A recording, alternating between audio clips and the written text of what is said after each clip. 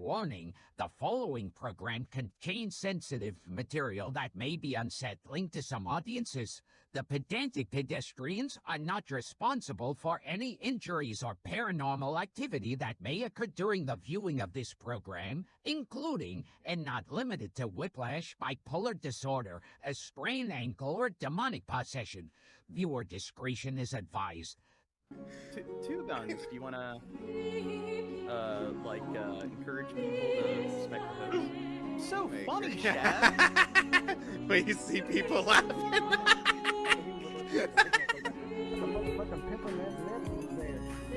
Nah, like, pause it. What did he say? Whenever it sounds like he said.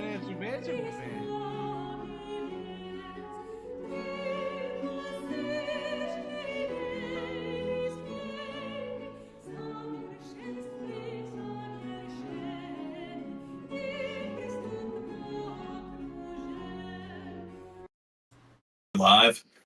See, Where's Dirt and Crow? They're late. like us. Oh, Crow is on the way. He said he's on the way. Oh. He's just coming back He's from on the work way? now. Well, why does it say he's playing Crusader Kings 3 in the Discord? His girlfriend might be playing Oh. it. Oh, his girlfriend? I thought Yeah. he's in dating. What? What? Talking about Dirt, right? No, like Crow. Oh, I don't think he's really at work. I think he's playing Crusaders King 3. It's like Civ, so it's like video game math. Yeah, he's got He's a playing problem. it all the time. It's his new video game math. He's a but- druggie. Anyway, Shab, have you heard that there was an attempt on Trump's I did a life? stream earlier. Oh, you did? And yeah, I did a stream like an hour after it happened. How Minimize extensively did you cover it? Minimize what? or show the title of this or whatever. I just thought it was kind of funny. It says Trump Or- rally incident investigated as possible assassination attempt. Is it Yeah. me or is that kind of just a silly like no duh the person that shot a gun at Trump and hit it like yeah it How do you was- know they weren't trying to assassinate somebody in the audience? yeah, and they were just missing really bad and Yeah. yeah. But Oh. being the president is technically the most deadly and dangerous job in the United States. Yeah. Did you know that? No. Yeah, because there's only been like 40-something people who've been president, and I think 45 so far. And out of like 45, like 6 of them have been assassinated. So I know lumberjacks, like loggers, that's the most deadliest job if you don't include like the president. And that's like less than 1%. So you think about it, it's like the odds are pretty high. In Obama, there was an assassination. There were multiple assassination attempts on Obama. One was like really like stupid or whatever, where it was just a guy shooting at the window in the White House, which those windows are bulletproof. So that guy was kind of an idiot. But one dude was like an ex-Navy SEAL or like an ex-Marine. He had I think he was a Marine, and he actually jumped over like the hedge, the fence, got into inside the White House. He knocked out a guard or a Secret Service agent, and he got to the doors leading to the president's bedroom right before he was detained. So here it's like, I know it clipped his ear, but with Obama, it's like he was if they didn't apprehend him, like seconds, like if they allowed a few more seconds to go by, he could have potentially got into the room and murdered like Obama. And same thing here. So you think of it like Biden, I don't know what kind of assassination attempts there's been on his life, but like the last 3 presidents, like 2 of them just nearly avoided death. I do want to bring in Aaron Katursky, our senior investigative correspondent, really who's bad also for you? been talking. Is it? Yeah, it's lagging a bit. It's lagging? to law enforcement sources. Like the video is buzzing a bit. On this, and Aaron, a big part of the conversation. My God. Yeah, it is. I don't know if it's just in Discord. Hold on, let me check. We're having tech issues, and Shad gets up and walks away. He is the worst co-host ever. in the last half hour or so. Everyone, like, only Skeppy's in the Yeah, chat. it is. It is in the stream too. Well, I can stop sharing and then start sharing again, but Shab walked away. So now, like, in order for people to see it, Shab needs to be here because he's working the OBS, and he's a terrible fucking co-host. Oh my god, what is he doing?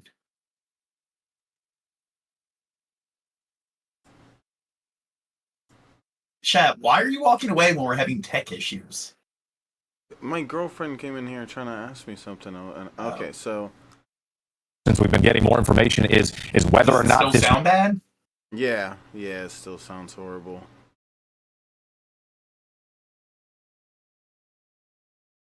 was some kind of assassination attempt. What are you learning from your sources? While it's certainly not being confirmed as such yet, I can tell you that better? Oh yeah. officials who've been briefed. Okay. Conversation in the last half hour or so, since we've been getting more information, is whether or not this was some kind of assassination attempt. What are you learning from your sources? Yes. Skeppy Jesus says, LOL, Shabisky dumb. Stop it. While it's certainly not being confirmed as such yet, I can tell you that officials who've been briefed on the situation in Pennsylvania are telling us here that one they thing that I think's a little odd is all of the Secret Service agents surround him as like a shield. Yeah. And it's like, are their lives less valuable than the president? I mean, that is one thing where it's like, I can understand having them there to apprehend people, but... I think they have bulletproof vests on. Well, even if they do, it's like... They're still yeah. being human shields. And that's part of why I hated the way Trump did this. Because he was so nonchalant, he kind of just acted like it wasn't even that big of a deal. He's like, hold on, let me get my shoes and stuff. It's like, dude. Well, he kept jumping up and like, yeah, like for the like photo and it's like, dude, that's what I was thinking about earlier. Unprofessional, and it's so like unpragmatic. Well, no, it's narcissistic, egotistical. Yeah, whatever. He's just thinking about himself. He doesn't give a shit about those people around him that are putting their lives at risk to keep him safe. Hold on, my human shields. I need to get everybody chanting. You know, I do a horrible Trump or whatever, but I hate it. I hate the way he did that. This now as a possible assassination attempt. The sources told ABC News live rounds were apparently fired from outside the security perimeter, which may his ear. So again, means he was just inches away from death. Help explain some of the dynamics at play here, and we know that magnetometers were in place for the event, but it's believed one of the angles of investigation now is that live rounds were possibly fired from outside the security perimeter. Apparently I think somebody in the audience did like die. And that's where the investigation stands at the moment. And Aaron, you have also been to a lot of these different events, not just... Oh, Skeppy says he cut his own ear. Just to make it look good. Yeah. Events from former President Trump, but also his as he was down, he's like, you know what? How do you make this look good for the press? And he just cut his ear. Yeah. Hearings in New York and the security measures that have been in place at each and every one of them. Talk more about the typical... I know. Here's the conspiracy. Trump hired the gunman to help him with the press, just so he can have that awesome mugshot. I mean, why would the Secret Service allow him to do that? Or not mugshot, that awesome like photo and everything. So, yeah. Do you think I cracked the code? You're a genius. You need to and they sacrificed like a citizen in the background just to make it look like it's legit. But this was all like a ploy just to get Trump's like numbers up and everything. Cool response and how law enforcement would prepare for an event like this. Oh, the planning for these events is always evolving, and it is sometimes months, if not years, in the making, especially for a planned event like Lee Harvey Oswald. He never died. He's been in some like underground like bunker in like some stasis in Area 51, and I think he was behind this attempt. They unfroze him. Political convention or some kind of rally, and this is what the Secret Service does on a daily basis. And I know colleagues have talked to you about the heightened threat environment and how that environment is dynamic. Who was it? John Hinckley? Isn't he the dude that tried to assassinate Ronald Reagan? Apparently, he got out. Like he was found innocent by means of insanity, and he got out of like psychiatric care, or he was released from psychiatric care a few years ago. And So he what started Trump making thinks behind music, it. didn't he? Yeah. Is that the one that started Elevated making ever since music? Yeah. October 7th, and the political Really, Blue, this happened a few hours ago. climate in the country has certainly made authorities concerned. We don't know anything about what may have 4 factored hours into all of ago this, of now. course, so this is still very early, but this is now being investigated as a possible assassination attempt, and the suspicion now is that live rounds were fired, apparently from outside the security perimeter. Aaron Katursky, thank you. And once again, to our viewers who may just be turning in, wondering what's going on here. This incident happening in Butler, Pennsylvania. This was supposed to be a major rally for former President Trump ahead of the Republican National Convention. There were hints that perhaps he might select a possible running mate in the next 48 hours or so. So a lot of attention was on this specific event. And then we heard from witnesses and from our Rachel Scott, who was inside the venue, who said that they described the He hasn't chosen a running mate yet? repeated popping sounds. It sounded like gunshots. Then you see in these images and the videos the Secret Service swarming around the former president, who reached for his right ear as he went down behind the podium. Those Secret Service agents then forming somewhat of a human shield over him before escorting him off the stage. And here you see in these images when Trump got up onto his feet, there were cheers from the crowd. He started pumping his fist as that blood started to trickle down from the top of his right ear. And again, from the district attorney in Butler County telling ABC News, and this is the only source so far that we've had about the shooter being killed and a possible bystander and maybe another who was also injured in this shooting. But the Saw him like he touched his ear. He injured himself. Self-mutilation. district attorney giving us that information, saying that they were looking into this right now and told that there was chaos out there as they were investigating the next steps in this case. So once again, if you're just joining us, the former president spokesperson tells us that he is fine. He is safe right now, but no information in terms of an apparent injury, although Thank God Trump is safe. we did see that blood in some of the photographs that we've seen flash across the screen here. Martha McCallum joining us as our coverage continues live here in Milwaukee. And Shannon, just want to bring out there. Maybe I should say it. There's a lot of information out. I'm like almost like kind of with both of the presidents. Maybe in Minecraft it would be better for history in Minecraft. Out there from the Butler. You know what I'm saying? You're hitting on What would have been better for his County, Pennsylvania. I don't want to say it explicitly. DA. And but I think if either the presidents, you know what, I think probably society, like history, would be better off for it.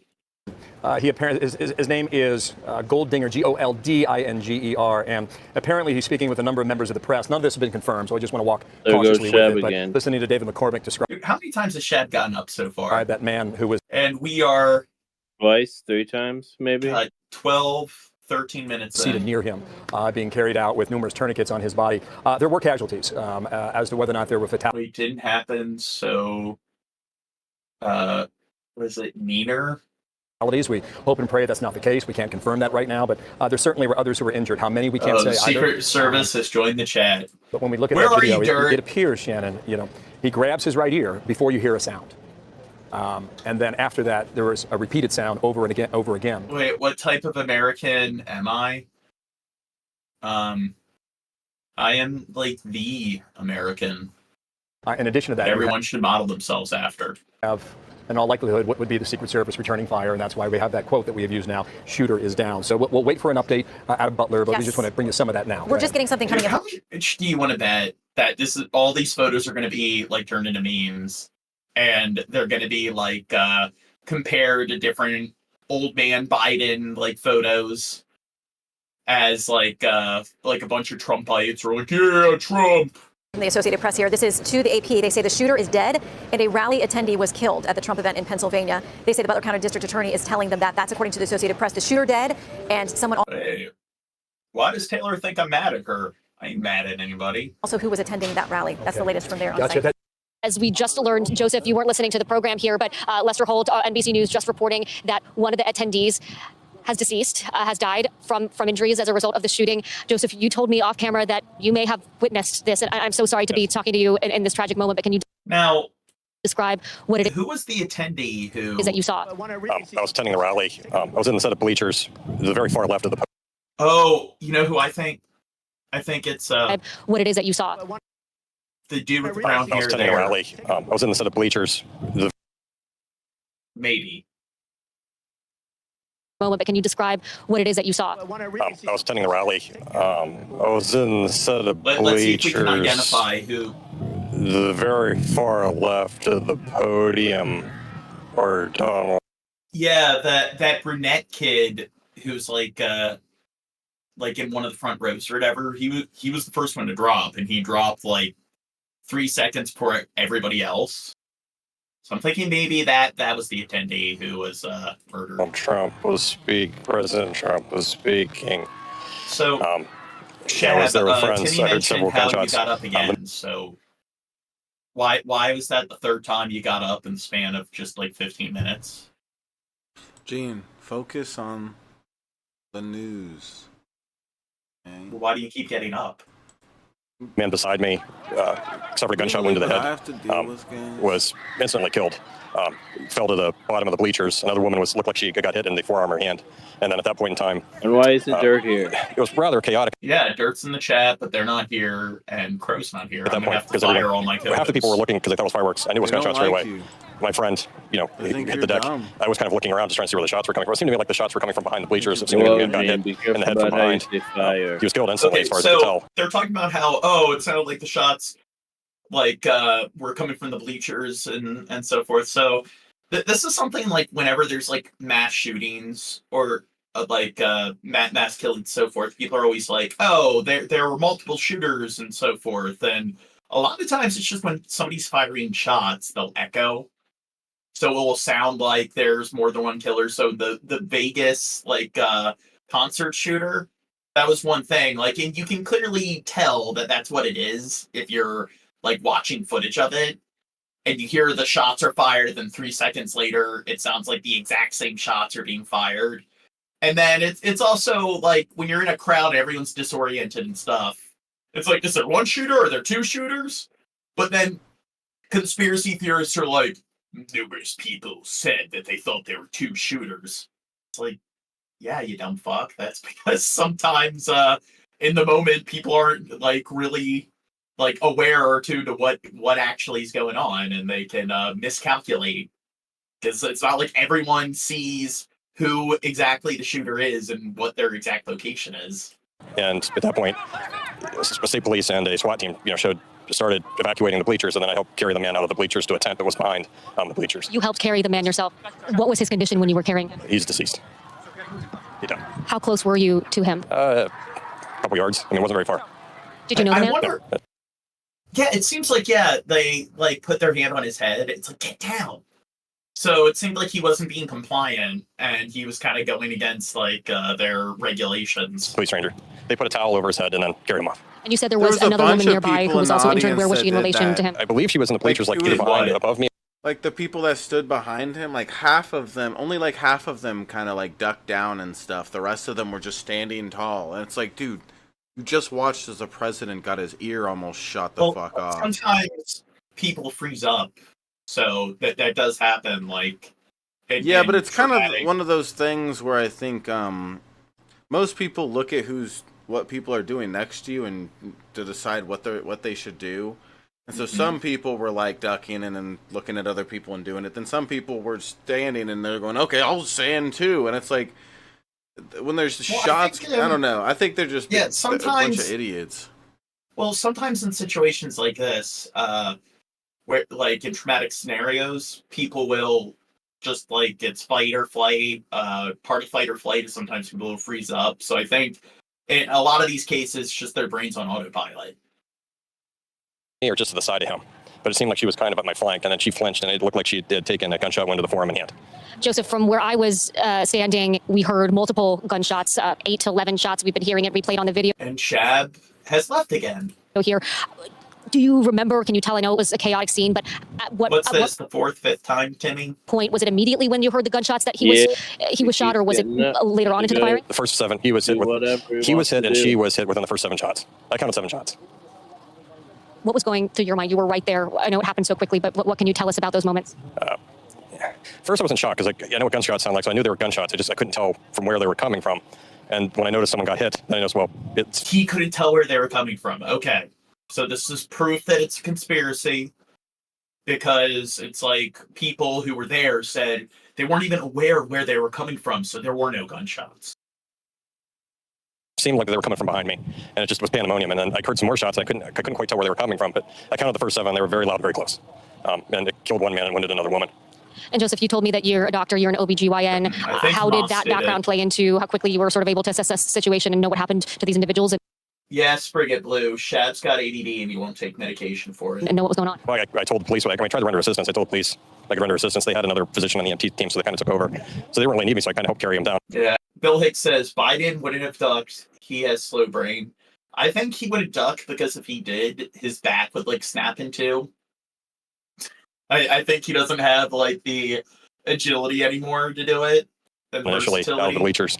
Yeah, I mean, there wasn't the man that got hit. There was no assistance that needed to be given, and unfortunately, his family witnessed the whole thing. It seemed like he had several family members in the bleacher with him, and they were quite upset. They didn't know. They were in shock. They didn't quite know what was going on, but the man was definitely killed instantaneously. Could you tell us sort of how many family members or people who knew him were with him, and what was their reaction? I thought there was 5 people. 2 of them were relatively hysterical. Oh, so I'm guessing. Cool. Wasn't that So, but they were, when we took the man out of the bleachers, he went to the tent. There was an aid tent or something. Oh, they said a man. Okay, never mind. There's something tent behind the bleachers where they took the body, and they immediately evacuated the family. The gunner was an obvious bad shot, and if it had been Biden, it would have been like some extreme sniper or something, like a Canadian sniper. Maybe it was a Canadian that shot Trump. I mean, they missed their target, so I don't think they were that efficient. With them, and 2 out of the 5, it seemed like, in shock, hysterical. Like they're still trying to process what was going on. Joseph, from where I was standing, we heard the shots. We saw the president go down. Yeah, I saw President Trump get hit. Yeah. What can you tell us? What details you remember? It seemed like his head was off to the side, and it seemed like he got nicked in the ear. Was that before the Secret Service took him down to the ground, covered him? Right before the Secret Service. I mean, it was maybe, again, it's hard to tell, time dilates when Do you think he was nicked in the ear? Or do you think he self-mutilated himself? Or maybe it was just makeup that he applied when he was crouched down to make it look good. Oh yeah, it was just like one of those. Yeah, it was one of those blood packet things they use. The person who was shot and everything, they were just. Oh, it's Crow. Crow, what are you doing? See, Crow shows up and he's not even talking, and it says he's playing Crusader Kings 3. But I think the person in the audience. A second for his stuff to connect. Okay, well, the person in the audience, I think they were an actor. They were a plant. Then what was on like Trump's face and everything, that was just like makeup and everything that he applied when he crouched down. And then everyone in it there is saying that they're all disoriented, or they're saying that like they heard shots and stuff coming from everywhere. So maybe it was just surround sound speakers that the shots were coming from, and this is just some conspiracy from the Trump administration to get his like polling numbers up, because then they can do that like photo shot of him like, I'm shot and I'm a real man. Yeah, we cracked the code. It seemed like it was a second or two. Like that first 7 shots that went off, the man got hit, he was killed almost instantly. The woman in the bleachers, she got injured, like she got hit in the forearm and the hand. And then in those rounds that were fired. Shows some of the conspiracies on Twitter. Oh my God. Like, I haven't looked at any of the conspiracy shit yet. Again, I was videoing the event. I'm sure, like, are they hitting a lot of the same notes that I'm satirically, like, throwing out there? I saw Trump get hit. And it seemed to me like he was looking to the side and the round raised his ear. So. Could you tell the gentleman that was hit in the head? Wasn't to be the nip. God, Brian retracted their statement right when I was reading it. Angle he was in relation to the former president, like which direction the bullets were coming from and to.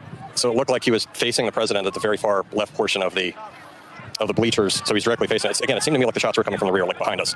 And for me, it seemed like the man was in the way. Like, I guess. In the way of the former president. No, it seemed like the man was in the way of the shot. I mean, how is he shot from the front when the shots were coming from behind? Because everyone said the shots were coming from behind him. How do you explain that? All these people that were there are getting different intel in terms of where the bullets were coming from. Between whoever was shooting the gun and the president. The man was hit. It seemed like he was in the crossfire. And I know you're in shock and still processing all of this. It's sort of hard to evaluate our own emotions in this moment, but you just experienced something horrific. Yes. What can you tell us about your state of mind right now? Yeah, I've had opportunities to go to these rallies before. It was the first one I ever went to. Had, time off to go do it. I was kind of excited to go, but it's, oh my God! Wait, there looks like he the first one I ever went to. Had, time off to go do it. I was kind of excited to go, but it's, everyone. Oh, did you see that? It did. Yeah, he like smacked her in the back of the head. Shab. Okay, Shab, why'd you get up again? I'm hungry, so I got myself something. I needed something to eat. Oh my god. But who slapped who? Was the first one I ever went to at time off to go to. Look at Trump there. Maybe we should slow it down. But I was kind of excited to go, but it's everyone. Okay, it doesn't seem like he made contact, but still. That would have been funny if he accidentally hit her. But it's also, you can see how they're like trying to like move him to the side, and he's kind of like not budging, not being compliant. Yeah, no, and then you can see how they're trying to like move his head down, and then he's just like, no, I need to like pander the crowd. Yeah. Everyone, it's something you don't expect. It comes out of the blue. It's like a bolt out of the blue, and it's shocking. The way politics goes in this. Well, Brian, if he was 150 yards away, then why did all the people there in the crowd say that the shots were coming from behind the crowd? Why are they saying that then? See? Conspiracy. This country just seems like it's really polarized. Everyone's just very angry. I'm honestly shocked this didn't happen earlier. I was coming to my friend and went to the event with me. I was like, the back behind the bleachers is really open. It seems like a really open venue. And it just, I got the sense that, if someone really wanted to do something, again, I was openly talking where I was like, if something was bad was going to be happening, this is the perfect venue to have. I just said this like an hour before it happened. I was like, this would be the perfect place to do it. And, surprisingly enough, it happened. A devastatingly prescient observation from you. Let me ask you one more question, because from where I was, there was confusion, then Trump stood up and there were some cheers, and then people sort of remained, those that weren't in sort of the immediate zone where you were, people were still sort of cheering, talking, trying to figure out what was going on. How quickly did you know that whether or not there was still a dangerous situation? It seemed like people sort of started to try to move on very quickly, not sure what had happened, right? So how soon did you know whether or not it was even safe? Did you want to get out of there? What did you witness in sort of the immediate aftermath once the shots stopped? Well, see, back to the shots went off, everyone thought it was a prank. Everyone, I think, got a sense, like when I looked out into the crowd, everyone thought, I think the initial reaction, everyone thought it was a prank. I knew better it was a gunshot because I just saw a guy get hit. And it did. For those of us that didn't see, some people started laughing, some people were confused. It wasn't immediately clear to. I would not think it was a prank if I'm at a presidential rally and I hear something that's akin to gunshots. The crowd that didn't witness what you witnessed, that this was in fact a dangerous and deadly situation. It was a dangerous and deadly situation. The problem is it's a large crowd. I can understand, like, if you're at like a football game and hear something, it's like, like, is it a prank? But when you're at some like political rally, the first thing I would think of is gunshots. And when the gunshots went off, I think they were, again, my sense was they were being shot from behind, so they sounded a bit muffled. So it sounded more like a firecracker going off. So I think the initial reaction from the people around me were like, okay, well, someone brought fireworks. I just knew better. It's not like it was just two when I saw the guy sounds got made. Took a gunshot wound to the head, and they're like, is it a prank? It's two sounds got made. The president's all like, ducks down. Security comes on stage. This huge event happens. So it's like, you really think that's a prank? Yeah, the president pranked everyone. Yeah. And I just knew there wasn't fireworks. I mean, it wasn't fireworks initially. It's part of his new show called Pranked by Trump. Wasn't it Logan Paul where, like, he did a prank where he was, like, shot in the back in front of a bunch of kids? Oh, yeah. That's what Trump was doing. Yeah. Like, some assassination, like, Sam Pepper-esque kind of prank. I think the majority of the crowd didn't understand that. I thought the Zoomers liked this stuff. And, I think people took it really seriously when the SWAT team started jumping over the rails.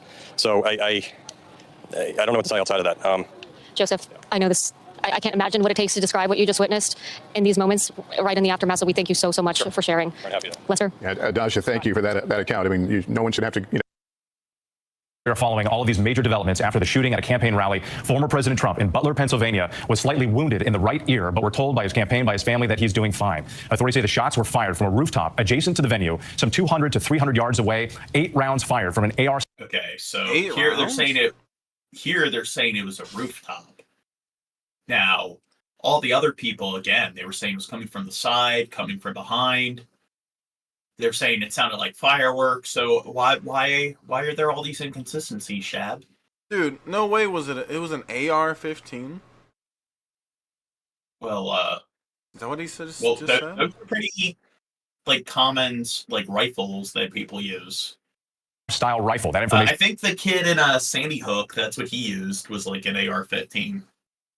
Just reported by Aaron Katursky. And the shooter was neutralized by the Secret Service. The shooter was killed. Authorities say a second person, a bystander, is also dead. Also getting reports that another spectator may have been critically injured. The incident is being investigated now as a possible assassination attempt. The former president's son, Don Jr., says his father is under observation at the hospital and in good spirits. President Biden tonight coming before the cameras, condemning the incident, saying there's no place as a possible gun shooting. Yes. Now, you said 8 miles. If it's like 300 yards, like isn't a mile like it's 17 like 80 like yeah, it's 1,780 like feet or yards. So if it's like 1,780 yards, how's it 8 miles if it was like 300 yards? In this country for violence. The former president himself also releasing a statement moments ago, thanking the Secret Service and law enforcement for their rapid response, describing the incident, saying he heard a whizzing sound and shots. And President Biden, as we also noted, they're coming before the cameras. He was condemning the violence, saying all federal agencies are now engaged. He also tried to reach out to the former president personally to speak with him tonight. The incident all playing out before the cameras. The horrific moment here, the loud noises popping, the former president appearing to grab his right ear in that moment. Secret Service agents then rushing the stage. Wouldn't that be funny if Biden didn't condemn it? He was just like, yeah, fucking go those people. Fuck Trump. You know, he's a prick. He said he's better at golf than me. Fuck him. You know. Did you see numbers might go up a little bit based on? You saw that, right? How in their debate, Trump started talking shit about how good he is at golf and how Biden sucks. Yeah, we watched. Oh, okay. We watched it on stream. And okay, I'm sorry. I didn't know a lot of detail about it. Okay, I didn't know we'd watched it together, baby. Okay. Yeah. Shield. Those anxious moments as everyone was waiting to see if Trump was okay. This is the shocking moment. Chaos erupted at Donald Trump's rally in Butler, Pennsylvania. If you want to really see something that's said, take a look at what happened. You can hear several pops and see the former president grabbing his ear, ducking for cover behind the podium. Secret Service agents rushing the stage, surrounding Trump, shielding him, taking him down to the ground. The screaming crowd looking on in horror. A short time later, agents carefully lifting the former president up. I got you, sir. Let me get my shoes, sir. Hold on your head, buddy. Blood clearly seen on his face, Trump pumping his fist. Agents whisking the former president off the stage, down the stairs, to a waiting armored SUV, rushing him to a local medical center. We heard what we appeared to be gunfire coming. The former president was rushed off the stage right now. With Secret Service, he's being escorted into his vehicle. This was a chaotic moment that just played out right here in Pennsylvania. People running and rushing to the ground as they heard those apparent shots fired. Tonight, the Trump campaign releasing a statement saying the former president is fine and being checked out at a local medical facility. Just hours ago, this area was lined with Trump supporters. They entered that tent right there to be screened by Secret Service, going through metal detectors, their belongings tested. Now, this is the space where you have Trump supporters that are leaving, panicked and confused. Look at the dude on the tractor. Space where you have Trump supporters that are leaving, panicked and confused as Secret Service agents rush us out of this area and back to our cars. Tonight, the crowd still in disbelief. Tell me what you saw and what you heard. You said that you heard the popping sounds and you got down. Sounds. First, you think like maybe firecrackers, but it continued. I think it was somebody from the Biden administration. It continued, and then somebody else get down. I think it was one of these illegal immigrants. We got down, and we huddled, and we started praying. Tonight, local officials telling ABC News those sounds were in fact gunshots, live rounds fired from outside the security perimeter. This is being investigated as an attempted assassination. And tonight, the local district attorney telling ABC News at least one person is dead. Do you think it was an attempted assassination, Chad? No. Is dead as well. Tonight, President Biden addressing the nation. I tried to get a hold of Donald. He's with his doctors. Apparently, he's doing well. I plan on talking to them shortly, I hope, when I get back to the telephone. Look, there's no place in America for this kind of violence. It's sick. It's sick. It's one of the reasons why we have to unite this country. We cannot allow for this to be happening. We cannot be like this. We cannot condone this. But the idea that there's political violence or violence in America like this is just unheard of. It's just not appropriate. And everybody must condemn it. Joining me now is New York Times journalist Robert Draper. Welcome, Robert. Let's take a look. About 140 people or so involved in this Project 2020. Okay, so here's something else Trump related. Have you heard about Project 2025? I taught you about it. Well, apparently, I think you told me about this. Yeah, on our last podcast, I told you about it. I told you that they're gonna get rid of porno. That's part of it. That's part of. Oh, you told me about that, but. Yeah, and I told you as part of the Heritage Foundation, they came up with the idea, which is a think tank for Trump. Yeah, well, I know the Heritage Foundation, or it's very common, like there's outlines given to the president, like every 4 years, that are usually like centered around the administration that they fall under, or the party that they fall under. And a lot of times it's like the presidents, you'll notice, they don't really make a lot of decisions that deviate from these like outlines that are pretty much just handed to them the moment they come into office. So I know like Obama said that he would shut down Guantanamo Bay, which he never did. So it's pretty much like some kind of 900-page instruction manual. And usually the Republicans, they rely on the Heritage Foundation for this. But one of them is like Schedule like Plan F, which is like an executive order which would make it easier for the president to like hire and fire civil servants. So one thing that you want to that's problematic is like the Department of Justice. So there are some checks and balances within the executive branch, and I mean the legislative branch of Congress, like sometimes within the branches they have their own checks and balances. So within the legislative branch there's the different committees, and you'll have the different committees and stuff that work on different bills, and that's a good way to kind of separate power. And in the like different departments and so forth, a lot of times like they have their own outlines and policies on hiring and firing like new workers and so forth, and that's kind of a way to keep a level of checks and balances within the executive branch. So they kind of want to remove that, and it's like, I wonder why. 25, they are former Trump administration officials. But you've seen Trump recently trying to distance himself from the Heritage Foundation and its policy blueprint. I'm going to play some newly discovered video of Trump from 2022, which appears to repudiate his claim that he, quote, knows nothing about Project 2025 and who's behind it. Take a listen. Heritage does such an incredible job, and they're going to lay the groundwork and detailed plans for exactly what our movement will do and what your movement will do when the American people give us a colossal mandate to save America. And that's coming. See, Crow showed up, and Crow hasn't said anything yet. He's a bad boy. Oh, there you go. He's a bad bird. I'm trying to close Crusader Kings, and it's fucking with my stuff. Oh. Yeah, it says you're playing Crusader Kings. And then where's Dirt? Coming. That's coming. He said that he hasn't clocked out yet. Why is Trump now attempting to disavow this group and its plans for a second term? Sure, and Alex, just so your viewers know, Project 2025 is the brainchild of the Heritage Foundation, the conservative think tank that Trump was referencing just then. Show that clip again. I think for a couple of reasons. One is political. What was the clip of Trump? I missed it. He did in fact talk about Project 2025, because I haven't heard him talk about it yet. Such an incredible job, and they're going to lay the groundwork and detailed plans for exactly what our movement will do and what your movement will do when the American people give us a colossal mandate to save America. And that's coming. That's coming. That wasn't very long ago. Why is Trump now attempting to disavow this group and its plans for a second term? Sure, and Alex, just so your viewers know, Project 2025 is the brainchild of the Heritage Foundation, the conservative think tank that Trump was referencing just then. He's trying to distance himself from it, I think, for a couple of reasons. One is political, and the other is personal. The political reason is because he knows that there are some pretty strident things in there relating to the gutting of the federal bureaucracy, relating to defunding the abortion pill, to slashing funding for green energy, and he's concerned that that might alienate suburban voters. And so he would rather get by with a minimum. That's the political end of it. The personal end of it is that. Now, I know one of the things he wants to do is like get rid of the Department of Education. Yeah, and that's something where apparently they don't really do a whole lot. So states have a lot of autonomy when it comes to like their education or their policies, their curriculum. And that's one of the areas where there's pretty much little to no oversight when it comes to like how the federal government tries to actually regulate education. So it's almost like the Secretary of Education is more like a figurehead.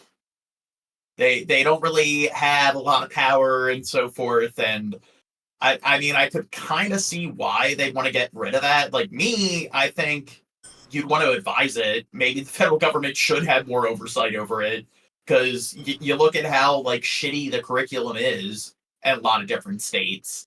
And also it's like our educational system overall is pretty piss poor. So maybe the states aren't doing a good job.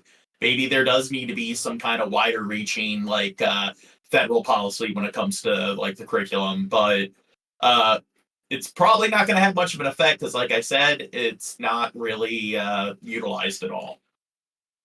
President Trump likes to take credit for the things that emanate from his administration or from his campaign. He wants people to believe that everything came from him, and he doesn't like the idea of anyone else getting credit for his policy notions. And so once he does have policies in place, he'll claim full credit for them, and he doesn't want it to look like that someone is stage whispering exactly what his administration is going to be propounding. Yeah, but the Heritage Foundation, to your point, it has shaped the policies of Republican administrations since, the Reagan presidency.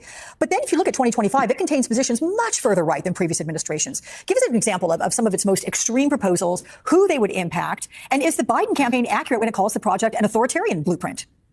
Sure. Well, I mean, you mentioned a couple of them yourself, but to reiterate, the basically eliminating the Department of Education. There's more insidious stuff too, relating to gutting the federal bureaucracy, but also so-called depoliticizing the intelligence community, and for that matter, using the Department of Justice as a weapon, basically to go after, to enable a president such as Trump to go after his opponents. And so this is something that we've never seen before. And you're certainly correct that the Heritage Foundation has played a role in a lot of conservative presidencies. Most recently, Donald Trump's. In 2017, they played a very big role in staffing kind of middle management. And so for him to suggest that he's got nothing to do with this, despite the fact that 140 or so former Trump administration staffers have worked on this, is a bit disingenuous. Yeah. Yeah. And as you can see, when Trump was president, you had the FBI investigating Trump. So I think that probably has something to do with it, is that they don't want there to be those checks and balances of the Department of Justice actually holding the president accountable. They want the Department of Justice to just do whatever the president wants them to do. This week, you have the Republican National Committee, which has adopted Trump's platform as its 2024 policy platform as we go to the convention on Monday. And you write about that, saying the barely 15-page document reads like a transcript of a Trump rally, opening with 20 statements, including stop the migrant invasion, end inflation, keep men out of women's sports. Are the RNC platform and Project 2025 similar in tone or detail at all? They're somewhat similar in tone, but in detail, they couldn't be more different, at least insofar as the platform is a so-called short form. It's the last Republican platform we saw was written in 2016, and it was something like 67 pages. And this is less than 1/4 of that amount, and very deliberately so, and much to the consternation, particularly of social conservatives, people in the anti-abortion movement, who wanted to see very, very strong language and very unambiguous language supporting the pro. And they did mention the Department of the head of the intelligence agency. Now I do know that when it comes to the cabinet, that technically isn't you look at all the cabinet members and the head of the CIA, technically they're not part of the cabinet. So I don't know exactly how that works. I don't know if the president actually appoints the head of the CIA. Maybe that's something I should look up in life movement. Google that. Okay. That's not in there. And there also isn't a whole lot of language in the Project 2025 document relating to abortion. There's some, but again, the people who crafted Project 2025 are prominent social conservatives like Ross Vogt, who is the head of Office of Management and Budget in the Trump administration, and his feelings regarding abortion are quite clear. The RNC platform, though, why is it so deliberately vague? Is there something more sinister behind it? I think it is just... Yeah, it's the president. So they appoint them. Wait, did you say CIA or FBI or... CIA, so the head of the intelligence agency. Yeah, that'll be the president. Yeah. Well, is nominated. Well, I know the Attorney General. They're the person that's in charge of the Department of Justice. That's what the FBI, the ATF, all those agencies fall under. But I know Secret Service, or not Secret Service, the CIA. That's a different it's administered by somebody else, and I know they're technically not a cabinet official or whatever. So did you look up the head of the CIA? Awkward silence, awkward pause. Word abortion appears once in that whole RNC platform. Sure. Well, again, there were something like, I think, 112 representatives from all of the states and territories who gathered in Milwaukee to sit down for a couple of days and produce a document. And basically 1 hour after they sat down, they were handed a document, in other words, a cake that was already baked, and basically said, here's the platform. We're about to vote on it. And it was quite shocking to a lot of them who were expecting to see very specific language. But Alex, I mean, the direct answer to your question is the Trump campaign wants to get by with the minimum. They don't want to have a document that would circulate that they can't distance themselves from. They're attempting to distance themselves from Project 2025 and have a certain plausible plausible deniability insofar as it wasn't written by the campaign the way the platform was. Though, again, it's a bit specious to be suggesting that there's no association whatsoever. The platform, though, is clearly tied to the Trump administration, to the Trump campaign. So they wanted to have a very small document that basically wouldn't give anyone, anything to weaponize against them. One major concern is this shakeup of the federal workforce, making it more loyal to Donald Trump. Do you have expectations that members of the Heritage Foundation could find their way into positions within the Trump administration? I don't just have expectations or suspicions. I'm confident that they will. That happened the last time. There's no in 2017. Okay, so here, this is the person I'm looking for. So it says the Director of National Intelligence, a senior cabinet level United States government official required by the Intelligence Reform Act, States Committee, IS, is to direct to receive National Intelligence Report on investigation. The advisor to the President of National. So I'm trying to see. President George W. strengthen the role of the. I'm wondering, are they appointed though?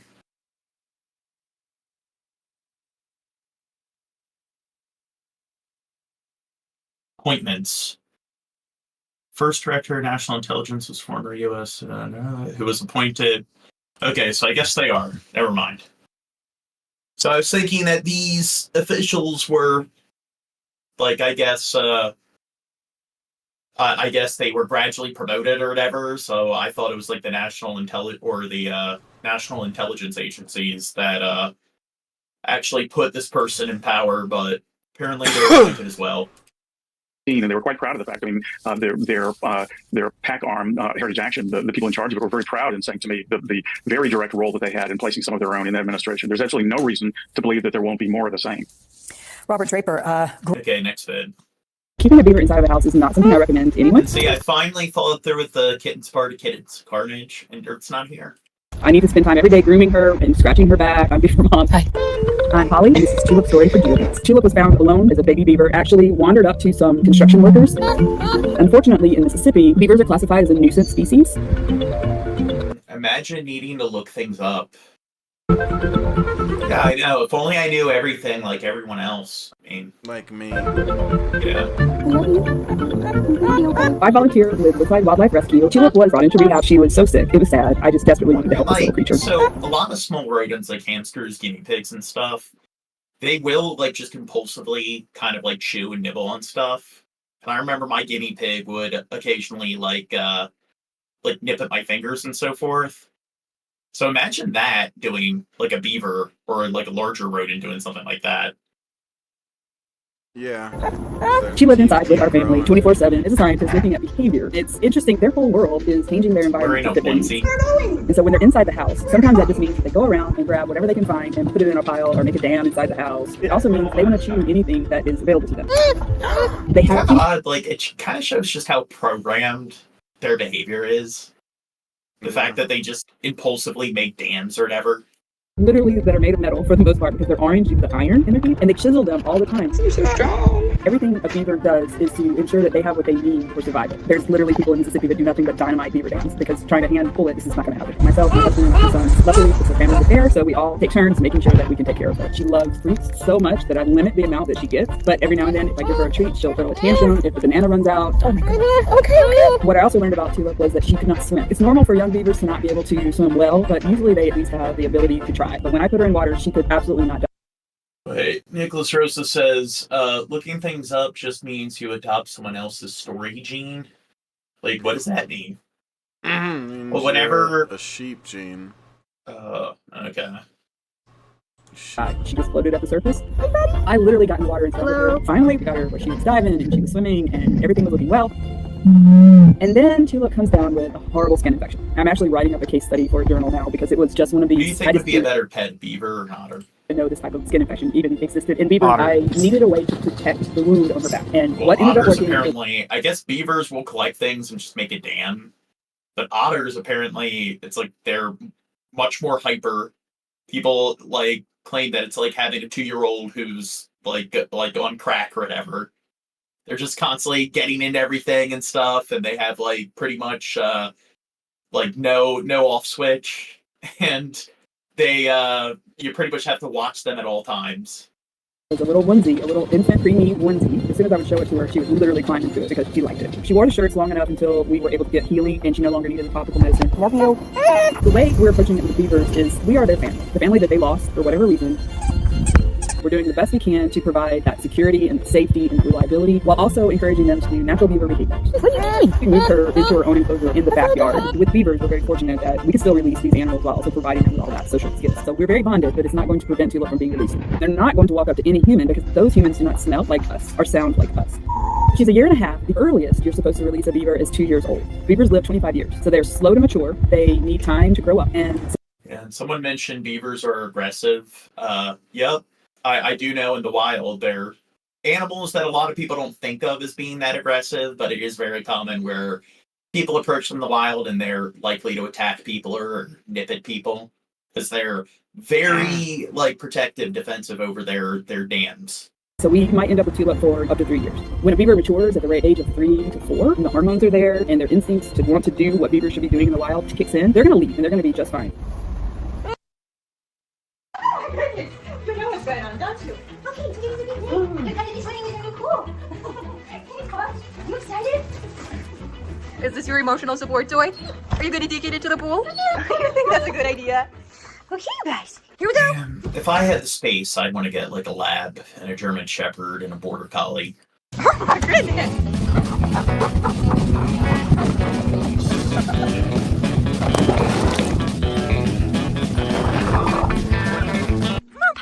You got this! Yes, Leo, good job!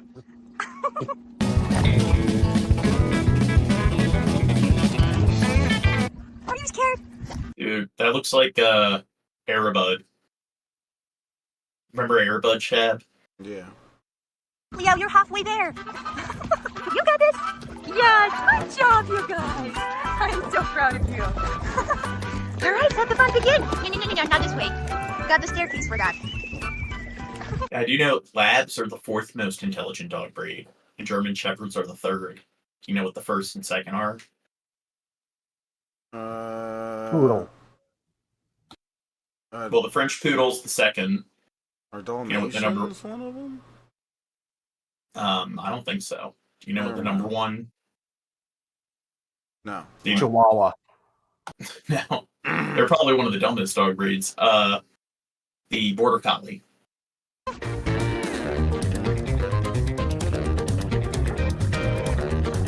Yeah.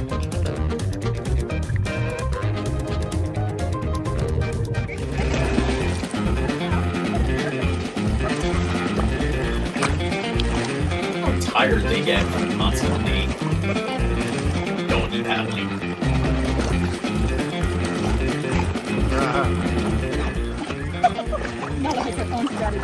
Do you think Jack would swim the hole? No. Never give him bats. I want to give him one sometimes. Oh, good, Jack. I got you all on the camera simultaneously. He's never gotten fleas. Imagine he gets fleas and you gotta give him a flea bath. Yeah, I've never dealt with that. Now, how often do you take him to the vets? Whenever if there's anything wrong with him at all, you know. You don't do physicals? No, but maybe like 1 year checkups. But yeah, does he get mad at you when you take him to the vets? Because I know a lot of cats apparently for a few days they get angry at their owners when their owners take them to the vets.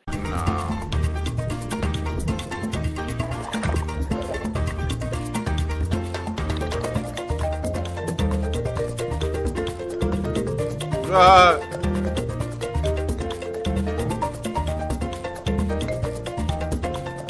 Craig, what is it?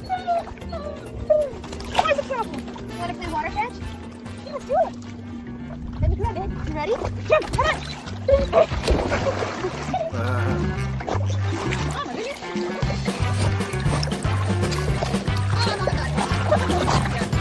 If only dogs didn't take so much work. Oh my goodness. He jumped with the head first.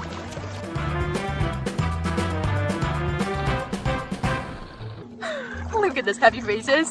Are you happy? Yeah, Jack likes Shabisky because he minimizes vet visits. You like your new pool? Oh, I bet you do. Tiger, why are you being so dramatic?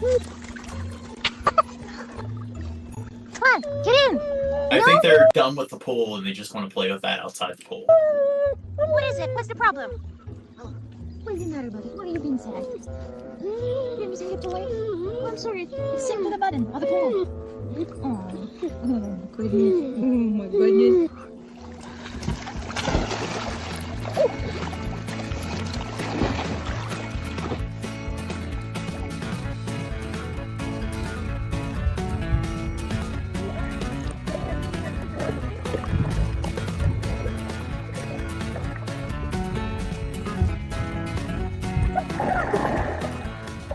Your pool session is finished for today.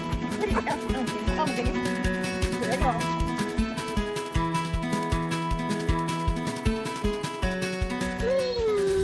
Come on, Tiger, tell it. Tell him to drop the ball. They don't like to share. Yeah, now look at how much, like, have you ever tried to, like, tread on, like, water for, like, I don't know, like a minute, 2 minutes at a time? What on water? I guess, what other word to use? Tread on water? Walk. Not walk on water, but I guess, like, stand in one position, just, like, stroke, swim for, like, an hour without, I guess, like, merging Yeah, yourself. Tread. Yeah. Oh. You're saying Yeah. like staying afloat, not touching the ground and stuff is what you mean, right? Yeah. Have you not heard the phrase, like, tread on water? I'm not. Am I misusing that phrase, Crow, or? Treading water? Yeah. You mean? Yeah, treading on water. You know, you're good. Yeah. Treading God, water. Chad lives in a box. People are so mean to me. It's called floating. Just learning now that the case against Alec Baldwin, It's not floating. Fucking door. in the Rust shooting trial has been dismissed. We bring in our NBC Dana Griffin reporter and legal analyst Kristen Gibbons. Okay, so here, judge dismissed the case against Alec Baldwin. So we covered the, like, what is it, the armorer, where she actually got convicted, and she got like 2 years in prison because of it.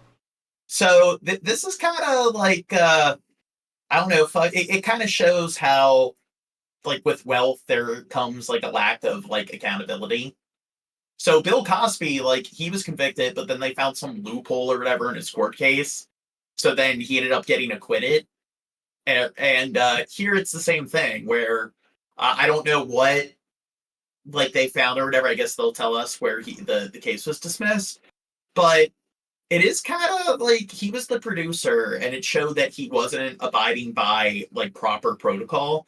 And if he was an actor, I could understand if he, like, had the gun and stuff, and it's like they didn't give him proper, like, gun safety protocols. But he's the producer. He's one of the people in charge of the project, so he should be held accountable if regulations aren't being followed through with.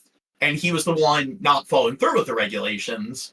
And so this is something where I think him and the armorer should be held accountable. And when you're given, like, gun, like, safety, like, training, it's always treat the gun like it's loaded, always treat it as if the safety's, like, off. So the fact that he just, like, pointed the gun at somebody and fired the trigger, and he claims that he didn't actually pull the trigger, which, I don't know. I think that's highly unlikely.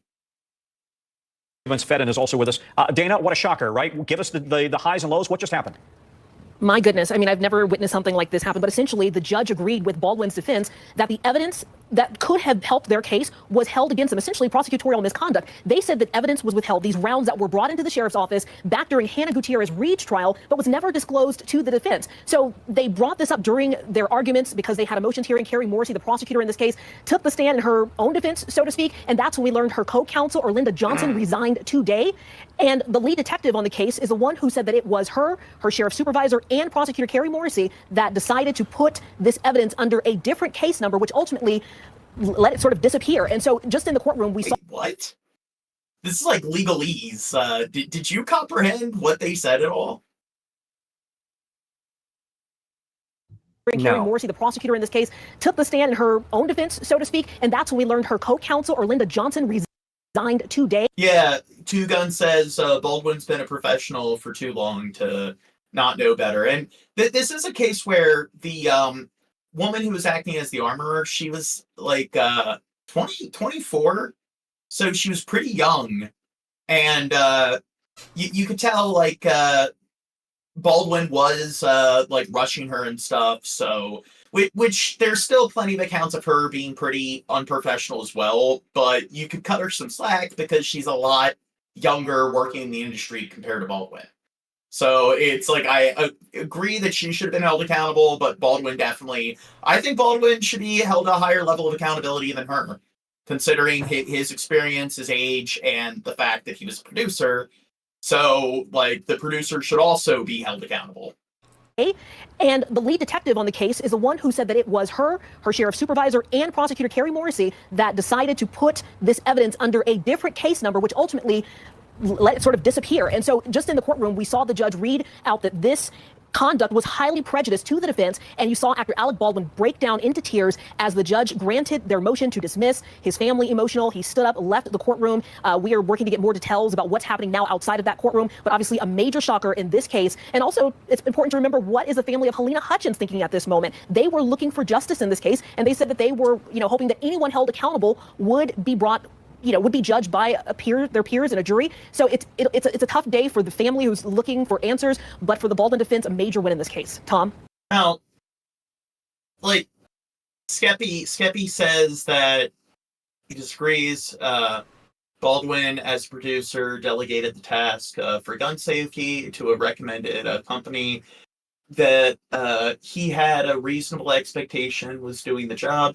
The problem is that even, like, I'm pretty sure blinks can still, like, harm.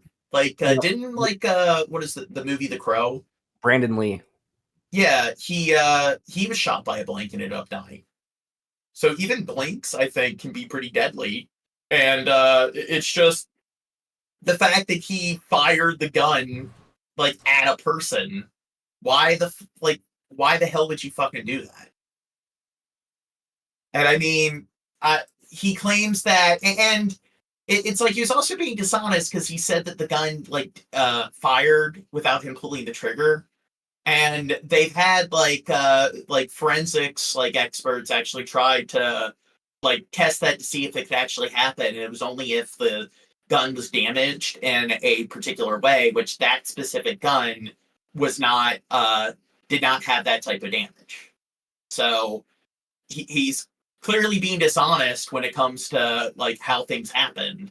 And I think that somebody his age working on a set where there are firearms, he definitely should know better. Dana, thank you. Kristen, is this a surprise to you as an attorney and a former prosecutor? I mean, I got to say, I'm a layperson watching from the other side of the country, and this prosecutor's case all along has seemed troubled. Yeah, Tom, like you pointed out, from start to finish. And really, unfortunately, the finish is very serious. This is what's called under the law a Brady violation. As Dana pointed out, the prosecution failed to disclose that ammunition. That was critical evidence, but most importantly, evidence that, if tested by the defense, could have been favorable to their defense. And the fact that it was put under a different case number really highlights. So, like, they're not making any sense when it comes to, it's like, okay, the bullets, they're evidence. And it's like, well, it makes sense that there are these live bullets that were found on set and stuff, but they're just talking about how, oh, they documented the evidence in a particular way. So this is like legalese. So if you have enough money to, I guess, hire a team of some of the top lawyers, they can just find some kind of legalese loophole here to get the rich person acquitted. So it kind of shows that there's kind of a legal system for the rich and a legal system for the poor. And he's definitely not being held to the right amount of accountability here. That level of misconduct that could have been, that the judge actually found. So this dismissal request, I mean, the judge could have done many things. They could have sanctioned, they could have given defense more time to test that evidence, but the judge found this display of withholding this evidence, putting it under a different case name so that it looked like it wasn't part of this case, to be so egregious that they put it under a different case name. judge actually invoked the most serious sanction that happens in these types of cases when there is a Brady violation, and that's the dismissal of the case entirely. Don't go anywhere, Kristen. Dana, we've got video just into us right now of Baldwin's reaction in court as he broke down crying when the judge dismissed the case. And so Alec Baldwin will leave New Mexico. What a drama queen. A free man, not facing any more charges related to the death of the director of the movie. What a drama queen. Do you think he's hamming it up while you perform this? Movie that he was producing. And I'm just wondering, as you look at those. What do you think he would have got him? Like, you think, like Chad regurgitating my dialogue, but go ahead. What's the worst he could have got, you think? Well, I think he should have at least served the same amount of time that the other, that the armorer served, and that was like 2 years. Pretty authentic emotions coming from him. This has been an extraordinarily stressful time for him, right?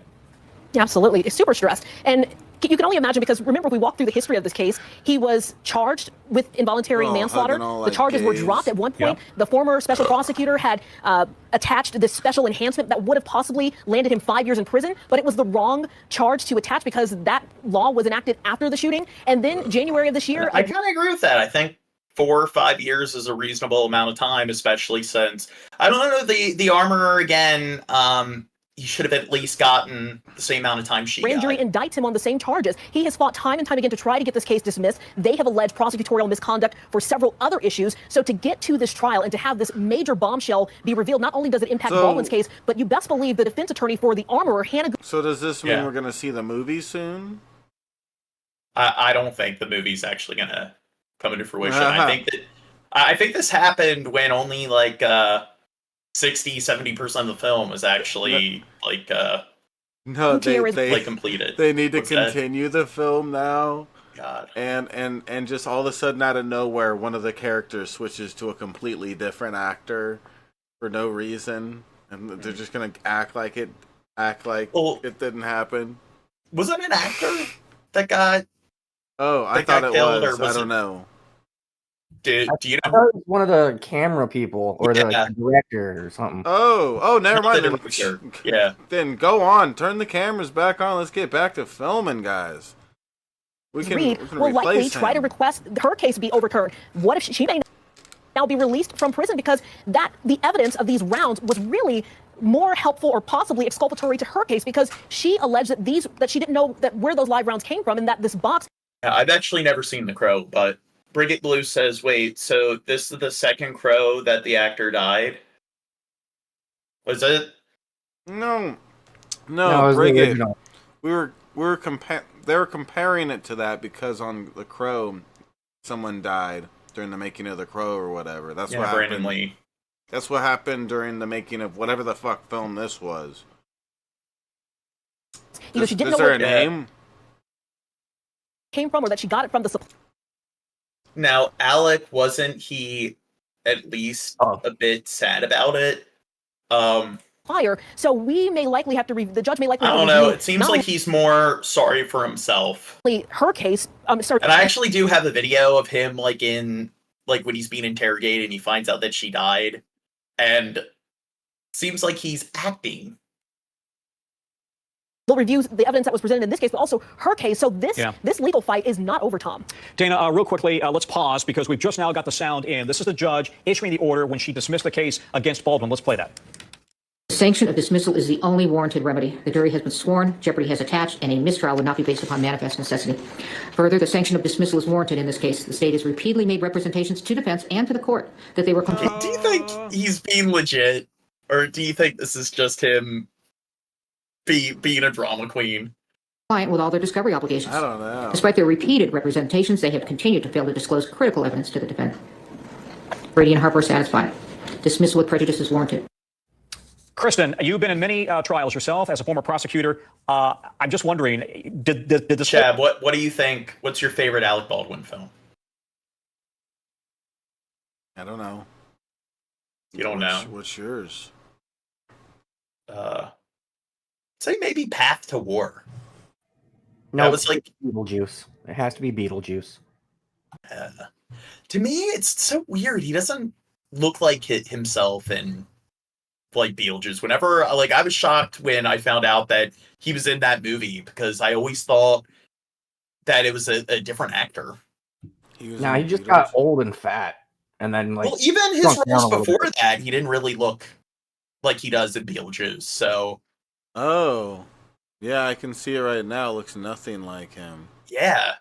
And you look at his roles in other movies released before that, but I saw it 1,000,000,001 times when I was a kid, and then it wasn't until like later where I found out that he was actually. I was like, who's the actor in Beetlejuice? Like Alec Baldwin? But yeah, he was. I'd say Paths to War. That's a movie we should see. Where or Path to War, where it's about the Johnson administration, Lyndon B. Johnson in Vietnam. So that's a pretty good drama. And forget like what else was he in? Was it Still Alice? That's a movie that's one of his recent films. That's like he's the spouse of the main character who has early onset dementia. And he was in the Thomas the Tank Engine movies. Did you know that, Chad? Well, that's the biggest thing that's ever happened in his career for sure. Thomas the Tank. Yay! Oh, and when he was younger, so like speaking of him looking nothing like he does like in Beetlejuice, Hunt for Red October, that was like a young Baldwin. You're lying. Or Miami Blues. What's your favorite Baldwin film, Crow? I said Beetlejuice. Oh, okay. Beetlejuice. The whole Beetlejuice. prosecution seem weak and what about The Departed? To you, and then what kind of a black eye is it to have the whole case dismissed by the judge? It's not only a black eye, Tom, to have the whole case dismissed by the judge, but I think where the black eye really truly comes in is the judge made very clear this is prosecutorial misconduct. And why is it prosecutorial misconduct? The very last thing any prosecutor ever wants to be accused of is a Brady violation, and that means that you did not. Young-minded says Beetlejuice fucking sucks. Damn. Well, critical evidence. He just lost his green card.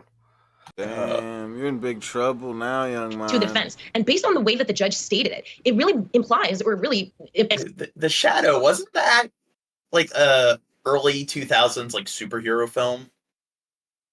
That was like the dark age of like superhero movies. Like, remember The Phantom? And that was like around the same time like Daredevil and the Punisher, like those movies were released. Explicitly states that it was intentionally withheld. Sometimes Brady violations are by mistake, and so the case can come back down. But the judge said this case cannot even be retrialed. She cannot do a mistrial. Jeopardy is already attached, and that's why she had to dismiss it with prejudice. So they cannot retry Alec Baldwin. They can't give the evidence back to him, give him more time, and then reinstitute the charges. This case is over, so it is a huge black eye. So what does this mean then for the prosecutors who brought the case? If they've been accused of prosecutory misconduct, might they face charges, or what could be the ramifications for them? I don't think they would face any criminal charges, Tom, but certainly they could face some type of ethical violations. With Brady, typically what happens... So Bill Hicks says Gene, was it Shalit over here? Happens is the court kind of what's that? looks at why was the evidence withheld. In this case, Tom, I don't understand why there would be any reason why the critical evidence in this case would be assigned to a different case number. That case number that is attached to the file is so important because it allows you to kind of organize all of the case documents as well as the evidence. And all prosecutors know that. From everyone in the prosecutorial office knows that, from prosecutor, attorney, all the way to office clerk. And so it really doesn't. It really defies logic as to why she would do that. Other darkness lurks in the hearts of men. The shadow knows. It is a huge black eye. Than to point to intentional trying to withhold this evidence. As Dana pointed out, it's going to also call into question the integrity of the other trial. What's up with that? The headline, the breaking news, Alec Baldwin, his case dismissed because of prosecutorial... Okay, next head. Well, this was a stunning revelation that happened on Friday. This came after Baldwin's attorney had filed a motion to dismiss the case, essentially accusing the state investigators of misconduct. So quite a moment there. I will point out, though, that we are now getting the first public comments from actor Alec Baldwin since that stunning decision. Maybe they go into better detail about, like, whatever the... Like, what is it? It's like a Brady sort of like loophole or whatever. Instagram post. There's a picture of the actor in court. John, he says a Brady violation. What's that? I have some breaking news about the Trump shooter. What's that? This is the Trump shooter has been identified by the New York Post as a 20-year-old Thomas Matthew Crooks from Bethel Park, Pennsylvania, and he is a registered Republican, or was. Ooh. So what was his issue with Trump? I don't know. I'll look more into it. Too many people who have supported me to thank just now. To all of you, you'll never know how much I appreciate your kindness. Dude, what if it's the Republican Party that's just fed up with Trump? So it's a plot by like all the big Republicans in Congress to get rid of him.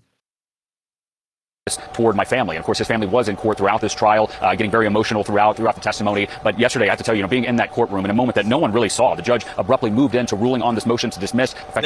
They just registered as a Republican to kind of, I guess, lessen the stink or whatever on the evil Democrats.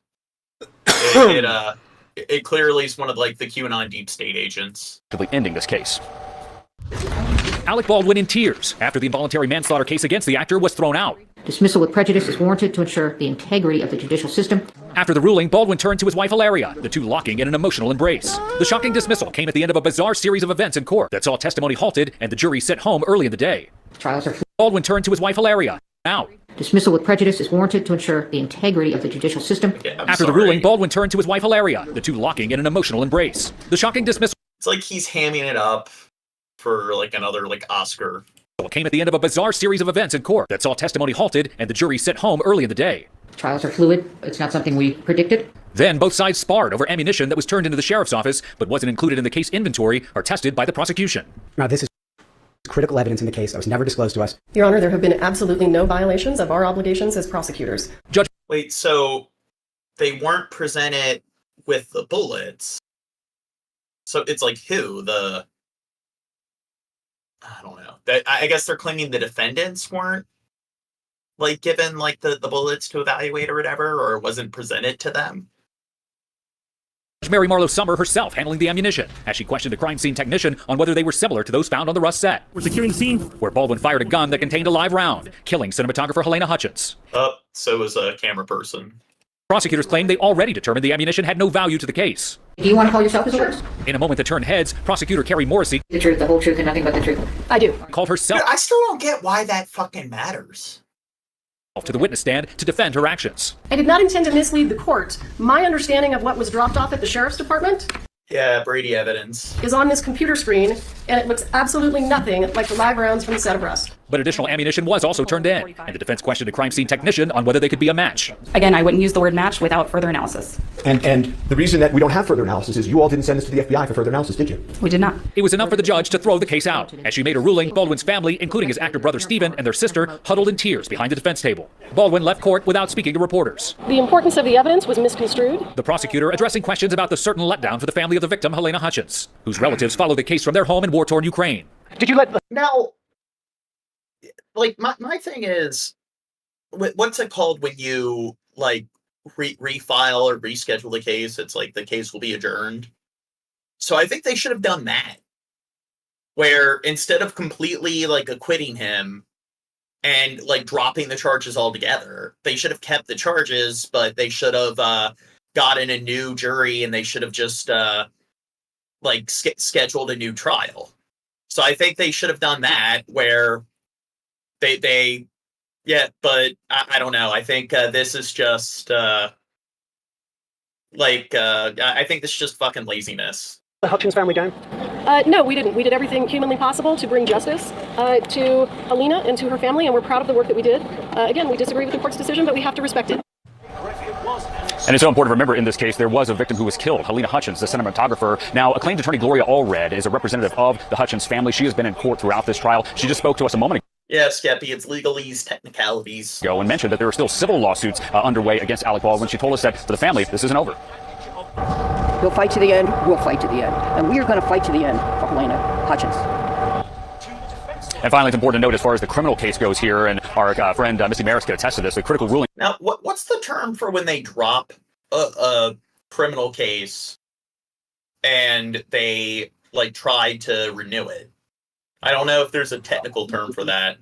Double jeopardy?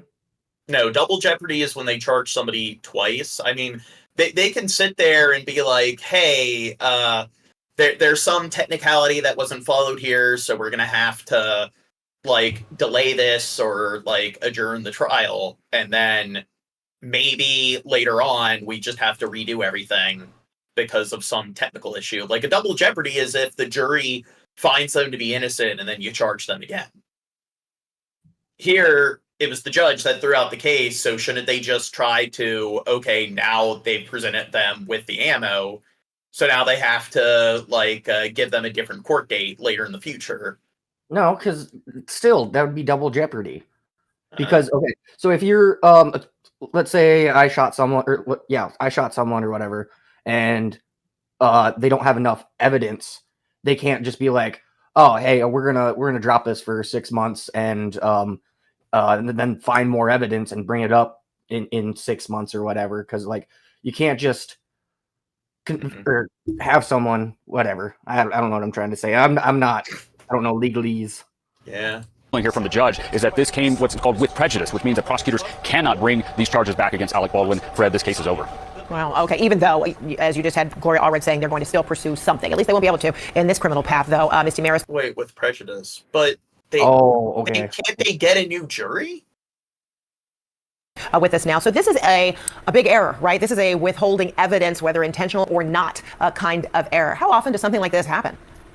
This was actually very shocking and almost mind-boggling from the perspective of this case, where the central issue for both Hannah Gutierrez Reed's trial and Alec Baldwin's trial was how live ammunition actually got onto that set. So what the judge actually determined is that withholding of this evidence was actually intentional and deliberate. Fred, that means there's serious prosecutorial misconduct in this case, because evidence that should... Wait, so Two Gun says if a case is dismissed after jeopardy attaches, it can't be retried because double jeopardy. With prejudice equals can't retry. Without prejudice equals can retry. Pro's referring to the discovery in early phase before the jury is picked. Well, I mean, can't they just pick a new, like, jury? I know they've done that before, where they've thrown out cases and then they've, like, renewed it, and they just select a new jury and everything. They start from scratch.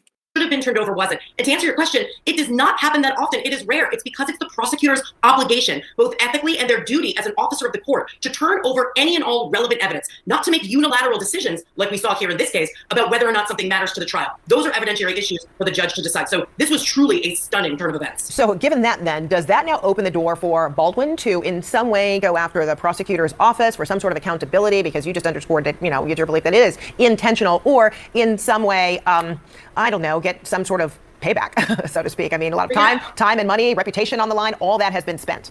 If you're Alec Baldwin. Yes, you're absolutely right, Fred. So the judge's determination spoke volumes. And that's because the judge used those words that I just used: intentional, deliberate. She said there was scorching prejudice. It was at least bad faith, or if not bad faith, right up there on the line of bad faith. So that's what throws out this case, which is the most serious consequence that can happen in a criminal court, to actually toss the case, say it can't be brought again with prejudice. But to your question, there are certainly avenues that could be pursued for prosecution that was not fueled by justice, but was fueled by vengeance or something of the like. Will he pursue that? I doubt it. However, what will likely happen is there will be an inquiry, an ethical inquiry will be required to make a determination about why and how this happened, and to investigate the prosecution's process in this case, and potentially impact the prosecutor. These were special prosecutors, keep in mind, themselves, as to what occurred here, which could have ethical consequences. Now they're saying like prejudice, so they're talking about like the people who were like the district attorney's office, the people that were actually in charge of investigating, they showed clear prejudice, but couldn't they? I don't know. I guess you can't really. I can see how. I don't know. Josh, how about for Hannah Gutierrez? I mean, she was going to be called to testify, then stuff went sideways on that one, but then she has been, sentenced. She's been serving some time. This is a case that involves her too. What are her attorneys saying about what their potential avenues might be next? Yeah, and because did they, like, her particular defense attorney, did they actually present them with the bullets? So she should be like pardoned and acquitted if Biden's getting off because of it, she should get off as well. This is just a signal there. I mean, this goes far beyond Alec Baldwin himself. There is another defendant who was sentenced. Or if Baldwin. As you mentioned, the armorer who was on the set, she was convicted of involuntary manslaughter. Her attorney already says that they were in the process of appealing her case, but in light of this new evidence that prosecutors and investigators may have withheld critical evidence, ammunition that may have matched live rounds on that set, that is something that they are certainly looking into. They think that bolsters their case. And finally, it's important to point out that this whole prosecution of Alec Baldwin has been riddled with issues from the very beginning. I mean, all of us remember I was right here in Santa Fe early last year when the charges were first brought. They were later dismissed. Authorities said that quote, new facts came to light. There was a special prosecutor on the case who emails surfaced about her saying that essentially she's a legislator. here next bit. So this is where Skeppy was asking about this. Wasn't he at least like somewhat sad because the person who was the armorer, like she showed a lot of like I guess apathy towards the entire thing. But same way it seemed like he was hamming it up in the courtroom. Look at his response here. Unfortunate news to tell you. She didn't make it. Yeah, that's. What'd she say? She said, "We hate to inform you that she didn't make it." News to tell you. She didn't make it. Do you think he's being genuine here? I don't think so. No. So Joel's still at the hospital, but the other person involved didn't make it. I don't know, maybe. I wouldn't doubt that he thought that she would make it. I don't know what the situation looked like and stuff, but maybe he assumed Oh, never mind. So I misinterpreted what Skeppy was saying. He said, I did not ask that. I said he didn't show any indication he cared. Yeah. I didn't want you to hear it outside of here. Is there something we could do for you? Of course, we could give you privacy. Okay. Can I get you more water or anything? Can I give you guys a few minutes in here? Okay, so I gotta take a pee break. Talk to the chat. I'll be back and we'll watch some more Alec Baldwin. We're gonna get into some Alec Baldwin freakout videos to show just how much fucking douche he is. Dude, I hope Gene stays away so we could just chill here without him, right, guys? That'd be cool. Which means you guys can hang out with Trump. Screw Gene. Yeah, screw Gene. Guys, type 1 if you agree. Screw Gene. Screw Gene. We don't even need him. We never needed this motherfucker. Okay? We're way better off without him. God, Look at Gene getting up and announcing that he's peeing. Like, that's so disgusting. Yeah, ew. We don't want to know what you do in your private life, Gene. You weirdo. So Dirt said his mic and his webcam are messed up. That sucks. Shabisky, do you know who Terrence Howard is? I don't know. Oh, he was in what was it? Hustle and Flow, I think. But oh yeah, he went crazy, and Skeppy is like insane or using his acting skills to grift African countries. No, I think he's fucking insane. I think he's just way smarter than you, and you just don't understand. Well, no, he was on Joe Rogan saying that 1 times 1 doesn't equal 1, and he came out with like a book. And he like made up his own math or whatever, or 1 + 1 doesn't equal 2, or I don't know. But yeah, I think he's crazy.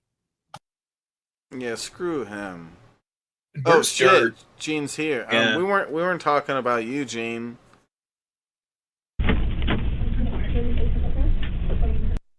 Dirt said his mic and webcam don't work. They're broke for some reason. I don't know. See, He's Dirt really missed right now. movie night this week. He bailed out on me and everything. I'm gonna have to fire Dirt. Let's fire him. Guys, enjoy this. Your mind made up, but the question is that, right? Oh, that's your question. Is that your answer? Yeah, now he's like, I don't know how he hasn't served any time in prison, because he's like assaulted numerous like people on multiple occasions because he's a giant fucking hothead. And he's a good example of where he's kind of like a Karen, where it's a, just ignore and walk away. That's your answer? You ask stupid questions. Ask me a question.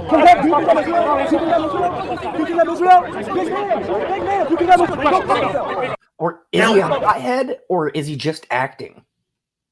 I don't know. He showed up to this rally, so some of these protests, he like is showing up and yelling at the protesters. Why'd you come here?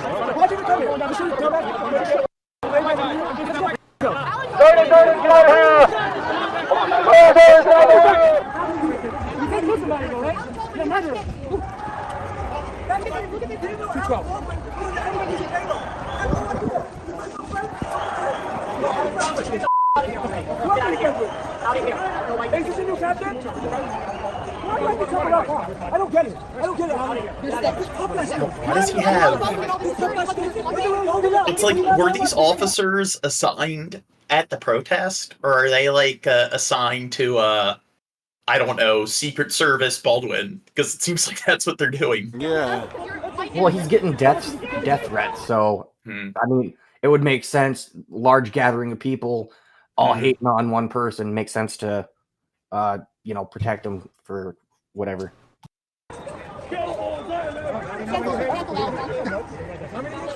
Personal friends here. Tell your wife and kids you said hi. Wait, dude, one of the fucking protesters asked if his wife and kids are inside? I don't know, but apparently he's very pro-Israel.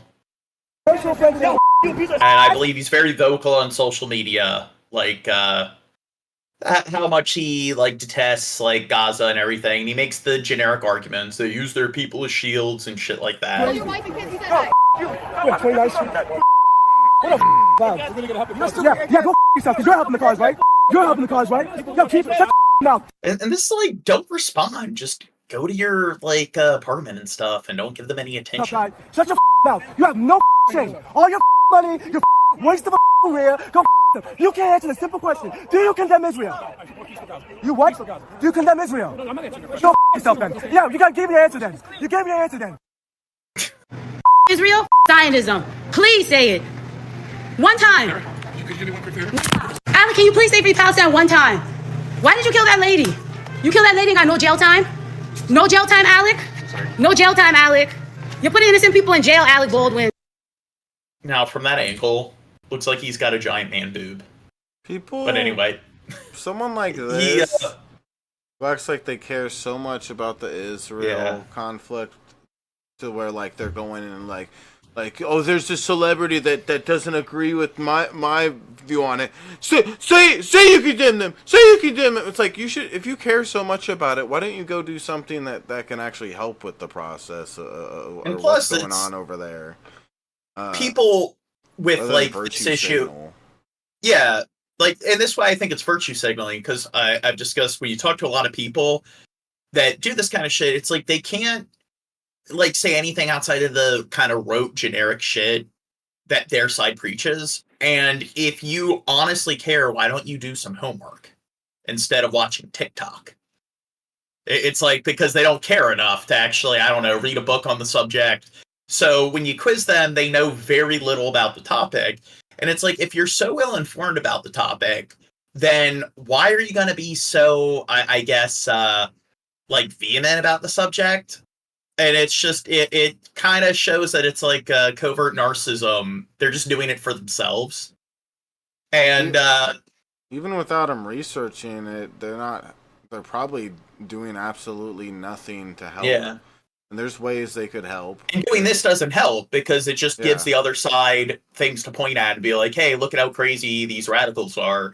And it's the meta fallacy, where it's just because you come to the right conclusion doesn't mean you use the right logic to come to that conclusion.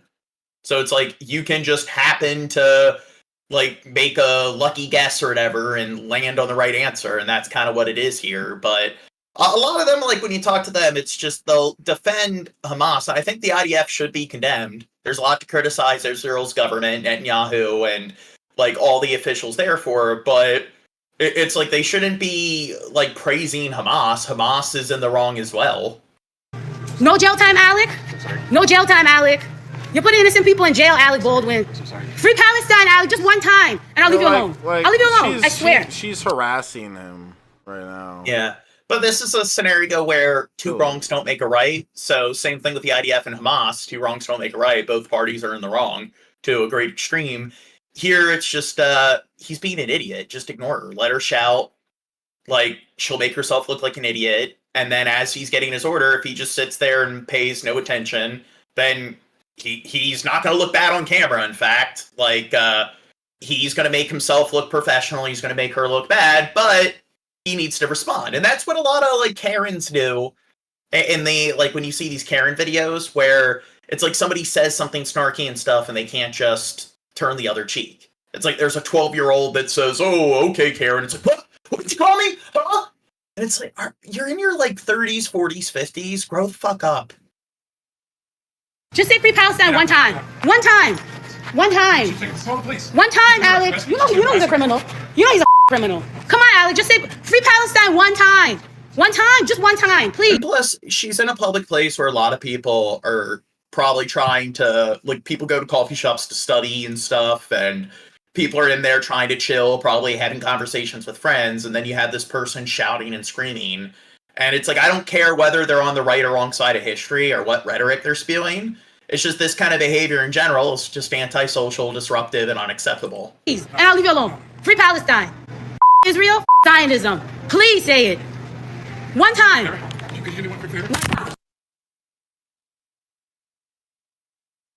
Please say it. What is him saying? An alleged hostile scuffle caught on camera as Alec Baldwin, well known for his distaste of the paparazzi, propels a photographer on top of a parked car. Just days earlier, the 30 Rock star was snapped arriving at his New York apartment with wife Ilaria, carrying his newborn baby girl. These new photos appear to show the angry actor pinning a photographer's arms behind his back. You look fabulous. Both Baldwin and the photog called 911. The star stated he was walking with his wife when the paparazzo got too close. Both parties aren't pressing charges. You could probably blame the paparazzi. They're usually at fault. They usually get too close. But the problem is, we've seen this time and again with Alec Baldwin. Back in Why aren't they pressing charges? February, according to the New York Post, a reporter was trying. You know what I think it is? It's because he could sue them, and he's got a lot of money. And it's like the same way they found that technicality where he was acquitted in the Rush trial. They probably, like, because he's rich, he can get his lawyers that will find a way to, the likelihood of him actually being found guilty is unlikely. And then if he's not found guilty, then chances are he can sue them. And it's like, hey, look, you pressed charges against me, and it's false charges. And to get a comment on a lawsuit involving wife Ilaria. The Post reports Baldwin became aggressive, grabbing the reporter by the arm, allegedly calling him a crackhead and a racially derogatory word. And this photo published in the Daily News was taken when Baldwin went to apply for his marriage license last June. He accused the photographer of bumping him with his lens. In a recent red carpet appearance, Baldwin addressed the shutterbug. Most of the paparazzi have their foot out to trip you. They want you to fall on the ground and they want to get that shot. Now, a couple things here. Alec does say the paparazzi gets too close. That's something we've heard other celebrities complain about recently. Halle Berry and Jennifer Garner testifying in front of the California Assembly to get stricter laws protecting their children from photographers. Also, Alec does seem to get a little bit of a pass in these situations when we would be maybe more critical of other celebrities. Remember when Justin Bieber had a run-in with the paparazzi not too long ago? The question seemed more like, look at Bieber's temper, not look at what the photographers were doing. Another day, another Alec Baldwin meltdown just one day after using a gay slur when cursing out a photographer.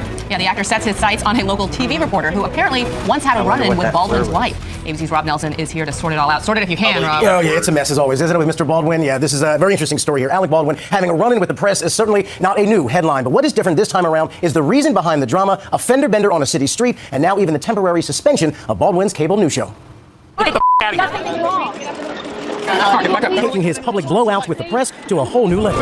Trying to get into his car outside his New York apartment on Friday with his wife and 3-month-old baby, the famously hot-tempered actor got in the face of a female New York TV reporter, whom his wife says hit her in the face with a microphone a day earlier. You're the one that almost hit my wife with the microphone in the face? I asked you a question. Do you want to apologize to her? I asked you a question. Still fuming, Baldwin brings over nearby cops, demanding they take action. I do want to press charges against her. She assaulted my wife. The ruckus didn't stop there, as Baldwin then bangs into another car as he tries to leave his parking spot. Johnny, here's your car. Friday's blow-up is just the latest in a string of caught-on-camera tirades by one of Hollywood's most notorious hotheads. Get away from my wife and the baby with the camera. On Thursday, Baldwin caused an uproar by allegedly using an anti-gay slur against a photographer. Come on! Which Baldwin denies, saying he was misheard. A Twitter firestorm erupted, with gay activist groups and even CNN's Anderson Cooper chiming in. Cooper tweeted, "Wow, Alec Baldwin shows his true colors yet again. How is he going to lie and excuse his anti-gay slurs this time?" Baldwin later apologized. And because he's a boomer.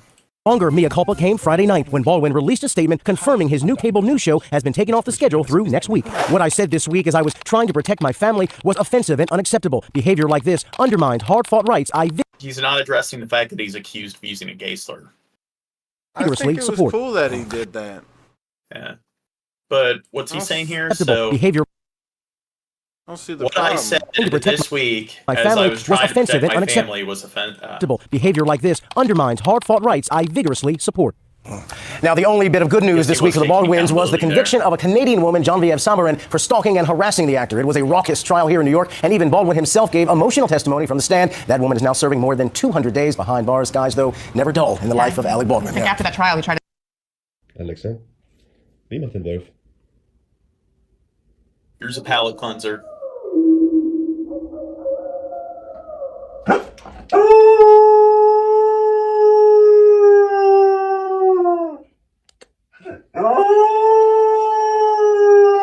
Yeah. Now, I had 2 dogs when I was younger. One of them, Schultze, she was a mixed breed. She wouldn't howl.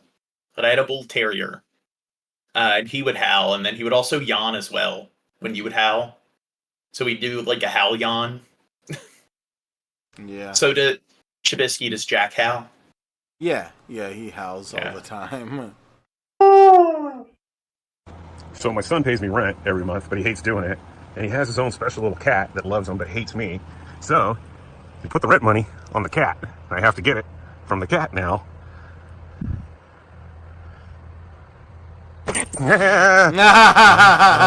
Shitty. Just give me the rent money. I just want the rent money. Just want the rent money. Give me okay, well maybe this month I don't get the rent. Mm-hmm.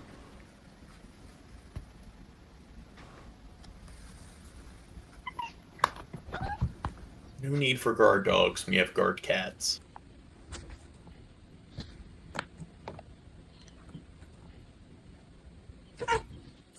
And I need to get a cat. They're such little shits, though.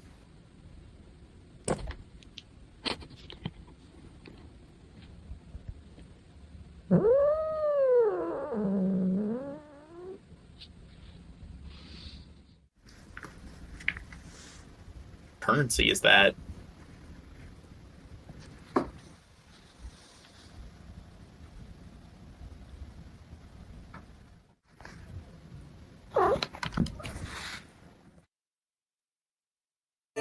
It's a practice known as swatting, and Ashton Garcia bragged during online live streams that he couldn't be caught while he called in fake shootings, hostage situations, even a bomb threat to LAX. But he had a much different tone in federal court today when he said he was part of a toxic online culture, and he apologized for creating real danger with his fake 911 calls. My mom is bleeding out. My dad's running around the house with a shotgun. I'm hiding underneath my bed. I need help. Excuse me, where are you? On the line is Ashton Garcia, describing horrific details to 911 dispatchers. Evidence Police Service, how can I help you? Oh my God. Sorry. It's kind of like the generic person you'd expect to engage in this kind of behavior. It wasn't working.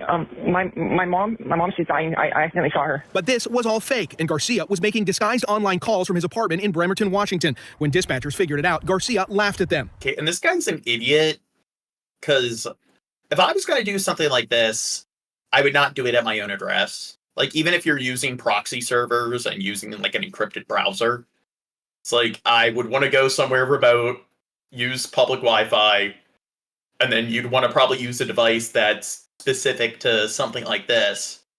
Because then if they try to tie it with you, they can't really connect it with your own IP, and they can't connect it with any device that you have. You're doing threats that are terroristic and that they can go beyond the borders of Canada, is what I'm telling you. Oh, that's wild. I'm a terrorist. You're right. I am a terrorist. But Garcia was caught, and he wasn't laughing in federal court when he learned he'd spend 3 years in federal prison. We're not really sure still why he targeted. At least it's federal, like, rich white person prison. Commander Daniel Grispino of the Shaker Heights, Ohio Police Department came to Tacoma to attend Garcia's sentencing. With these incidents, you can't just have a slap on the wrist. Grispino talked to Garcia during a fake hostage situation in 2022. He was basically taunting and mocking us that day. It was a hoax. Yeah, that's funny though. People in the online community recognized that this behavior wasn't okay, and they came forward to law enforcement anonymously. Federal prosecutors say Garcia knew he was hurting other people, and this fact did not dissuade him. It delighted him. Terrorizing other people was not merely incidental to his criminal behavior, but rather the entire point. And we're committed to holding people accountable. So even though he believed that he wasn't going to be caught, certainly we were able to investigate, and law enforcement did a great job of... I thought I would get called. Finding him. In Seattle, Jeremy Harris, Como News. Well, the other, incels on 4chan were doing it. Is it, riders fall on top of each other when escalator malfunctions. Scary moments for people on an escalator, as a mechanical malfunction caused nearly a dozen people to be injured when they fell on top of each other. It happened in an underground metro. Now, the little, metal, platforms at the bottom and the top when you're getting on the escalator? Yeah. Yeah. There are scenarios where they'll collapse and it's like a giant meat grinder. There was this one scenario where a mother, it started to collapse and she threw her baby away from the platform, and then she got sucked in and she was just completely grinded like a meat blender. Yeah. metro station in the Turkish city of Izmir. 5 people are dead after a mass escalators, they can be pretty scary. shooting in northern Kentucky. Police were called to a home in the city of Florence early this morning. They found 4 people dead and 3 others wounded. The suspect fled, setting off a police chase before crashing into a ditch. The audio he died sucks there in of a this video. self-inflicted gunshot wound.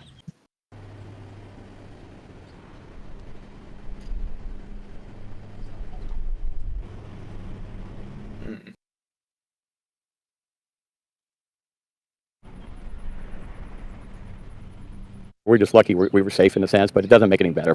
This is affecting the whole neighborhood, losing our great neighbor, you know. I mean, she was just a beautiful woman, beautiful heart, and I mean that in the... Now, how many people at the birthday party had a gun?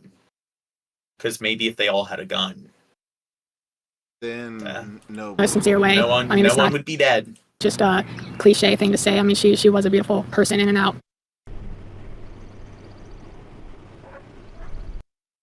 A little over, we're like 100 minutes in, and we have 1,000 subscribers. Or 1,000 views. Yeah, we're celebrities, Gene. Mainly me. But yeah. Go fuck yourself. Wait, what? Well, the 3 main questions that seem to be on so many people's minds are, who exactly was the gunman Chase Garvey? Why was he not in prison if he was charged with raping a 13-year-old in 2021? And as a convicted felon, how did he have access to a gun? None of the questions are easy to answer. 21-year-old Chase Garvey lived in this neighborhood on the southern... He looks How like did he have access to it? What's his name? The gamer from Mars. Let me... no. Okay. Let's look up this dude.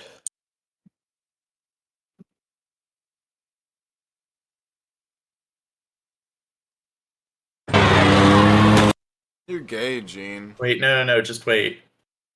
Yeah. Success is a fickle thing. See? It's the gamer from Mars. Yes. Do you agree? Yes, 100%. That is exactly who that is. You I don't know now. I haven't seen him in a while, but we got to look at some of his older videos. But he calls himself the gamer of Mars, but he does all these like internet drama, like Mr. Medicare videos. Yeah. Okay, 2 years ago. Using other spirits stood, mocking the... Dude, where the fuck is he? Talk to the chat. Did you add me on MySpace, by the way, Gene? Nah. No? What's MySpace? It's this thing before your time. You're too young, Gene. No one can deny... Oh, he's like always shooting himself in the shadows. But whatever, this is Gamer from Mars. He's the Kentucky shooter. A gun. None of the questions are easy to answer. 21-year-old Chase Garvey lived in this neighborhood on the southern tip of Florence near Mount Zion Road. He's a ginger. He's got no soul. In I-75. Yeah. We spoke with one neighbor who said they watched him grow up here, skateboarding and riding his bike with the other neighborhood children. They said that he was a nice, quiet, polite boy who would offer to help unload groceries.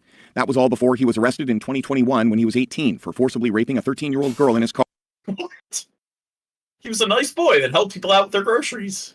That charge was pled down to felonious unlawful transaction with a minor. The prosecutor only listed the reason it was pled down as in the best interest of the victim. Garvey received 5 years Best interest of the victim? probation. He served much of that at his mother's home in Florence. Also living in the home was his older half-brother Christian, who died this past November at 25 years old. Christian had a long rap sheet, including a conviction for domestic violence and a charge for being a felon with a handgun in 2021.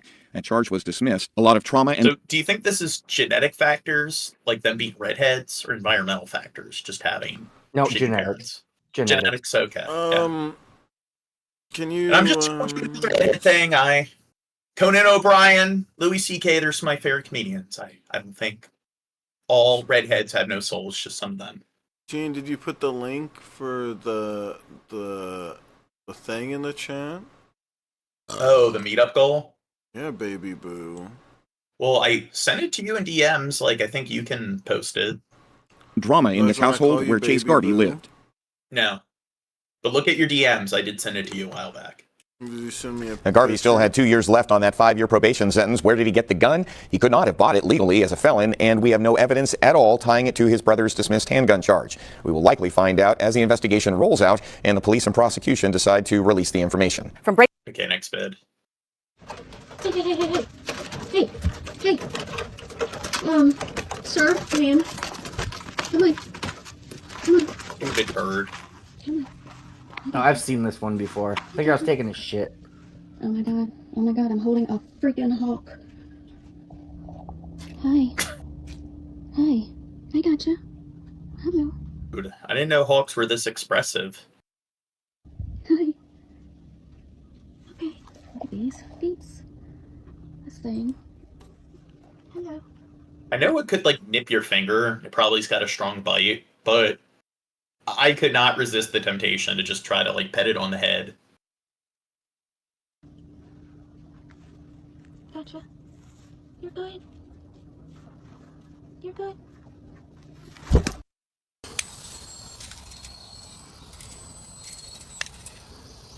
Ooh. What do you think of these guys, Crow? Yeah, so I think wasps and hornets are pretty much the same. Like, if you kill them, they'll give off pheromones to, have everyone else rally towards them. I think it's something like all it's all wasps are hornets, but not all hornets are wasps, or it might be the other way around. Kind of like how all toads are frogs, but not all frogs are toads.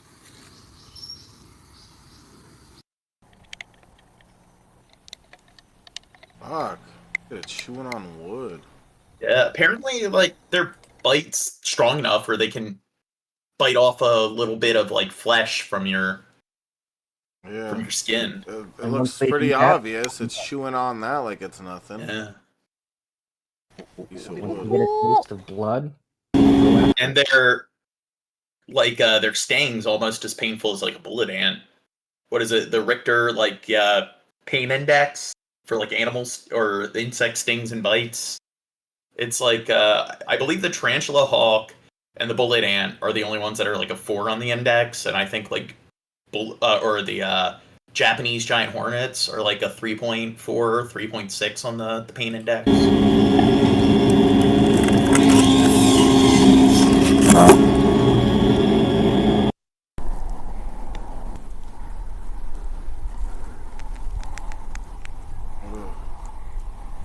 Okay, so apparently all hornets are wasps. Not all wasps are hornets. Dude. It's like something out of, like, a sci-fi, like, movie. They look pretty uncanny. A water fight on the streets of Barcelona. Some locals spraying tourists with water guns as they ate at popular restaurants, sending visitors fleeing from their tables. Thousands of protesters walking through the city over the weekend, chanting "Tourists go home" and carrying signs with anti-tourist slogans. Restoration and hotels is the group that makes really big money, but all the people are in a very poor situation and they don't have enough money to live. That's a problem. Oh, now, this is a problem with a lot of, like, tourist-heavy cities where, because there are so many people visiting from around the world, all the prices become oriented towards the tourists. Because they'll tend to spend more on average because they're vacationing, and then all the locals have to, like, it raises the living conditions pretty significantly. So then it becomes pretty much, like, unattainable to live there. And it's also with things become more oriented towards, like, hotels as opposed to, like, apartments, like residential buildings. And because it's supply and demand, because there's a lack of residential buildings, that price goes up. So sometimes it's like cities do need to find a way to manage, like, excess tourism, because it can definitely impact I guess any, like sometimes it can actually destroy a city's economy. It can lead to a city going through, like, some kind of depression because of imagine where you have pretty much no local sort of economy, like people living there that are, like, contributing to the workforce at all, and then it's pretty much everything is generated through tourism. Then it collapses because there's pretty much no job market. Barcelona is one of the top tourist destinations in the world. Water guns are filled with pee? I don't know. Iconic sites like La Sagrada Familia and Park Güell, in addition to beautiful beaches. Officials reporting more than 33 million See, I would just fill it with like sort of like citric acid or lemon juice or whatever. People from all over the world visited the city in the first 5 months of 2024 alone. Tourism bringing in a whopping 9.6 billion euro in 2023, according to the Tourism Observatory of Barcelona.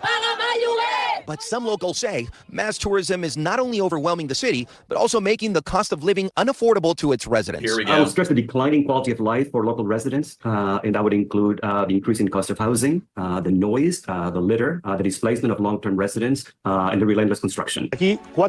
Rent in Barcelona has risen nearly 70% in just the last decade, according to Mayor Jaume Collboni. In June, the mayor announcing a plan to stop renewing permits for rentals used by foreign visitors by 2028, after saying a boom in short-term rentals is to blame. The city assuring the move would make 10,000 units available to locals in 4 years.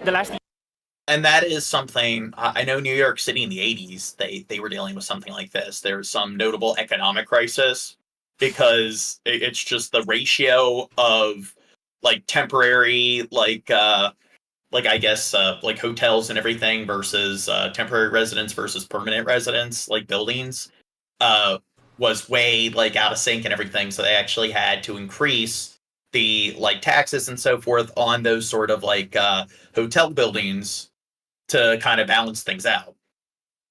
Years the city has turned completely for tourists, and what we want is a city for citizens and not in service of tourists. A dilemma for a welcoming city to shift focus and take care of its own.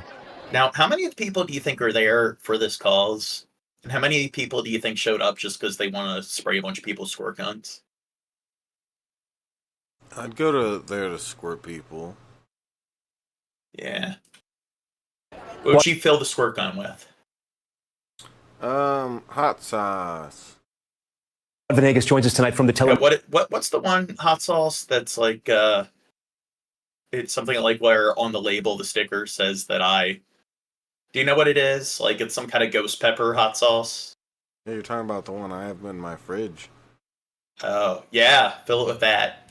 Mundo Center in Miami. So, Guad, people visiting Barcelona or planning to visit Barcelona in the months ahead, could they expect to see more of these protests and possibly be hit by these water guns?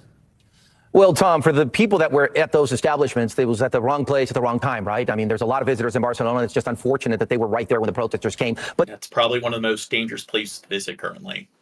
You might be at risk of getting shot with a water gun. This is a sign of that anti-tourism sentiment in Barcelona, which we expect to continue. It's not only the protests. There's also signs around the city that are terrorism.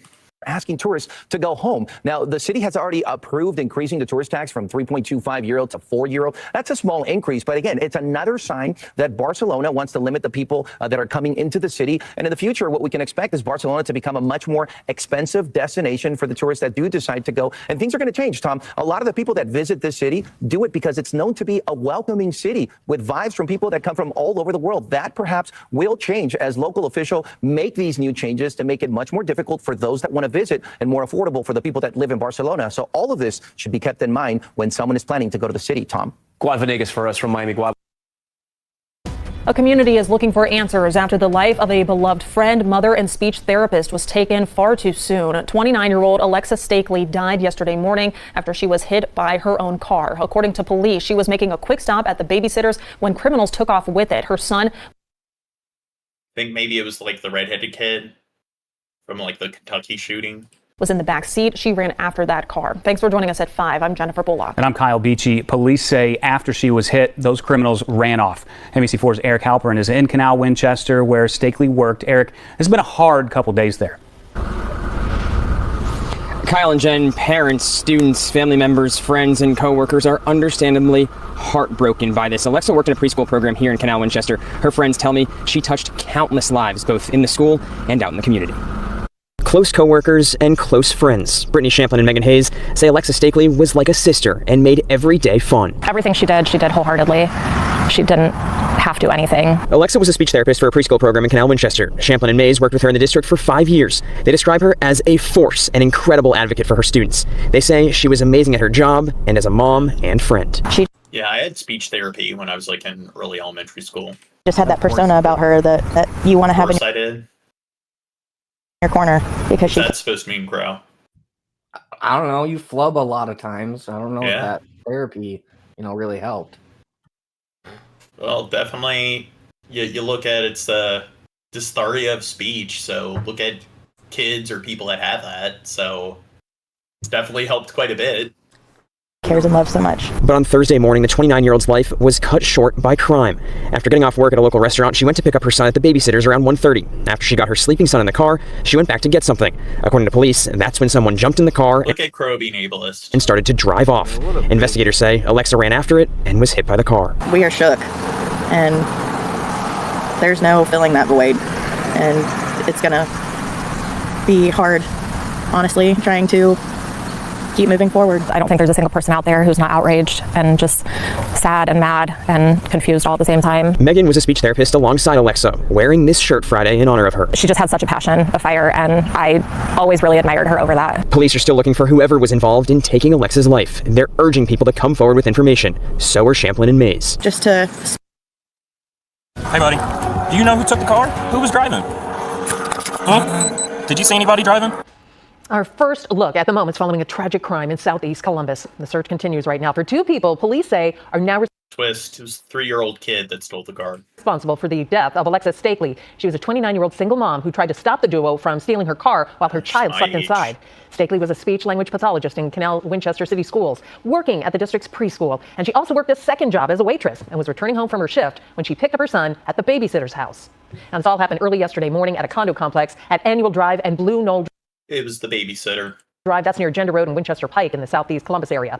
Jeremiah Wilcox has been covering the story from the beginning. He's live now with an update on that search. Jeremiah? Yeah, good afternoon. I've been covering the story since the beginning, and a community here and at the scene is definitely in mourning. Stakely, she was a mother and an educator. She worked for the Canal School District, specifically at Winchester Trail Elementary, for at least 5 years. So a lot of people telling us she made a difference in students and also families' lives. But we did talk to CPD. We're following the story, and they did just release this body cam video showing moments after they found Stakely's SUV in the parking lot of a condo complex. Now watch as the officer opens the door to find the 6-year-old boy sleeping. After notifying his supervisor of the discovery, the officer goes back to wake up the boy, hoping to get some information about who was behind the wheel during this tragic accident. But we know Stakely died after she was hit by her own car as she chased it down moments after two people climbed inside and tried to drive it away. Stakely suffered a serious head injury and died at the hospital. All police know is 2 male suspects are responsible for this unspeakable crime, and one man who lives in that complex wants justice. Anybody else need to speak up, because that could have been your child. If you know anything, that's all I could say. Yeah. I don't want that to happen to me or my people. And investigators looking into this case as they're asking for anyone with information to come forward. Now, we do have a link on our website where you can submit any tips or information that can lead to the suspects being caught. You'll find that link under this story on our website at ABC6 on your... I'm going to tell them it was This is Winnie's car wash. It's for scratching. Exactly. It hurts so bad. Yeah. That would hurt us so bad, not her. She likes it. But that thing is heavy. Oh. Working at the car wash. Switching at the car wash, yeah. She is Winnie at the car wash. Big squishies today. Wow. Wow, Winnie. Oh! Huh. She's rabid. Itchy chin. Like, this would hurt so bad on a human. That's why when I tell people to brush her, I'm like, do it way harder than you think you should. Teeth. A grocery Do store. you think it would be fun to have a pet cow? Yeah. Apparently they're like giant dogs and everything. So, And you I don't can know. eat it guys. Yeah. Well, it is Gross. fucked up what you see, like, what they do in factory farms, and be surprised, like, how affectionate and everything, like, cows and pigs and everything are. Remember when we did the bug eating episode? Like, how horrific the factory farms were? Yeah. And the worst was with the pigs, where it's, like, the conveyor belts, like, where they're, like, hanging upside down, and all the pigs see the corpses going by, and they're smart enough to know what's happening to them, so they're all squealing and crying, because they know what's ahead. And Vancouver's West Point Grey neighborhood was given notice to remove its friendly feline mascot, a 6-year-old cat named Mickey. And customers aren't happy about it. CTV's Kevin Chirac has more on why Mickey was told to move out and a campaign to help the cat come back. At Top 10 Produce, you'll find album covers and comic books on the walls. And what some call the perfect mascot named Mickey. I can understand why that goes against regulations. It seems pretty unsanitary to have a cat running around in a supermarket. We just Do really you think enjoy all the having her. customers suffer from endoplasmosis? maybe. I think it's called toxic plasmosis. Yeah. Whatever. Yeah.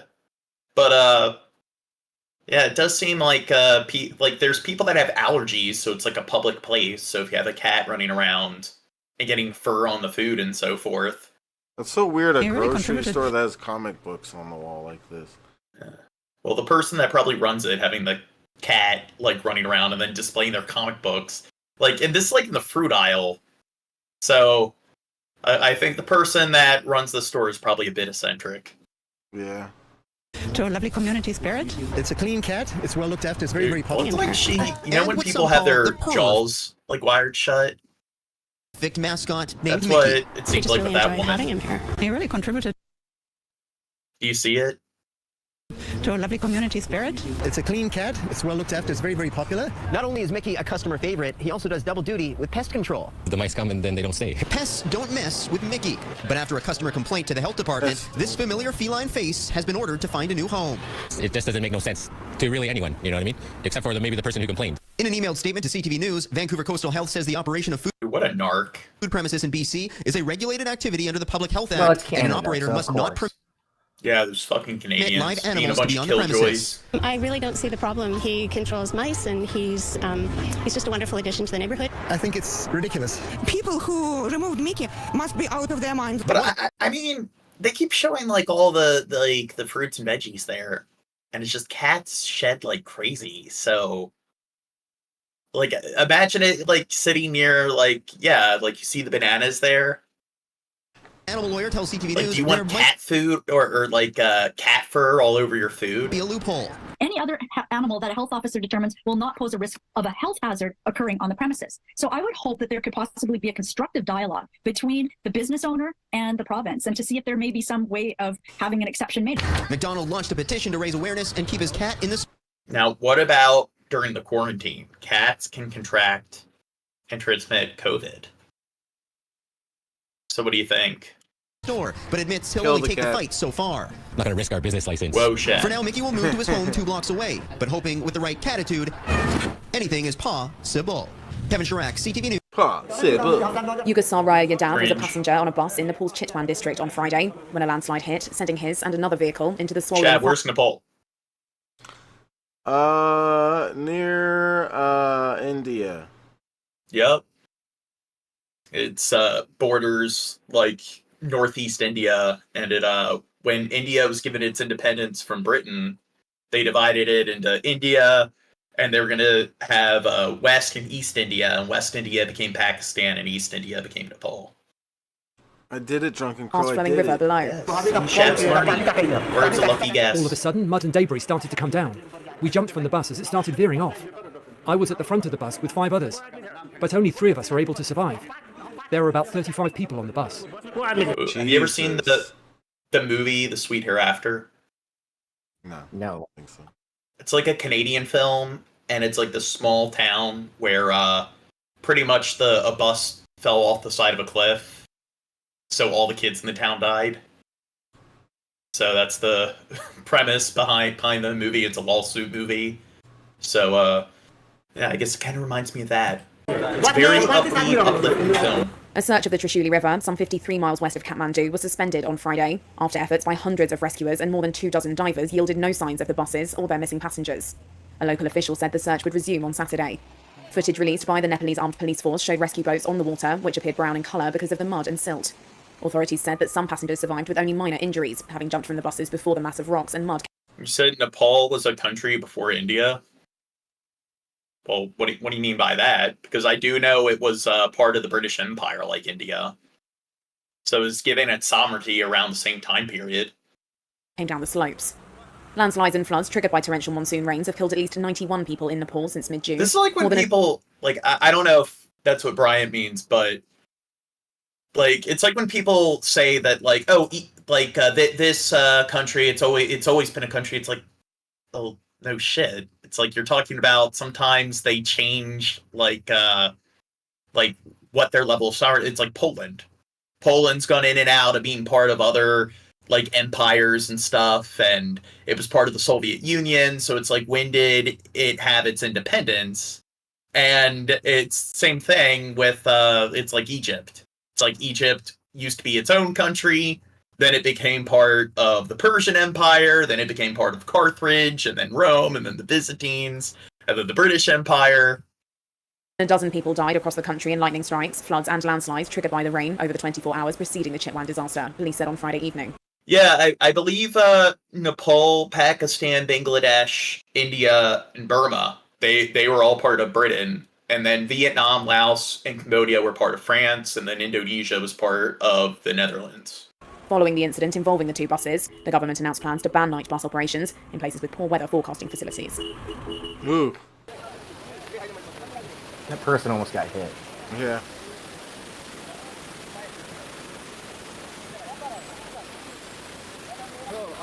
Oh, let's go around in circles.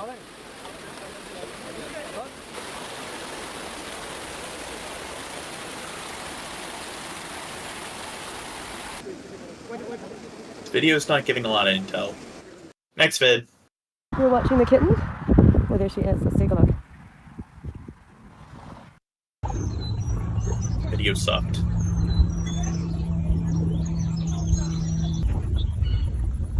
Dude, I'd be afraid. Like, imagine if the cat swiped at the horse, scratched his nose, then the horse, in response, bites it. It's like, that would be fatal to the cat. Oh, that's actually happened to me. Like, this was fucking years ago, and this cat would always follow us. So, like, we went out and we were doing horse chores, and this cat got too close to one of our horse's kit, and bit its tail, lifted it up, and kind of like threw it. Ugh. Yeah.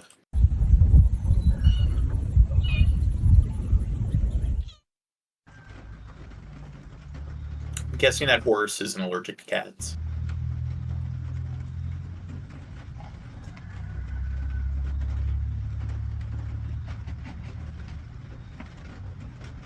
Dude, some of these videos are pretty, like, mundane and uneventful. It's like, if you're gonna film your animals, at least find something interesting about it. It's like, oh, here are my pets just standing. Yeah, here we go.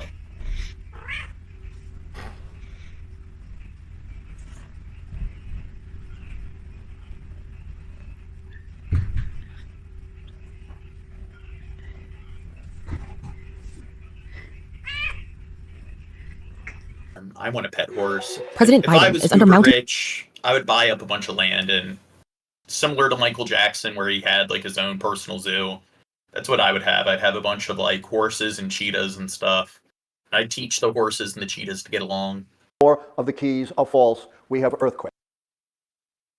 Wait, Brian says Nepal was never part of the British Empire. I don't know if that's true. Crow, look it up. If fewer I thought than we six already are addressed false, this like we 10 have minutes ago. Stability. While some Democrats Well, they didn't mention that it's not part of the British Empire. ponder a variety of governors and lawmakers who could step Look in it up, as the bro. nominee, a ticket led by Vice President Kamala Harris remains the most likely alternative. As Biden's running mate, Harris would be able to use the money already raised by Biden's campaign committee. The vice president would also have some key endorsements from influential Democratic lawmakers. I will support her if he were to step aside. However, if Biden were to exit the race, 2 of the 13 keys would automatically be in jeopardy. The incumbency key, whether or not the incumbent candidate is the sitting president, and the contest key, which looks at whether there is competition within the incumbent party for the nomination. Yep, Biden never running being checks off 2 colonized keys, by right? another Biden country. steps aside. They lose obvious. Nepal? Yeah. Huh. Thing is, presidents, I guess, like, they can enforce sanctions and tariffs on other countries. I guess they can affect the economy when it comes to, like, their trade agreements with other nations, but outside of that, like, a lot of times you'll find that what is affecting the economy to that extreme when it comes to things like inflation or recession/depressions don't really have much to do with, like, decisions made by the president. So usually it's the president that inherits, or usually presidents will inherit a growing or like shrinking economy, or and then they're typically blamed for it.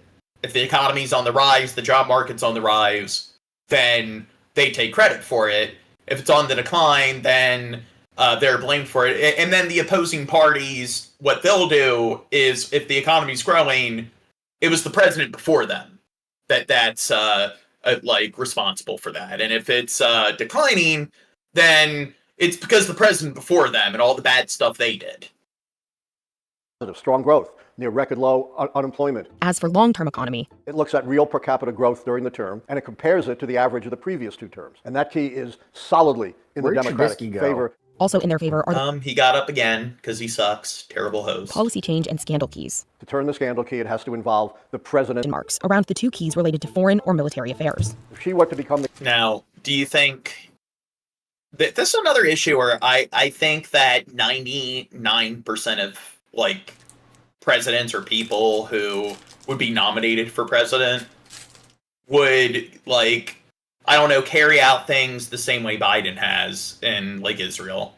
I kind of think that a lot of them are just going to, pander to the military-industrial complex and do what people tell them to do. They can. Yeah. You got to throw in the assassination attempt or whatever. Crisis. Yeah, With some Democrats Trump's arguing that younger, resilient. more He's good at golf, and he's good at not getting shot. Kamala Harris could have a broader appeal, particularly among women and black voters. But when it comes to the 13 keys system, Lichtman says that replacing Biden with Harris only puts Democrats at greater risk.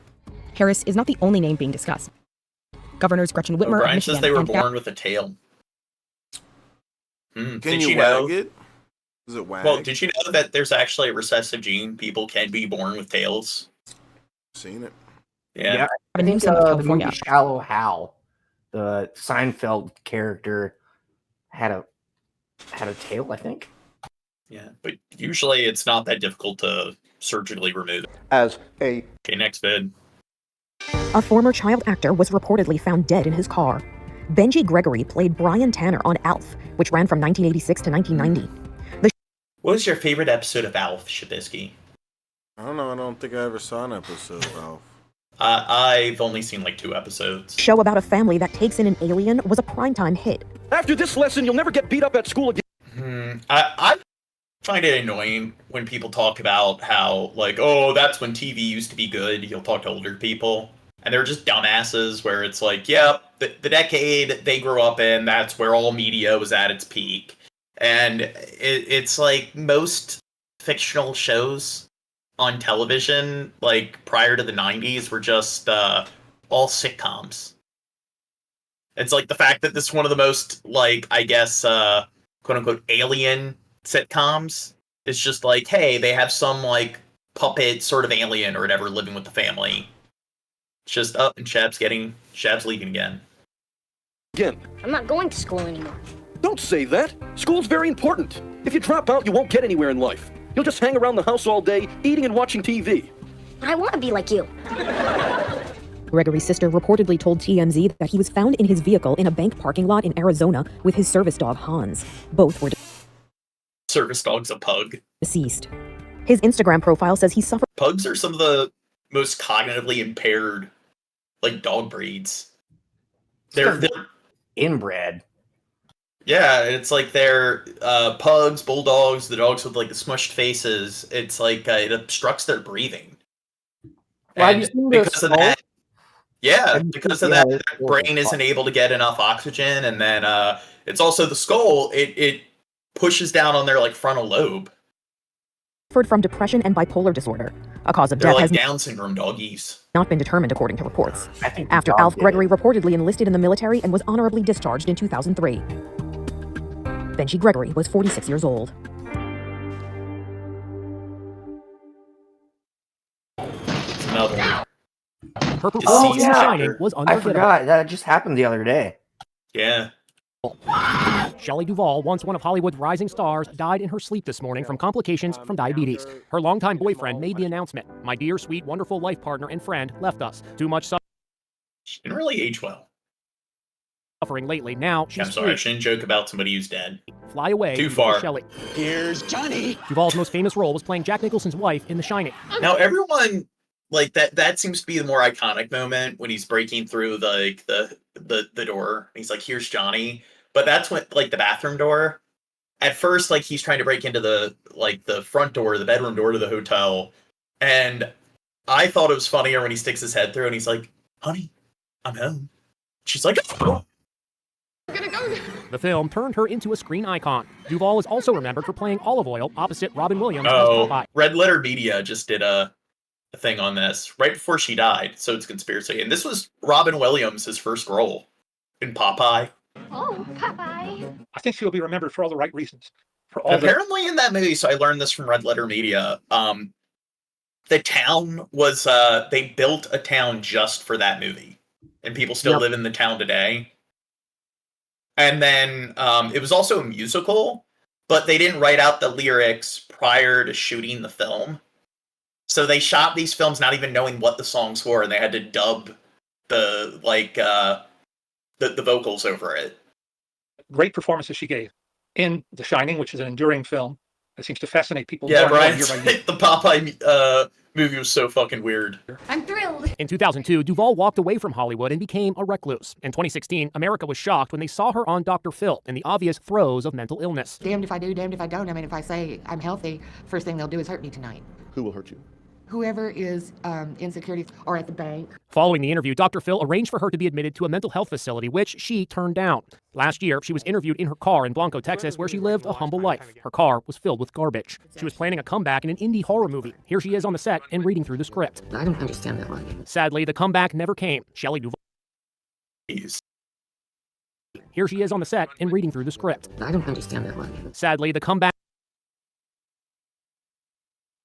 What do you think? Do you think she aged well?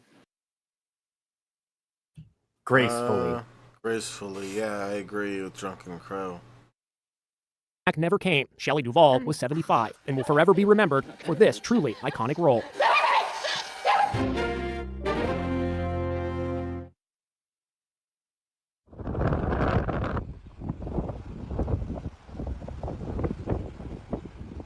Dozens of whales die in mass stranding on beach. Yeah, do you think they all like self-stranded themselves to? Yeah, do you think they self-stranded themselves and protest against like what Israel's doing? Yep. Actually, no, it's the tourist one. Yes, they can't stand all the tourism. How did this happen?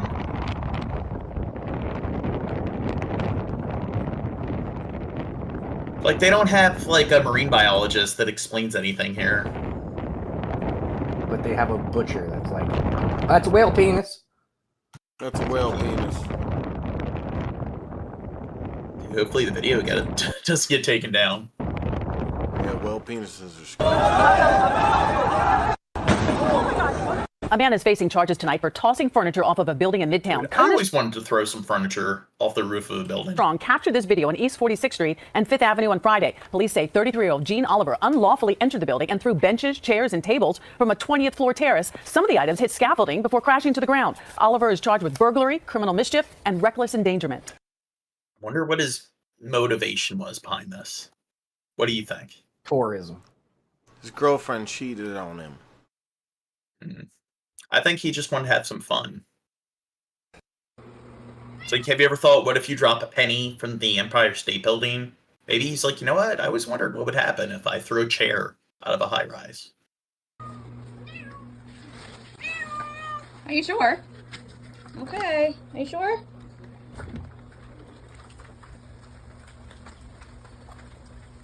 Oh, right? It's raining out. Oh, yeah?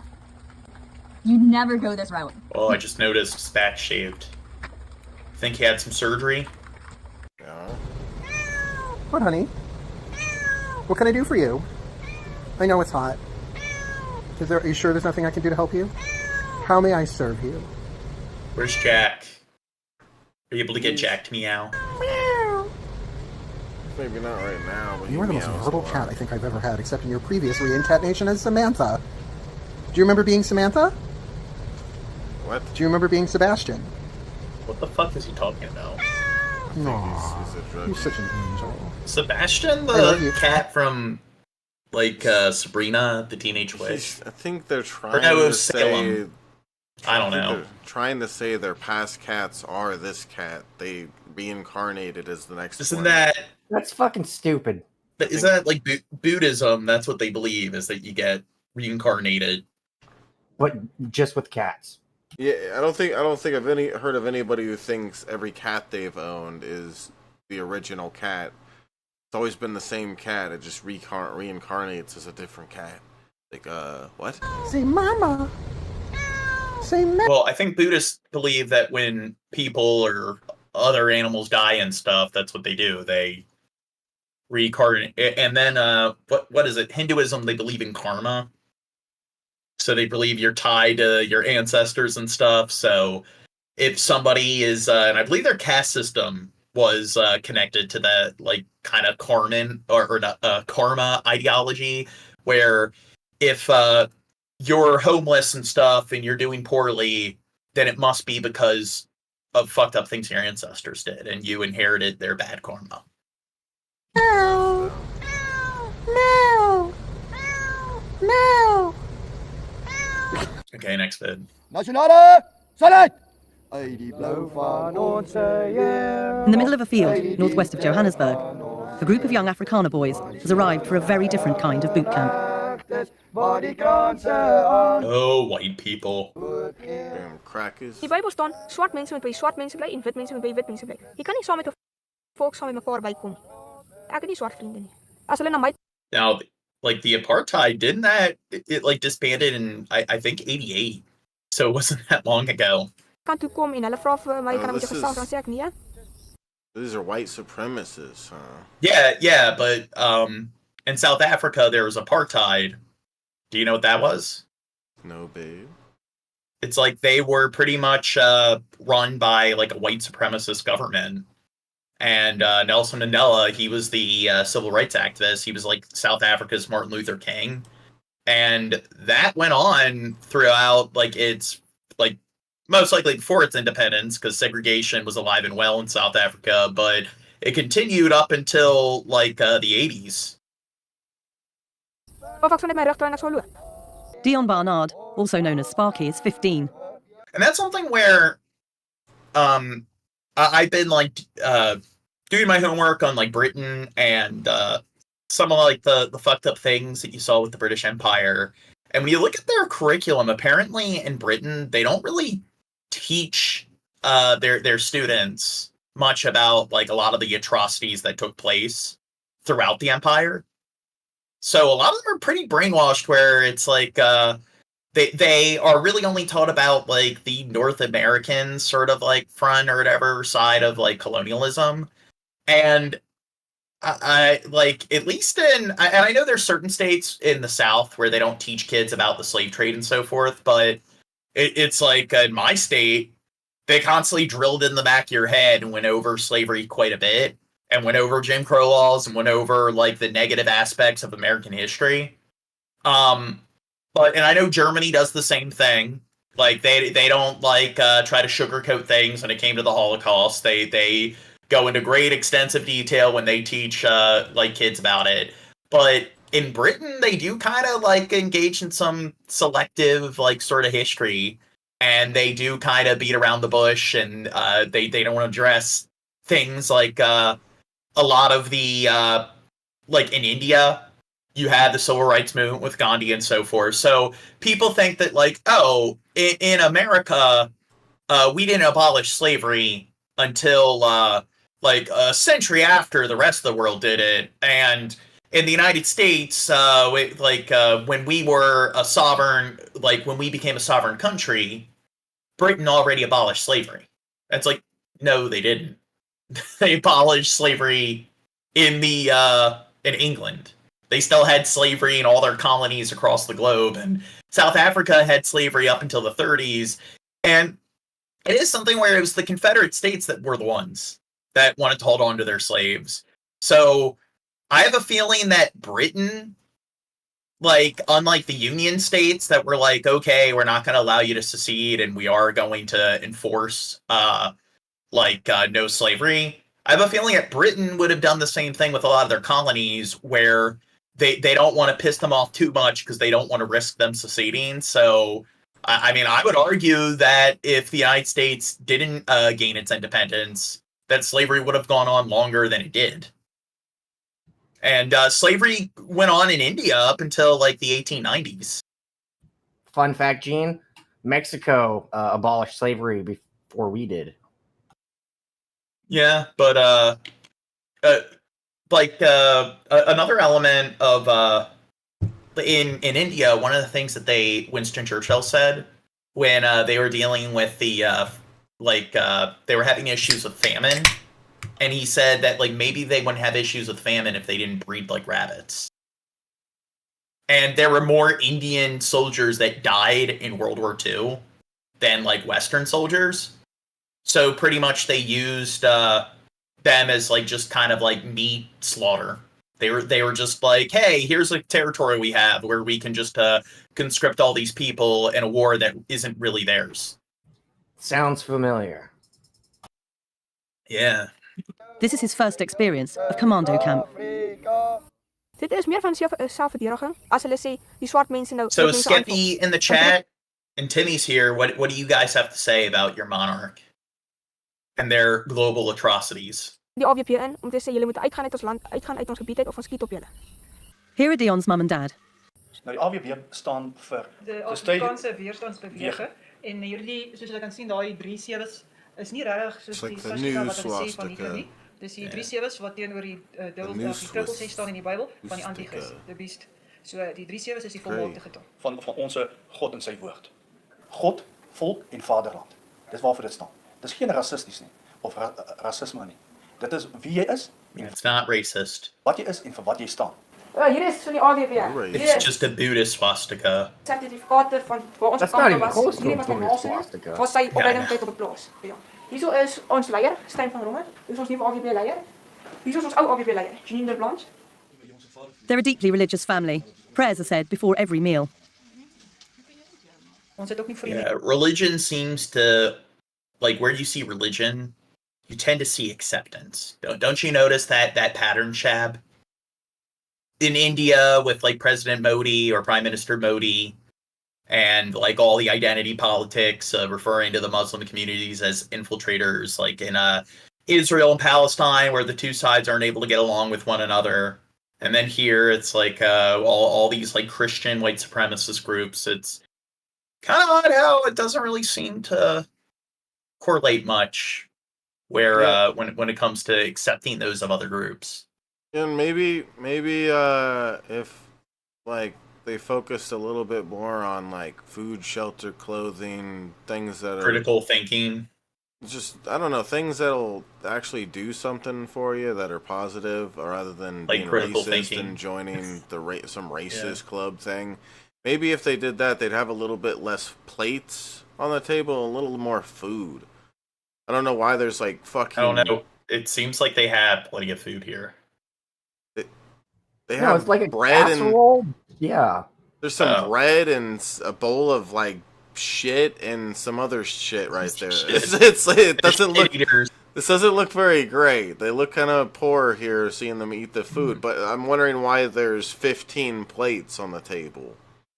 They got 15 kids. Like, God said, whatever, divide and prosper, or whatever the fuck. I mean, it could just be they picked up some of their, like, pile of their plates and just put it there of laziness. I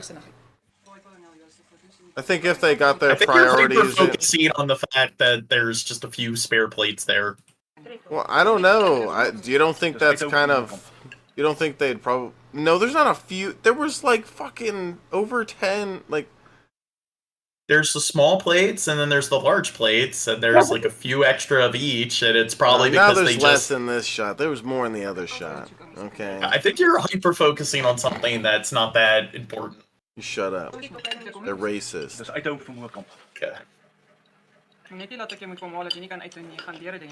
Stop sticking up for the racists, Jane. Sparky may be feeling nervous about what lies ahead, I'm not even but he's doing also that. excited. That's surprising. Into his bag go the essentials, not forgetting a large hunting knife, and just in case, a taser.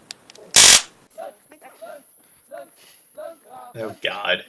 This is Commando Corps, a place where the Hunger Games meet the Hitler Youth.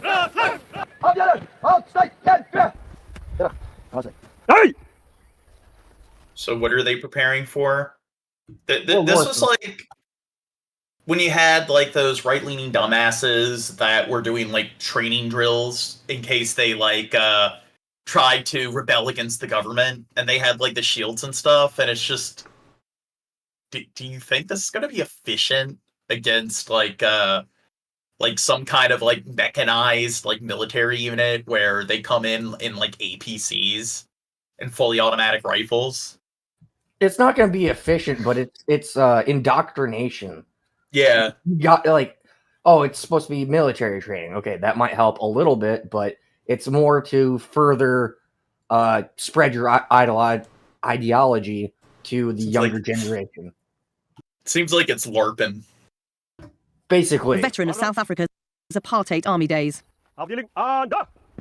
Dude, look at this kid here. He's like a twig. South Africa is bleeding. And this is why we have to train our people to be prepared. Retired Colonel Euster says they have been training at least 2,000 young boys over the past 2 years. The camps take place 4 times a year during I school might holidays. have to join now. Did you see that? That guy was shooting those little kids with the fucking paintball gun. Most of the days are spent You just want to be one of the people shooting kids with paintballs. in physical exertion. But when night falls, Dude, that's Crow's dream job. Shooting kids with paintballs. Euster turns his attention to the minds of these young boys with a series of lectures. Dude, it needs to be like in schools, classrooms, where if like a kid's misbehaving, you're just the paintball guy. And your job's just to break in and start like spraying them with paintball fodder. Daar's 'n konflik tussen wit mense en swart mense in hierdie land. Ons moet dit net aanvaar. Ons lyk verskillend, ons lyk anders as hulle. Hulle dit lippe, die lippe is geneig om te krul. We don't look the same as them. Wait, They're different. Wait, hold on. Go Yeah, back. we Let's look read different. this. We don't look the same as them. Hulle dit lippe, die lippe. They have thick lips. The lips are likely to curl upward. Okay, so this is something where during the apartheid where they had their caste system, this was something they focused on a lot when classifying people on the races. Like they talk, like when you watch documentaries, they never shut the fuck up about the lips. And I know that is something like racists will point out, like, oh, they got big lips, but it's like they seem more focused than most like cases of like white supremacists, just over like just and then there's also the pencil test where they would take a pencil, put in somebody's hair, and if the pencil stayed, then they failed the pencil test. If the pencil like falls out of their hair or whatever, then I guess they're white enough. They got white people hair. I remember we covered that one story of there's this one girl who her parents were white, but she was black. And it's because it was like a recessive gene. So that does happen occasionally where it's like because the gene sneaks in there somewhere where like 10 generations down, even though both parents are white, one of the parents had like black ancestors. So it was a case of that. And they had to fight the system because she failed the pencil test. Yeah. And I remember that the teacher was like writing to the government, like her lips are large and protrude upwards, and I don't like the fact that the fact that people try to use that as a negative thing is weird, because I think like that's a really positive thing for like a sexy bitch to have some big lips, big booty, big lips, big titties. Like that's good stuff. You don't want to just have these tiny little it's barely different. visible lips. We must shun them. They need to stay in their area, and then we have our gated community. They need to stay over there. They're different. Yeah, if they touch us, we might inherit big lips. Well, in this situation, you got the racism and whatnot, but since it's South Africa, that doesn't help that whites in that country are the minority. So that kind of reinforces the racism. And that is something unique to South Africa. Is there's like they have affirmative action, which I agree with affirmative action, and the majority of cases, like in America, there's equal opportunity employment, but Black Americans make up like 16% of the or 18% of the population, and in South Africa, it's the only scenario where the minority they have affirmative action that is against the minority. Where if a white person applies for a job and a black person applies for the job and they're both equally as qualified, the job goes to the like black American or the black South African. And that is something where I do think maybe they should go about it a bit differently, considering like this is a unique set of circumstances. Or you're just racist. Yeah, I guess I'm racist. Okay, ons het dun lippe. Young-minded says, "Whoa, wait, there's two young-mindeds in the chat. Did young-minded just change their profile picture?" Hold on, you're skipping over all his dialogue, and I want to read it. Oh. Especially the part where he says the N-word. The N-word's ears are on the side are totally different than ours. It's much more sensitive. That's why us Afrikaners know. What? No, what? Hit them. No, hit them against the ears and they'll fall to the ground. Oh my God, what a bunch of douchebags. Are you saying if you grew up in this little like gated community and you were raised as a white supremacist, Shab, you wouldn't be a white supremacist? I think I would have at first. Would you pull the lever? I think at first I would have gone along with it and followed along with it, but I think that I'm not like there's people that don't ever hit that point in their life where they start like growing their critical thinking like you would, skills. At some point, I think I would turn against my fellow racists. my fellow. Even with the fact Chap's just a narcissist with paintball guns. I mean, that's a good benefit. I might want to stay there. Would you pull the lever if you were a Nazi private? If you were in the gas chamber, fuck yes, Gene. So speaking of Donald Trump,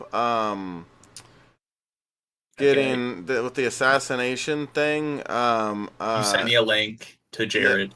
Jared made a video talking about it already. Shirtless, of course. Oh boy. He is such a Chad. What's going on?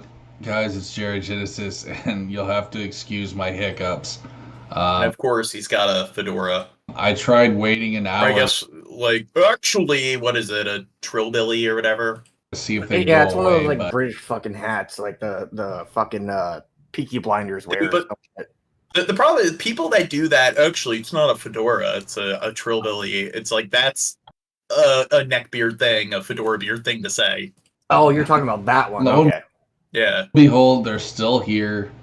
Fuck my life. But the message needs to be spread, so let's do this. Hiccups and all. Here we go. It's piss. Needs an intro to play right here. All right, guys. Well, it's finally popping off. I knew this would happen soon enough.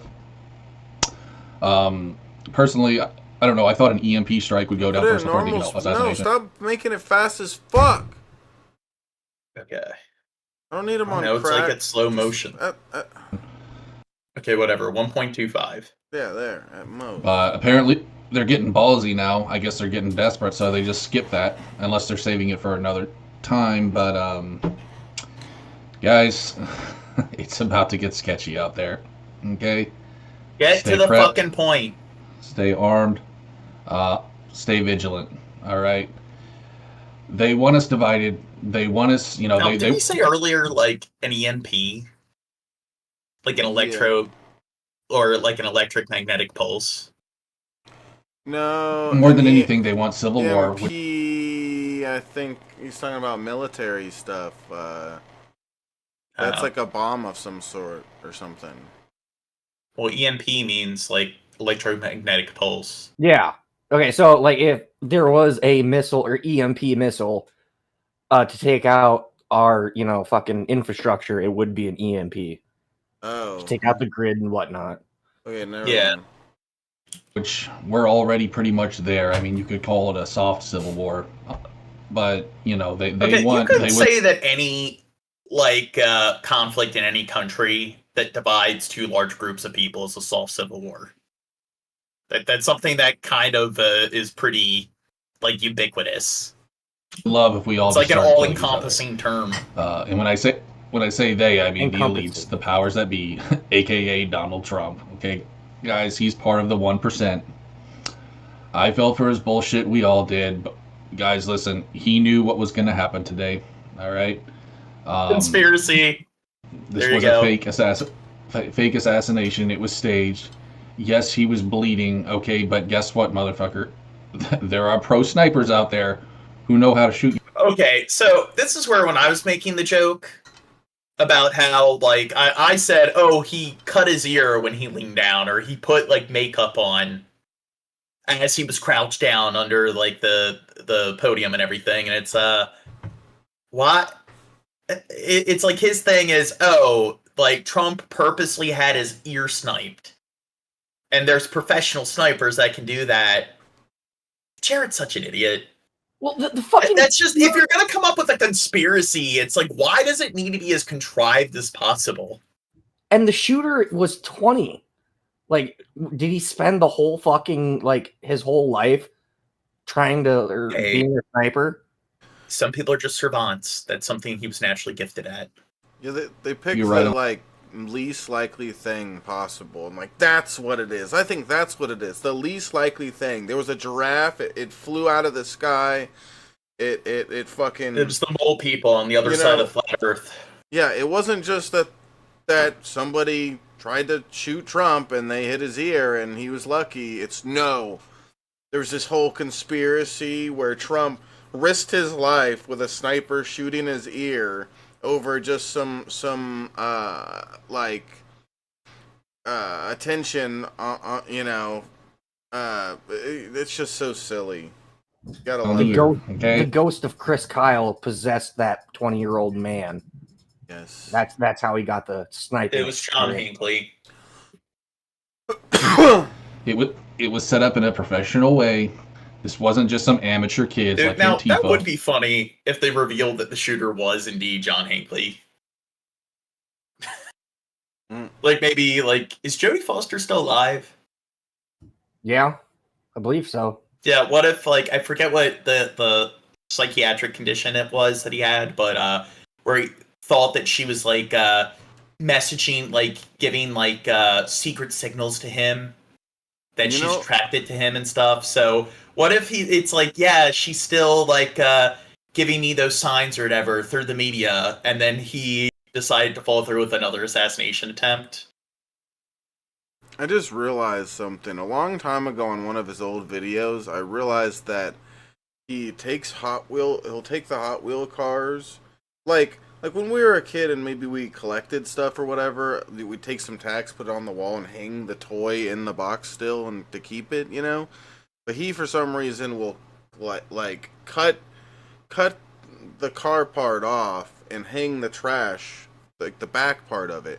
And I'm just now noticing that if you look right where your mouse is, go lower and to the left. That's what those are right there. Those are Hot Wheels. With the bottom ripped off. He still does that.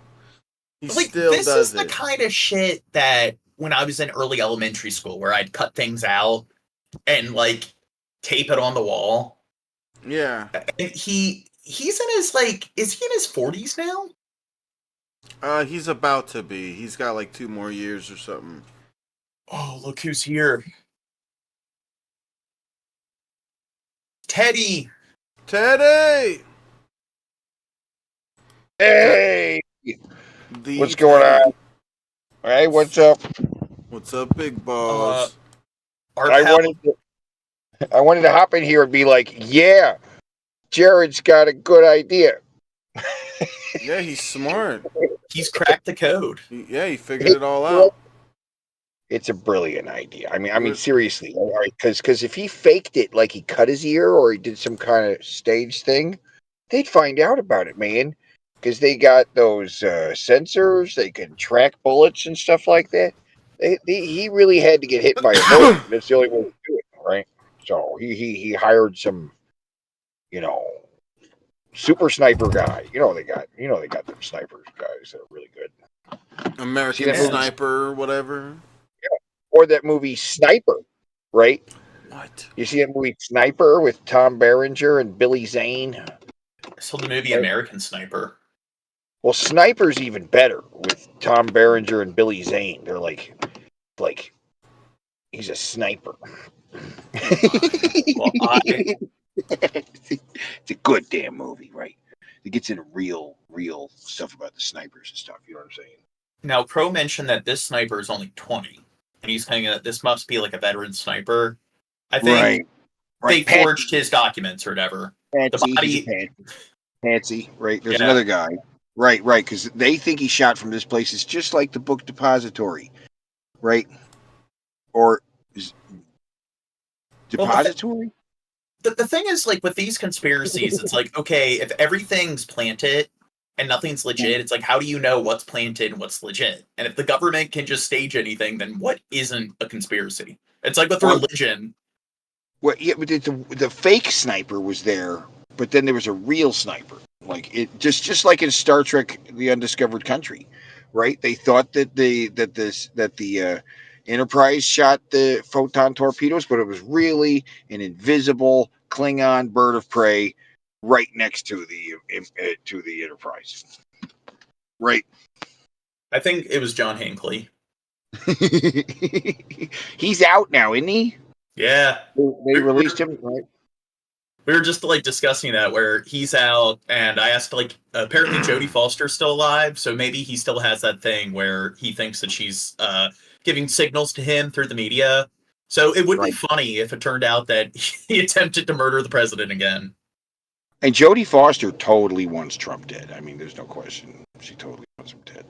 So we cracked the code.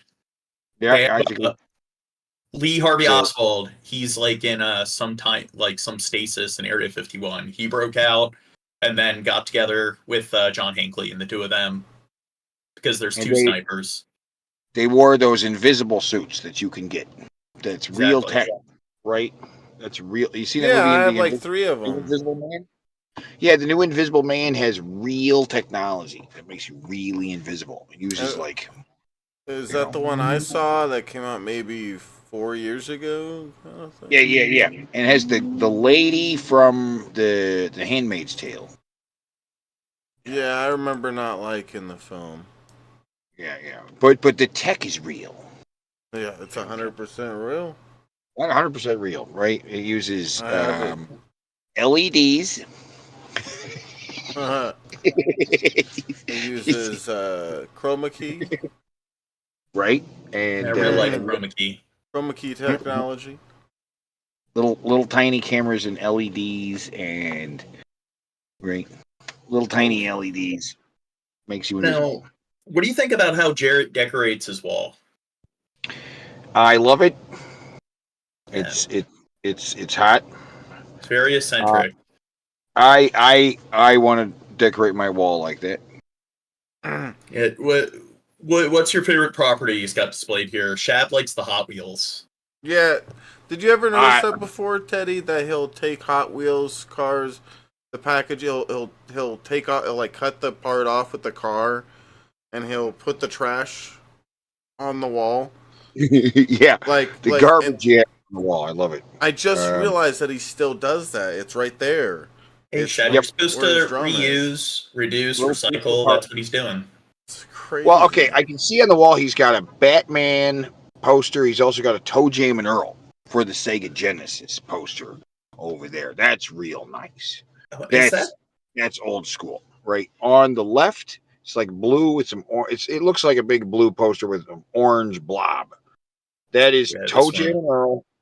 Right, and then right above that is Batman from the Batman Returns. Batman right above that. Michael Keaton Batman.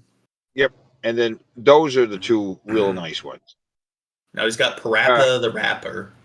Yeah, and Parappa the Rapper's behind his head, and for some reason there is a Peace Frog, which I do not get. Peace Frog is totally woke.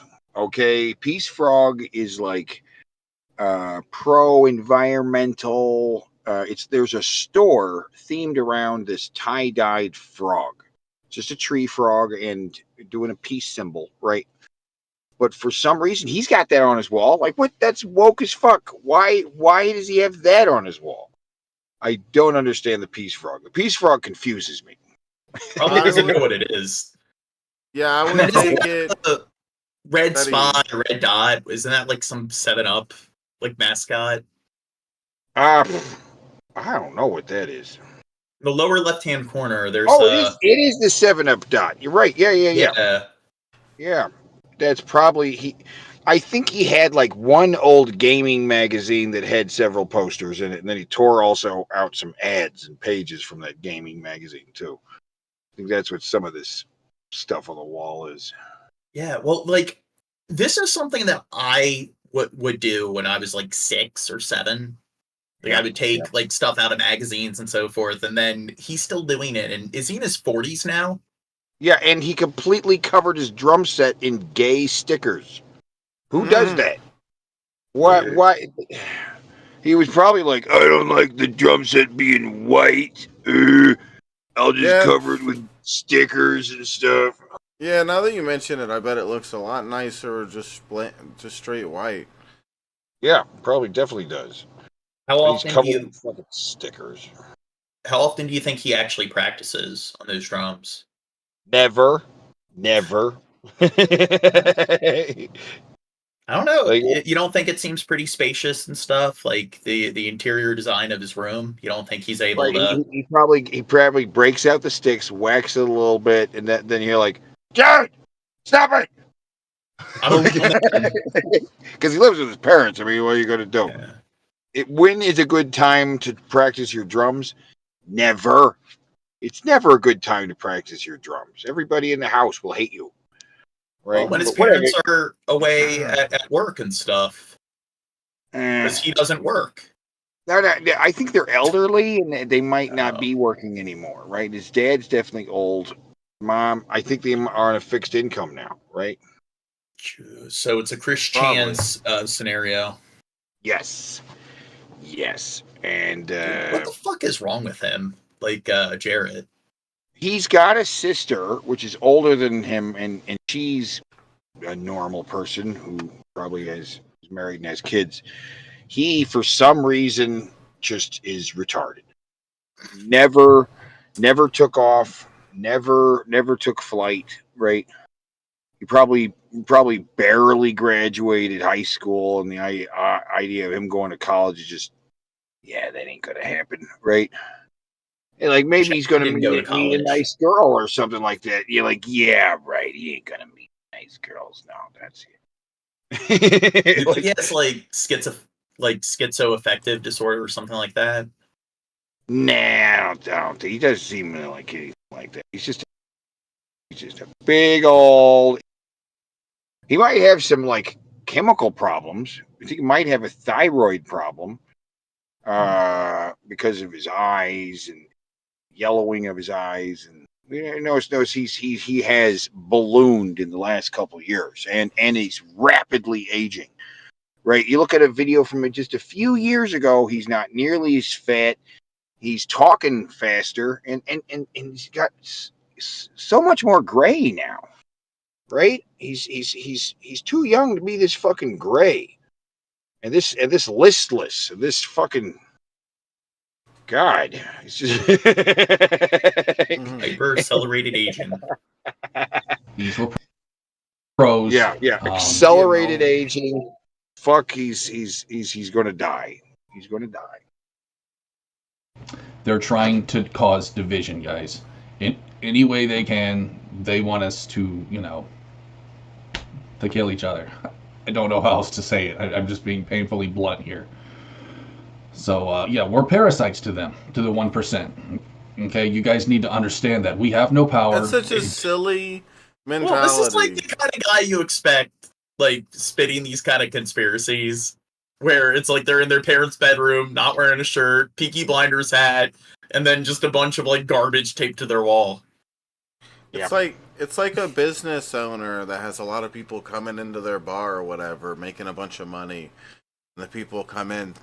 The owner here just thinks of us as leeches.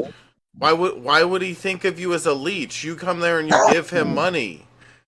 How are you a leech? There's like the 1% doesn't look at you. Well, he doesn't pay taxes and shit, so he doesn't understand that concept.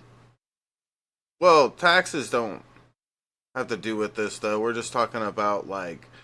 Well, is he talking about government and the corporations, or just no? He said 1%. So he's not talking about the government. The 1% is the rich people.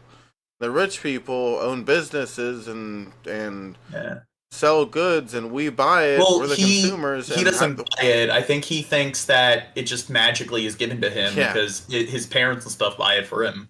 Yeah. Voting is just another. He doesn't know that other people actually need to spend their own money on this stuff. So silly. They want us to think he's convinced that also he believes in the Illuminati or whatever he says. Right? Yeah. The people that believe, like the people that say the 1%ers are out to get us and like want a big mass like, I don't want to say not extinction, but like what's the word I'm looking for? Just depopulation. Depopulation. Thank you. Mass depopulation. It's like, why?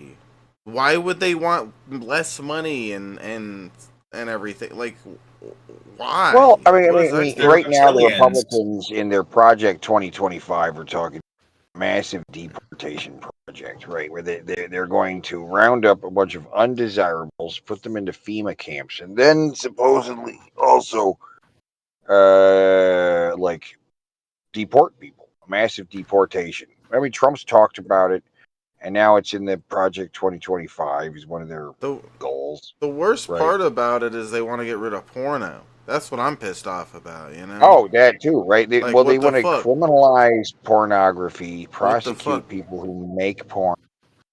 But also in a certain way, anybody that is contributing to anything in the gender conversation, it could also be accused of creating porn. Anyone talking about their gender identity or gender politics in general can be seen as creating porn. Like they don't even know what porn is. Like, what is porn? I don't know. People talking about their genitals. Like, we're a Christian nation, though. Yeah. There's a whole bunch in this Project 2025 that looks absolutely fucking crazy, and it's and the word is getting out. Here's the interesting thing, right? It's trending. Google searches for Project 2025 are higher than Taylor Swift in the NFL right now. Right. So there are people, it's working. It's working. People are hearing about Project 2025 and they're like, oh no. And then Trump put out a tweet, or not a tweet, but a truth, where he said, I don't know what Project 25 is. I don't know anything about it. But you know, it's ridiculous and abysmal, and I don't agree. And then Mark Hamill retweeted his thing saying he doesn't know what it is, but he doesn't agree. How do you not agree with something you don't know what it is? You know, right? And it could be very possible. This is very destructive for Trump. Very destructive, because otherwise everything seems to be going his way. The plan to make Biden look like an old fool is working. You know, but the assassination attempt, it's not out of the realm of possibility that this is something that it's going to help him. This is going to help him, right? No doubt. The assassination attempt is going to help him politically, right? And considering this other stuff coming out with the Epstein files have now been unsealed, and he's all over, right? Project 25 is all over that. So it's not beyond the realm of possibility to think that he's set this up to just distract everybody from all that shit. Yeah. You know? With Project 2025, it is most of the Supreme Court now. Like, the conservatives have the majority, so it's just a lot of stuff that may be unconstitutional. Well, the Supreme Court might not interpret it that way because they might see things in Trump's favor.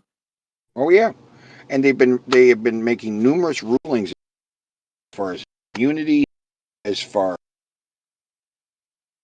where a single person who does something inappropriate in a protest, you can then prosecute the organizer of the protest for that. Right. Also, as far as elections and the justice system in general, there was a guy who was on death row who was found innocent. But the problem is the court ruled that him just being innocent wasn't enough to get another trial. We acknowledge he's probably innocent, but, is that enough to warrant the expense of another trial? And Supreme Court ruled no, it's not. He's already exhausted his appeals. Yeah, but he's innocent. Yeah, well, nah. Well, is he innocent? Because wasn't he found guilty on all charges? Before, but now new evidence has come out. It's all kinds of ways. The Supreme Court keeps ruling in ways that are just absolutely insane.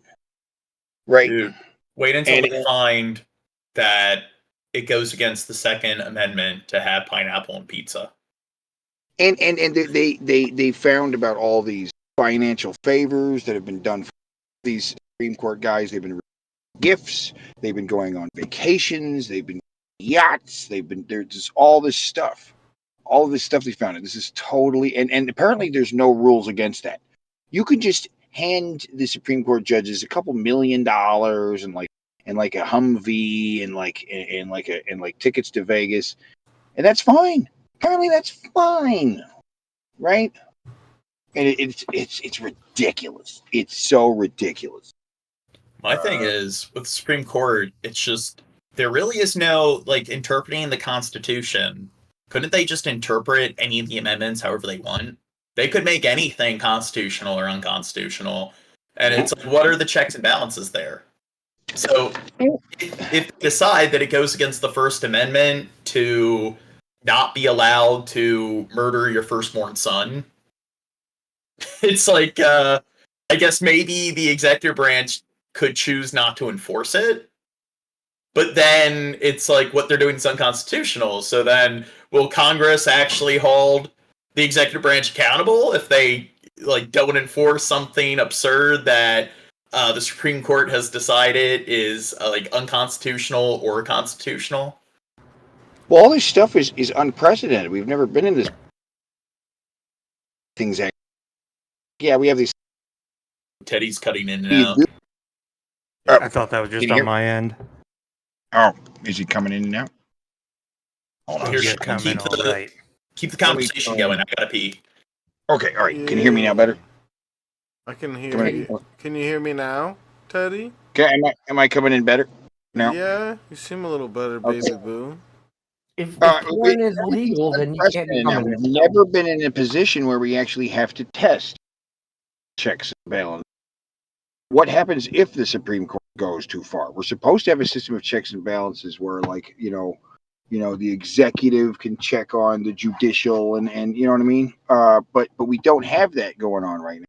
The president has been given unlimited power right now, and it's kind of crazy. Since Ronald Reagan, they've actually been increasing the amount of power any president has, and none of the presidents have really complained about it. In fact, they've even given more power to the vice president. Dick Cheney gave even more power to the vice president to do all these things.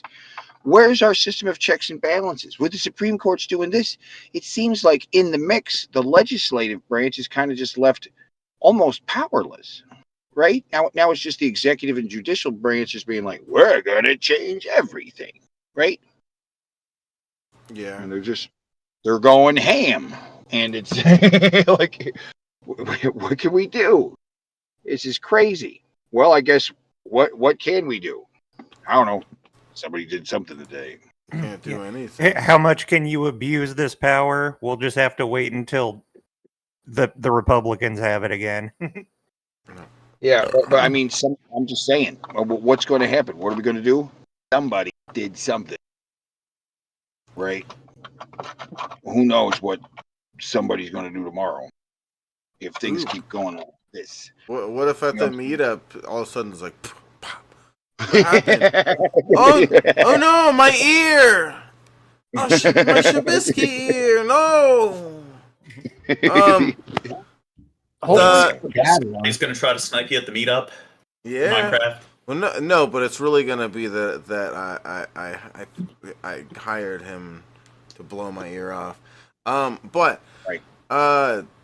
You know, I was gonna say is ever since Donald Trump became president and stuff, I always thought this about him is like, you know, like growing up, like all these different cartoons, maybe just like movies and stuff like that. How they'll be like a little rich snobby boy who just gets whatever they want, and they're just a little jackass. Yeah. And that's what Trump is. I've always looked at him and saw that self-made man, chef. Just the snobby, Elon. rich boy. Trump is Montana Max. and it's crazy. It's crazy that became our president, and then it's crazy that the side that mostly is behind them is the side that's like a bunch of like blue collar workers and stuff that have no clue the kind of lifestyle Donald Trump lives. Like people would be like he's self-made, and it's like somewhat. If I would have at some point my dad just been like, "Here's $1 million, you know, invest." Like Self-made, right there. Yeah, I would be in a way better place right fucking now than I am currently if I would have had $1 million at some point in my life to invest. For sure. And that, even that story that my dad gave me a loan of, like, it's bullshit. His dad gave him $500 million over the course of several decades that he passed on to his kids. Trump's dad laundered his money, didn't give it to him via like any inheritance, give it to him as gifts over his lifetime. And it's because he knows about the taxes and shit. Right? That's why he wants to cut the taxes for the rich. Mm-hmm. He brags about his gigantic tax cut, unprecedented tax cut. The rich. That's not going to impact people, but people are convinced of this trickle down stuff. If you cut the taxes for the rich, they'll pass it on to the poor. Will they really? Will they? We give an awful lot of credit to the rich people, and yes, the blue collar idiots of America are convinced that these rich guys are fighting for them. No, they'll pass it on. Maybe they'll lower the cheeseburger. How much it costs by a cheeseburger by like 10 cents. That'll be so nice. But that demographic that you're talking about, like that kind of like blue collar, low educated demographic, they tend to hate people who are like white collar workers, who are college educated. And it's just, wouldn't somebody where even if their parents pay for them to go to college, wouldn't they be more self-made than somebody who inherited millions of dollars? And they seem to love shilling for the uber wealthy, but then they really seem to look down on people who are like doctors, accountants, say like engineers, architects. They tend to be very anti like higher education. And they're the kind of people where it's like, oh, like anyone that goes to college is just going to be working at a Starbucks. And it's like, well, what about all these jobs that we need that it's necessary to go to college where you have to go to college if you're a doctor? They don't go in the offices and see the people that are working these jobs. The only like liberals they ever see Starbucks or something along those lines. I put out again. You know, it's just they only see them working at Starbucks. They don't see them. My mom doesn't know any Mexicans. She thinks Mexicans are the most evil thing in the world. She never sees any Mexicans. She doesn't know. There's Mexicans that cross the borders and commit crimes. Yeah, right. And that's just like all demographics. This is a tool by the right. They've been working since for several decades now with the Fox News and building this cult of personality. These ideas, right? Anti-immigration, anti-intellectualism. Really, that's what we're talking about. I mean, because they see the writing on the wall. The fact is that if they don't do something, religion will disappear, right? Religion will, because it's starting to happen. People are turning away from organized religion, and a lot of cases, people are turning to these massive churches, these Walmart churches, these super churches, where it's all just kind of vaguely evangelical, right? Because, when the religions were hardcore, they were divided into various different sects: Baptists, Unitarians, all these different things. But now they're kind of get this blob of Walmart church, right? The Enjoy Church, or these big church. They don't pay taxes.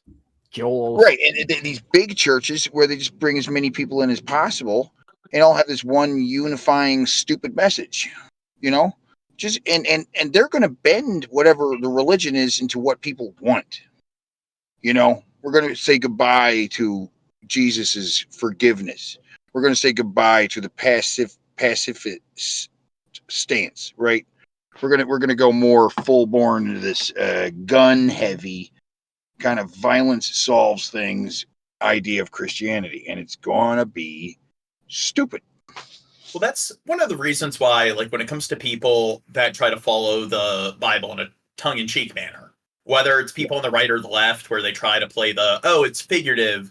One of the reasons I'm against that is because it kind of like fosters like what you're talking about, where it's, let's not think critically, let's just interpret the Bible however we want. And it's kind of indicative of what I mentioned with the Supreme Court, how they can just interpret the Constitution however they want. There doesn't have to be any logic or reasoning behind it. And by doing that, you teach people in society, even outside of religion, to just turn their brain off and make up their own facts and to not be objective or honest. And it's intellectual dishonesty. It's just turn your brain off, believe whatever you want to believe based on what's convenient for you. And these kind of people, I find, that kind of defend religion that way, they apply that mindset with their day-to-day life, and they just kind of are, they kind of obstruct any progress from happening because they just deny anything that isn't compatible with their worldview. And all this talk about just shutting your brain off and following a religion like a dumb fuck just loops us back to Jared. Yeah. Well, he's a man going his own way. He doesn't conform to the populace. Just want to read the chat. Bryant was like, evangelicals call Jesus woke now. Yeah. By today's standards, yeah, Jesus was woke. The goddamn woke moralist. Did you know Jesus wasn't white? Did you know that, Crow? He was Mexican. Exactly. They want us divided into labels, blue, red, Jesus. All that shit, which is really just blue and red, but, Liberal Party too. That's also, it's all part of the system, okay? But again, I fell for it, But wait, see, it's like... He fell for it. They're being at the core of what's wrong here, right? The religion is at the core of what's wrong with these people, and you get these dumb people who don't understand shit, and then you get some guy who's going to interpret it all for you. Look, you don't have to read the book. I want you to be stupid and illiterate. I will read the book to you and tell you what it means, right? And it's kind of the same with the law. Law is written in such a way where the language is confusing, and the layman isn't going to understand what it's going to be. So we need some guy like a judge or a lawyer to interpret it for us, right? A justice. Yeah, and it is this kind of thing where it's worked for thousands of years. You keep people stupid and illiterate, and then you can just tell them whatever you want to, right?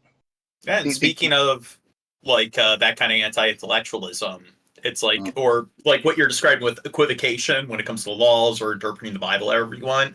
It's like people who they have beef with somebody and their rhetoric is just, well, the person's being an asshole.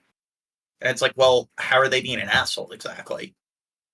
Because they're being a douche, and then it's just the argument via ambiguity. You just make a very blanket and general statement and then act like somebody's obnoxious when they expect you to give a follow-up beyond just a one-sentence essay. Right. And then if you call them out on begging the question and making assertions or like, then just make fun of those terms that are used to call out those specific logical fallacies. Well, most people don't even know about the logical fallacy. Most people don't. Yeah. Well, a good trick to that is that if people use logical fallacies, even if they're correct, and they can go into meticulous detail and outline how the person is indeed at fault for said fallacy, if you just make fun of the act of bringing up logical fallacies, that negates the fact that you're at fault for a logical fallacy. I feel out of place. Should I take my shirt off like Jared? Yeah, do it. Show us your nipples. Let's all Right, yeah, everybody should take their shirts off like Jared. And Jared isn't even special for his weird beliefs. He isn't even special for believing like nonsense that just crosses his mind. Like, oh yeah, you know. And I think that a lot of people think like Jared does, where they kind of like this isolated dumbness, right? But you know, it's just how it goes. You know, people are all dumb in different kind of ways, and my big fear is that this whole fiasco today is going to get Trump reelected. Yeah. Yeah, like we saw with the photo op, like people are gonna look at that and be like, "Yeah, what a badass!" Like he's got his fist in the air right after getting shot. To be fair, Biden's campaigning has that's definitely helped. That's definitely helped Trump get reelected so far too. He needs to step down. Yeah, he They both need to. Fuck, they're both fucking old. I don't know. Do you think if Biden was sniped in the air, he could have been? No, that's what's gonna happen. Is there's gonna be Biden sniped in the little toe, his pinky toe, and then assassination attempt. Dude, if it would have been Biden would have took his shoe off and threw it and hit the fucking sniper square in the, he's on it. You might seem like he's not there and stuff, dude. He's on it, okay. And he does a lot of drugs. He can throw his shoe 150. Biden needs more drugs. Eh? More drugs. Oh, yeah, I can't think that. I mean, if this did happen to Biden, it would have helped Biden. Right? Now, who was the president during their inauguration? It was raining, and then they actually died of ammonia.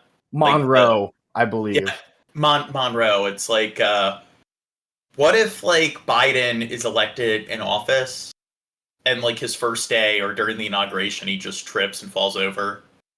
That would be objectively funny. Yeah, and watch it Well, happen. I don't know. I mean, I was leaning towards Biden winner last time. You know, Trump, even with his presidency, with all the money that he positive whatnot, he still couldn't manage to get elected, right? He wasn't making great campaign decisions at that time either, or this time. It's just that Biden has been so laughable that he doesn't have the Twitter. Have to do anything. He doesn't have the Twitter. He doesn't have massive, right? And the simple fact is that the numbers say, in general, 9 out of 10 times, the sitting president will get reelected. It's just what happens. Yeah. And the fact that Trump didn't goes against the numbers, and the fact that Joe Biden is the president means that he probably will. So I mean, like it's just like the same as if you're like trying to bet against the movie winning Best Picture, also winning Best Director. It just tends to happen. That's true. This is the second election in a row where the incumbent president has just pissed on their incumbency advantage.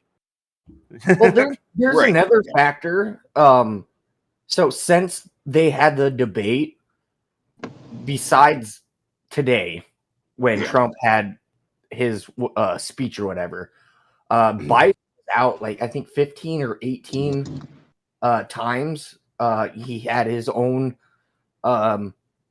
fucking speeches or rallies or whatever. Yeah. And Trump was just like could not be found, including Melania, from what I understand. What do you mean they couldn't be found?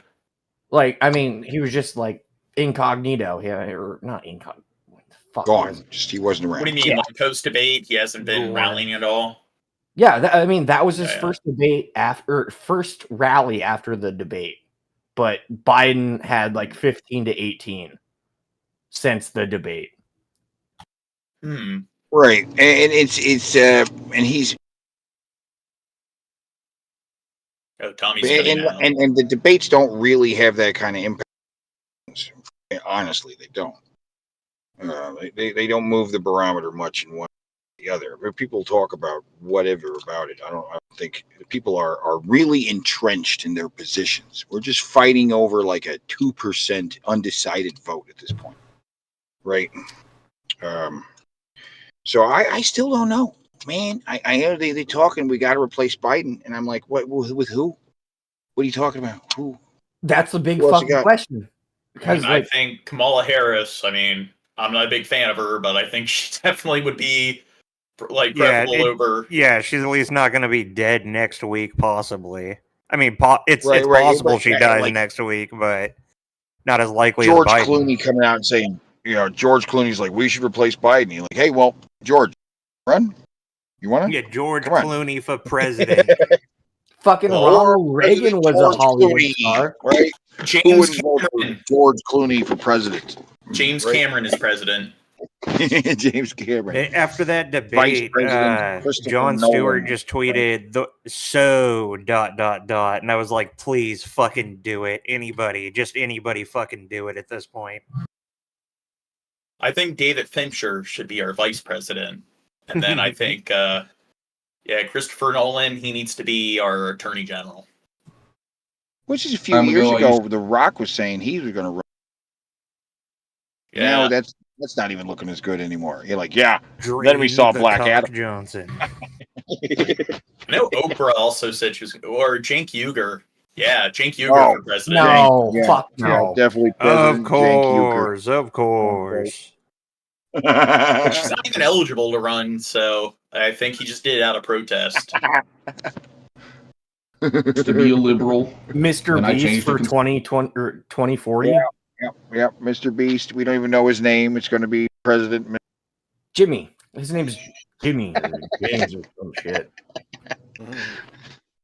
Well, then PewDiePie ran for president. The law was that you couldn't be natural. That's why they campaigned to change the amendment so that a foreigner could be nominated for president. That's when PewDiePie became president in 2035.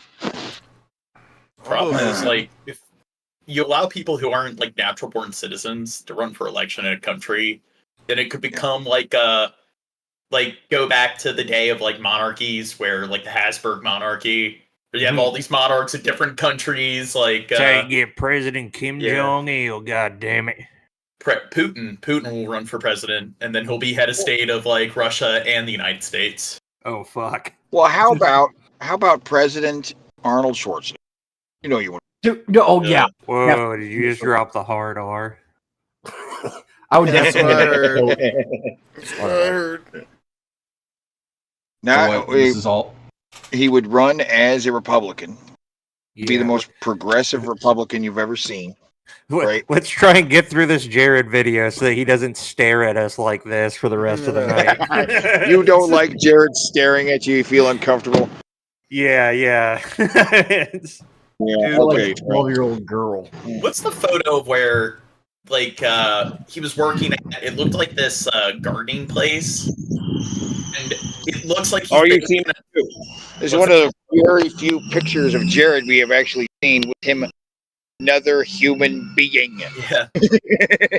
And he's apparently tall because he's standing next to some other people and he's taller than me. It's like, oh, Jared's tall? Because I can only imagine Jared sitting by himself. I've never even seen Jared standing next to another human being, except in one of those pictures, right? Yeah, and he has this paranoid look on his face, and then he's just covered in a sweat coat. So, I think there's something fucking wrong with him. Bullshit. None of this is what Jesus wanted. You know what I mean? Because that's why I changed to conservative. Is because I grew deeper in my faith. But sucks though. He sucks though. Oh, so apparently Jared has a theme song. He did have a theme. What's the theme song? The theme song used to be like just a few notes from the Adventures of Link. The Adventures of Link. Oh, is that like the Zelda show? Yes, the Zelda sequel on the NES. And there's a few notes that play. They used to play over his intro. He used to have an intro. I don't know what happened to that. Oh, that was the Zelda game that was a side scroller. And I think it's like the only Zelda game that actually is a legit RPG because it had like a level up system. Yeah. There's a top map view, but you're Teddy's cutting in and out again. Right. In and well, out. I'm going to head out favorite actually. Anyway. Yeah. I'm going to head out. I already take up enough of your time. You get back to your show. Thanks for joining us. I just want to play devil's advocate for a second with fucking, the Trump thing. But yeah. Good night, guys. We'll miss you, babe. Later, Hasta Teddy. la vista. Bye, Teddy. Right, Now- what's next on the agenda? Back to Russia's latest tactics to seize Ukrainian territory. For nearly 2.5 years now. And as the fighting drags on, the Russian army is finding new ways to inflict damage, though at an enormous cost. David Martin has our Sunday Journal. Now, we covered like their meat grinder tactics last week, where they're just throwing a bunch of like untrained soldiers in bulk at the targets. And what it does is it reveals the positions of like the Ukrainian fighters. So they still referring to them as conscripts? Yeah. Conscripted fighters? Or recruits, but I know like that's something Wagner does, where they'll promise the prisoners like their release after the war is over, but they don't intend to release them. It's pretty much a death sentence because they will bum rush them towards like the enemy like defenses, and then when all the enemies start like attacking them, it reveals the position of like their drones, the Ukrainian troops, and then their trained soldiers can actually go in and take care of the Ukrainians because now they know their whereabouts. And that's something that they've been doing with their own, like, I guess, non-prisoner recruits. The new look of the Russian army in Ukraine. Soldiers on motorcycles race across no man's land, counting on speed to evade Ukrainian fire, but not always able to outrun the swarms of drones which hover over the battlefield and can pick off fighters one by one. Joseph Stalin in World War II, he would order the infantry to get as close to the tanks as possible, so it would fuck with the, like, the Germans' radar. So when the bombers came in, when they would bomb the infantry, they would bomb their own tanks in the process. These are And he essentially also, like, the German soldiers, like in some of the trenches, they would tell the, like, children, the Russian children, if they took they'd give them bread if they filled the canteens up at the river. And Stalin ordered the snipers to snipe the children. stormtroopers or assault shock troops that hop onto motorbikes. George Barros of the Institute for the Study of War says it's one of the new tactics Russia has used to seize 430 square miles of territory over the past 9 months. Currently, at the moment, the Russians have the upper hand. The Russians are able to choose where, when, the tempo of battle, and what intensity that they want to conduct offensive operations anywhere along this entire 600. I like how they where does that get them? They didn't want the trees to be identified. Like, that tree is Kevin. What? So they blurred out the trees, but they had to. Yeah, right there.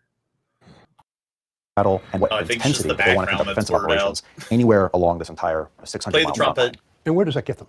It puts them That within was my striking distance first of some one. very important ground lines and communication supply Yeah. corridors that That was a connect some good of the really joke. important large cities that constitute the backbone of Ukraine's defense of eastern Ukraine. What price are the Russians paying to make these advances? It's a very high price. The current estimates suggest that the Russians lose between 25 and 30,000 troops per month. By some estimates, Russia has suffered a Yeah, staggering... there's one battle where it's like they charged a bunch of like recruits, like untrained recruits into like the no man's land, and it was something like 1,200 of them died in just one battle. 500,000 killed and wounded since the invasion. Yet Putin has been able to replace those 500,000. losses and pursue his merciless long war strategy. It was something like between 45 to like 85 million people died in World War II, I think. We're at half a million. Yeah, it's not that bad. endless assaults to grind down Ukraine's ability to resist. And oh my God! Did you see that? And pursue his merciless long war strategy. Endless assaults to grind down Ukraine's ability to resist. That was like a 3-year-old toddler, just walking down the road. That was not I don't think that was a toddler. That's an adult. It's like a woman. Yeah. Endless assaults to grind down Ukraine's ability to resist, coupled with threats of nuclear war against the nations supporting it. Putin understands what's going to make or break this war is whether or not the allied states that support Ukraine decide to lean into it or not. The United States leaned way. So now they're bombing civilian infrastructure, which they were kind of doing that earlier in the war, like factories. But it's like now it's just like, oh, gloves are off. They're like they bombed a hospital. Back when politics. We'll talk about. So they're taking notes from Israel. And the problem is, it's just that's probably an excuse they could use. It's like, hey, the U.S. is backing and the West is backing Israel. And they're bombing hospitals and civilian infrastructure, so why can't we do it? Going forward, that's not been abandoned, but there's a lot more work that needs to be done. Caused a 5-month suspension in arms shipments to Ukraine just as the Russian Air Force was unleashing a devastating new weapon. The Russians discovered that they can put these cheap glide kits onto the glide bombs and convert their large Soviet-era stockpiles of dumb gravity bombs into a precision weapon. The bombs sprout wings in flight and, guided by a GPS signal, glide toward targets 30 to 40 miles away, while Russian pilots remain out of range of Ukraine's air defenses. They can use the air power and these 500-kilogram bombs to pummel and destroy Ukrainian trenches, bunkers, strong points, and fortifications. Thousands of bombs and millions of artillery shells have turned the battlefield into a moonscape of craters. One became a death trap for a Russian tank when a tiny Ukrainian drone attacked it. Russia has tried protecting its tanks with extra layers of armor, but for every measure, there's a countermeasure, and American weapons are once again flowing to Ukraine. So as long as the Russians actually fail in convincing the international coalition from continuing to support Ukraine, the Russians have no chance of winning in Ukraine. It sounds like all wars. It comes down to will. Precisely. Political will is the decisive factor for this war. It's not what happens on the battleground. Now, the problem is, will Ukraine be able to recapture the land that's been annexed by Russia? Probably not. Yeah. It seems whoever is on the offensive is always the one that's taking the most casualties in the moment. Like at any point during this war, it's just whoever is on the offensive is just sending people into a meat grinder, basically.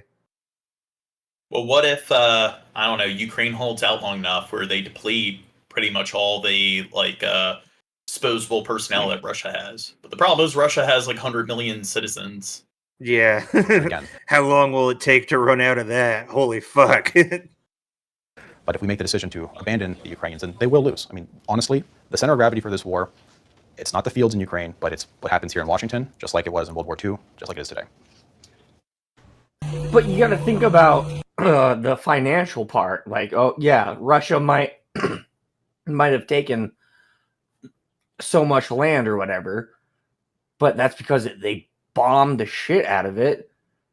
You got to rebuild after that. So shitty land now. Yeah, so you got all this land now, but it's fucking bombed to shit. You got to spend more money rebuilding it for Russian citizens. Is it worth it? Or are they just trying to take over Ukraine, the whole of Ukraine?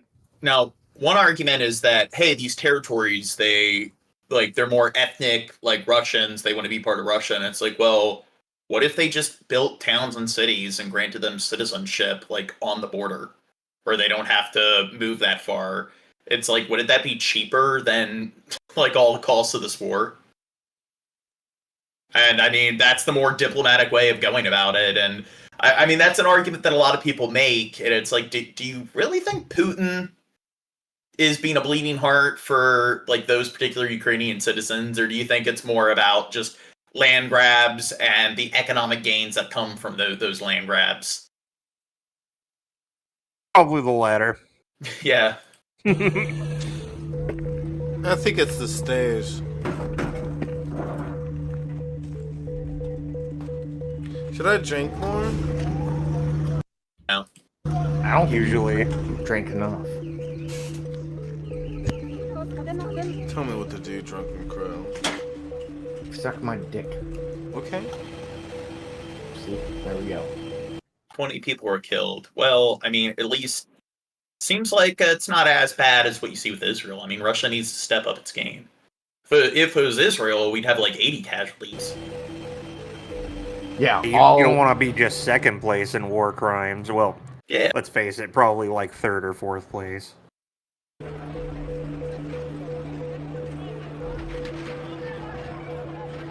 John, do we have any update on Colonel or General Barbecue? Nope. Hasn't been a lot of news about that issue. Some breaking news. One thing that's happened recently is see Moldova here. Russia was like flying jets over Moldova, and they did it as like a way where they believed it would spark a rebellion amongst their citizens. And one of the reasons why they've been trying to annex all of this land that's to like the east Ukraine is they want to build like a land bridge to Moldova, because there's a bunch of people in Moldova that I guess are pro-Russia. But they did that, and instead all the political officials, their prime minister, definitely wasn't a fan of what happened. So now they've been contacting NATO and asking for support and aid, and the exact opposite happened of what like Putin expected. So now they're applying to become a NATO state. News this morning, Russia launched a barrage of missiles in the Ukrainian capital of Kyiv and other cities in what is described as a rare daytime attack. At least 20 people were killed, and Kyiv's main children's hospital was damaged. President Volodymyr Zelensky said Russian forces fired more than 40 missiles. Abdul Rasulov with our partners at BBC News has more from Kyiv. The skyline behind me was covered with plumes of smoke, and Russia used at least 40 missiles to target cities across Ukraine, including the capital Kyiv as well. And we still don't know how many of those missiles managed to hit the targets. We could hear loud explosions. I think it was really a Hamas rocket, and they just misfired. Here in Kyiv, and it appears that the Ukrainian air defense system were engaged to shoot down those missiles. But some of those missiles tried to change their trajectory as they were trying to hit the targets and mislead and avoid the Ukrainian air defense systems. And some of those missiles did manage to get through and hit their targets, including the children's hospital in Kyiv. The video posted on social media shows the destruction inside and outside of the building, and some of the personnel members were reportedly injured during the attack as well. Other cities across Ukraine.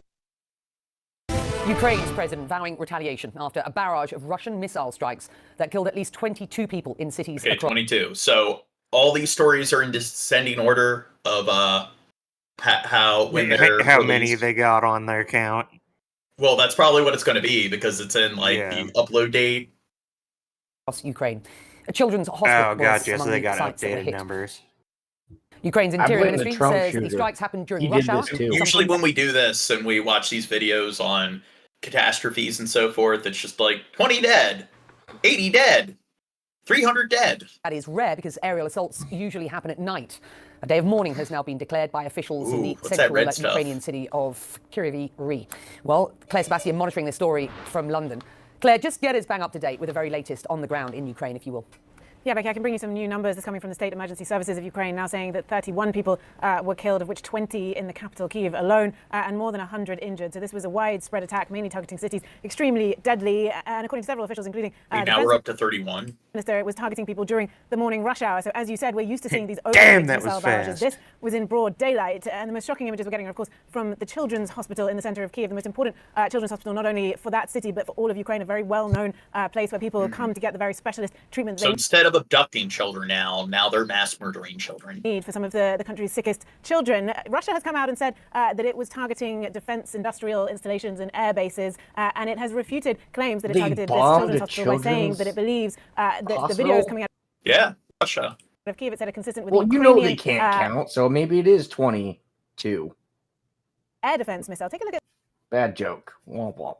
Yeah. Here. This video that shows. I got to get the soundboard ready. The moment that the missile struck. I'm going to let you listen to that. Finally, a womp womp. So you heard the boom there, and CNN has showed that video to several weapons experts who say that it is consistent, they believe, on the face of it, with a cruise missile rather than an air defense missile. Now, President Zelensky's do you think they targeted the children's hospital on purpose? Has come out today and said he expects to see at the NATO summit that starts on Tuesday in Washington concrete action from Ukraine's allies. He says Ukraine will, of course, respond to this. The question here is whether our partners can respond as well. So obviously a lot of anger and shock in Ukraine, and using this moment to call again for more air defense missiles and more support from Ukraine's partners. Well, one of those partners' allies, of course, the Polish Prime Minister, in Warsaw. Ukraine's president has been meeting him. What's a key takeout from that meeting, and why is that significant at this point?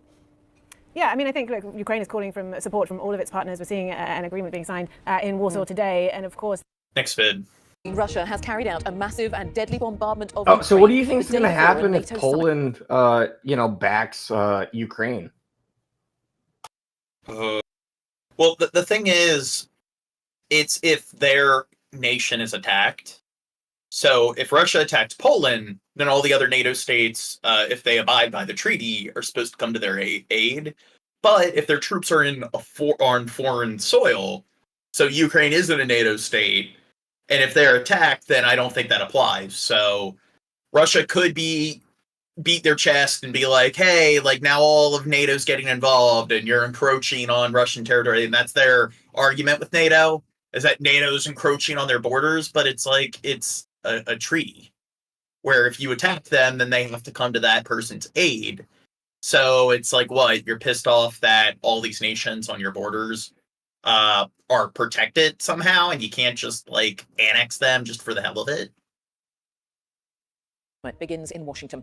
At least 36 people have been killed and 140 injured, according 36, 140 something injured. Okay, the numbers climbing. Office. In the capital, Kyiv, the main children. How high do you think it will get? As high as Shabisky. Destroyed. Members of the emergency The real question is, how high can I get? Yeah. Not as high as Shad. Clear the rubble by hand in a search for survivors. Well, today, 5 cities across the country were attacked. Russia has denied targeting civilian infrastructure, insisting the strikes have been aimed at military facilities. Let's go tonight to our Ukraine correspondent, James Waterhouse. James. This is an attack which stands out. It has been condemned by the United Nations and the new UK government, and Ukraine has promised to retaliate, but we don't yet know what that could mean. But this, as I say, is going to be seared in the memory of many Ukrainians. But there's also a hope here. And I mean, now they have like they've broadened their stipulations when it comes to giving like the weapons and ammo to Ukraine. So it used to be where they could only use the weapons on the Ukrainian borders. So they can't launch the missiles at weapons and stuff on like within the Russian borders.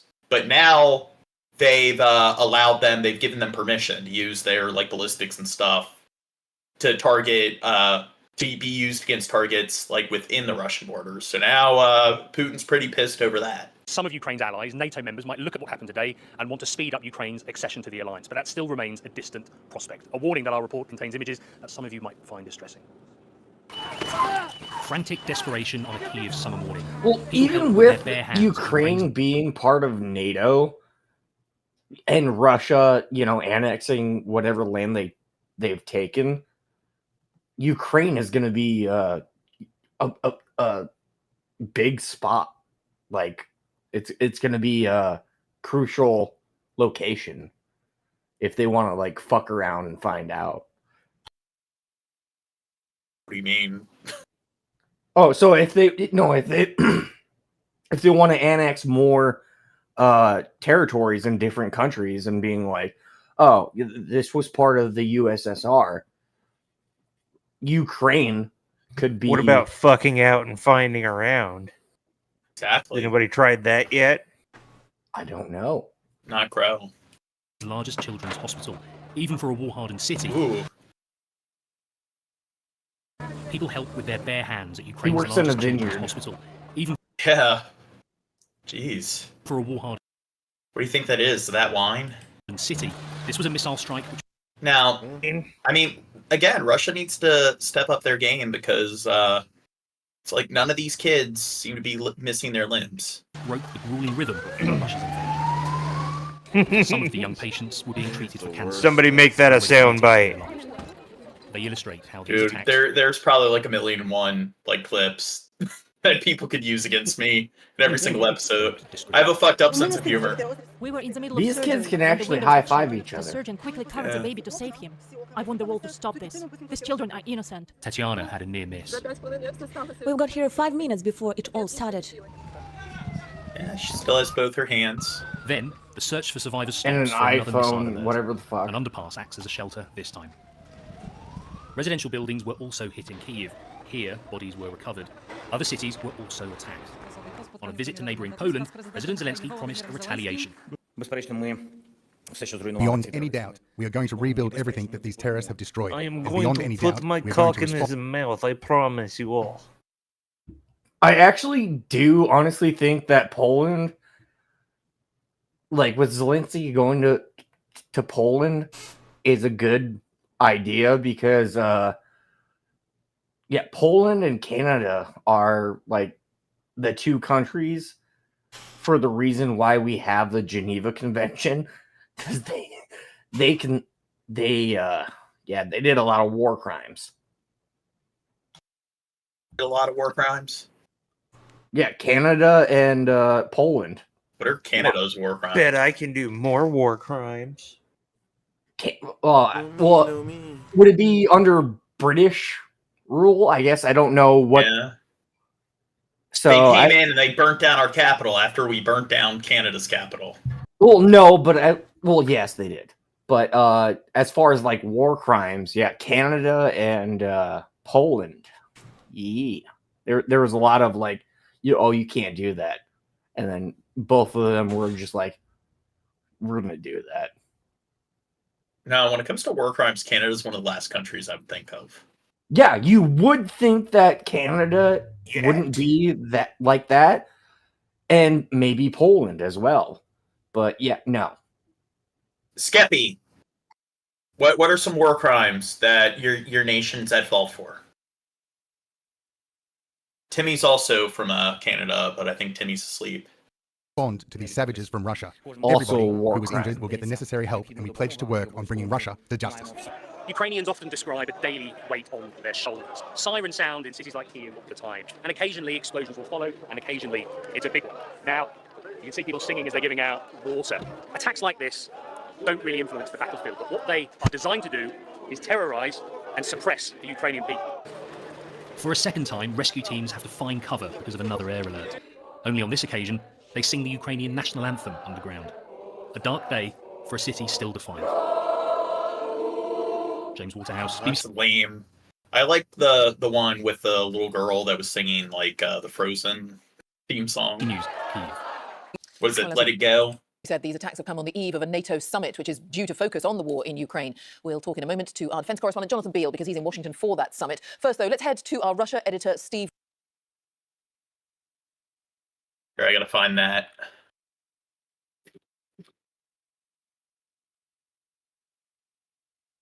Они ссорятся. Сейчас все не будут шуметь. Можно немножечко тишины? Не открывай, храни секрет, будь хорошей девочкой для всех. Dude, I think she's getting the lyrics wrong. Закрой все чувства на замок, навечно отпусти. Singing in English, you dumb foreigner. She said something about banana phone. И зовут, новый день он кажет путь. Не боюсь ничего уже. Пусть бы шум ничто, холод всегда мне был по душе, а я иду все выше на ледяную власть, из страха не ринувшись, меня уж не догнать. Пора узнать, что я могу, на помощь призову к себе. Во льдах навечно отпусти и забудь, что прошло уже не вернуть. Отпусти и забудь, новый день он кажет путь. Браво, браво! Look at them hiding away in tunnels like Hamas. Are you sure these tunnels aren't in New York? Maybe. You think she's still alive? Yeah. Rosenberg. And Steve, there has been international condemnation of Russia. What reaction are you hearing? What are people saying in Moscow? Next vid. Doctors, nurses, porters, administrators. 1 minute you're working inside the hospital. Next you're outside, clearing the rubble, in case one of your patients or your colleagues is buried underneath. Everyone's working together, united by desperation and fury. The Russians regularly hit medical facilities, but today's missile attack on Ukraine's biggest children's hospital was amongst the most devastating of Do you think these kids are cancer patients? The war. Children and their parents were in shock. I sure hope so, Tom. Their wishes are not. We got here gonna 5 minutes earlier. We managed to get to the Come paediatric ward. I don't know. It's a nightmare. I don't even know if it was a missile or the fragments of a missile. Ambulances rushed to collect the injured and take them to other hospitals.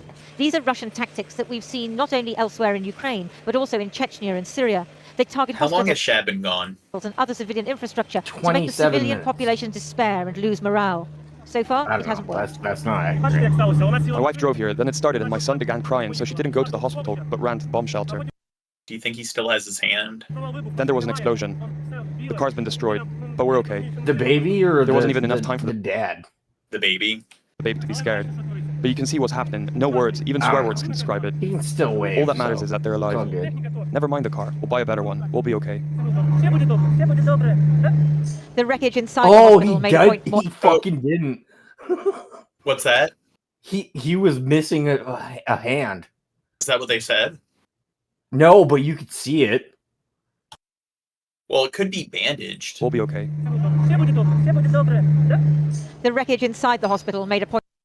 But Skeptical Jesus says no, they're Caillou cosplayers. There you go. We were talking about war crimes that Canada's guilty of. Caillou. That's a war crime. Fuck me, More eloquently than any document could at tomorrow's NATO summit in Washington. And packaging milk in bags. It's another war crime. Ukraine needs better air defenses Right. and help preparing and protecting its infrastructure. They're so backwards.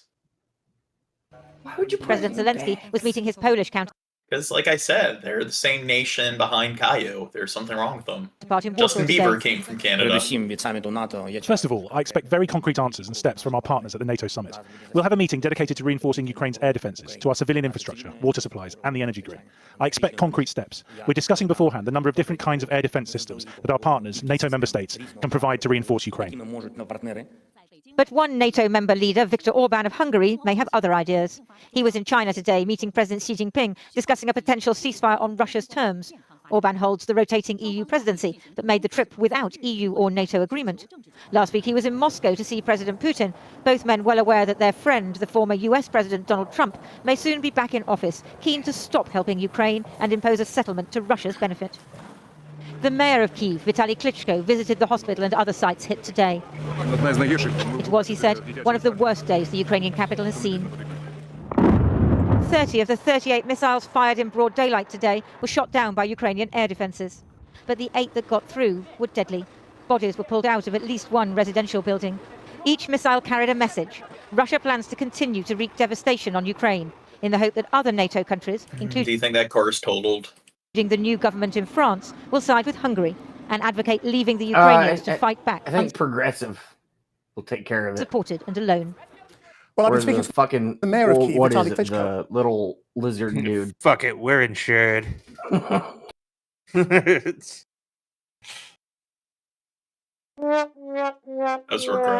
And started by asking him what he had witnessed at the hospital.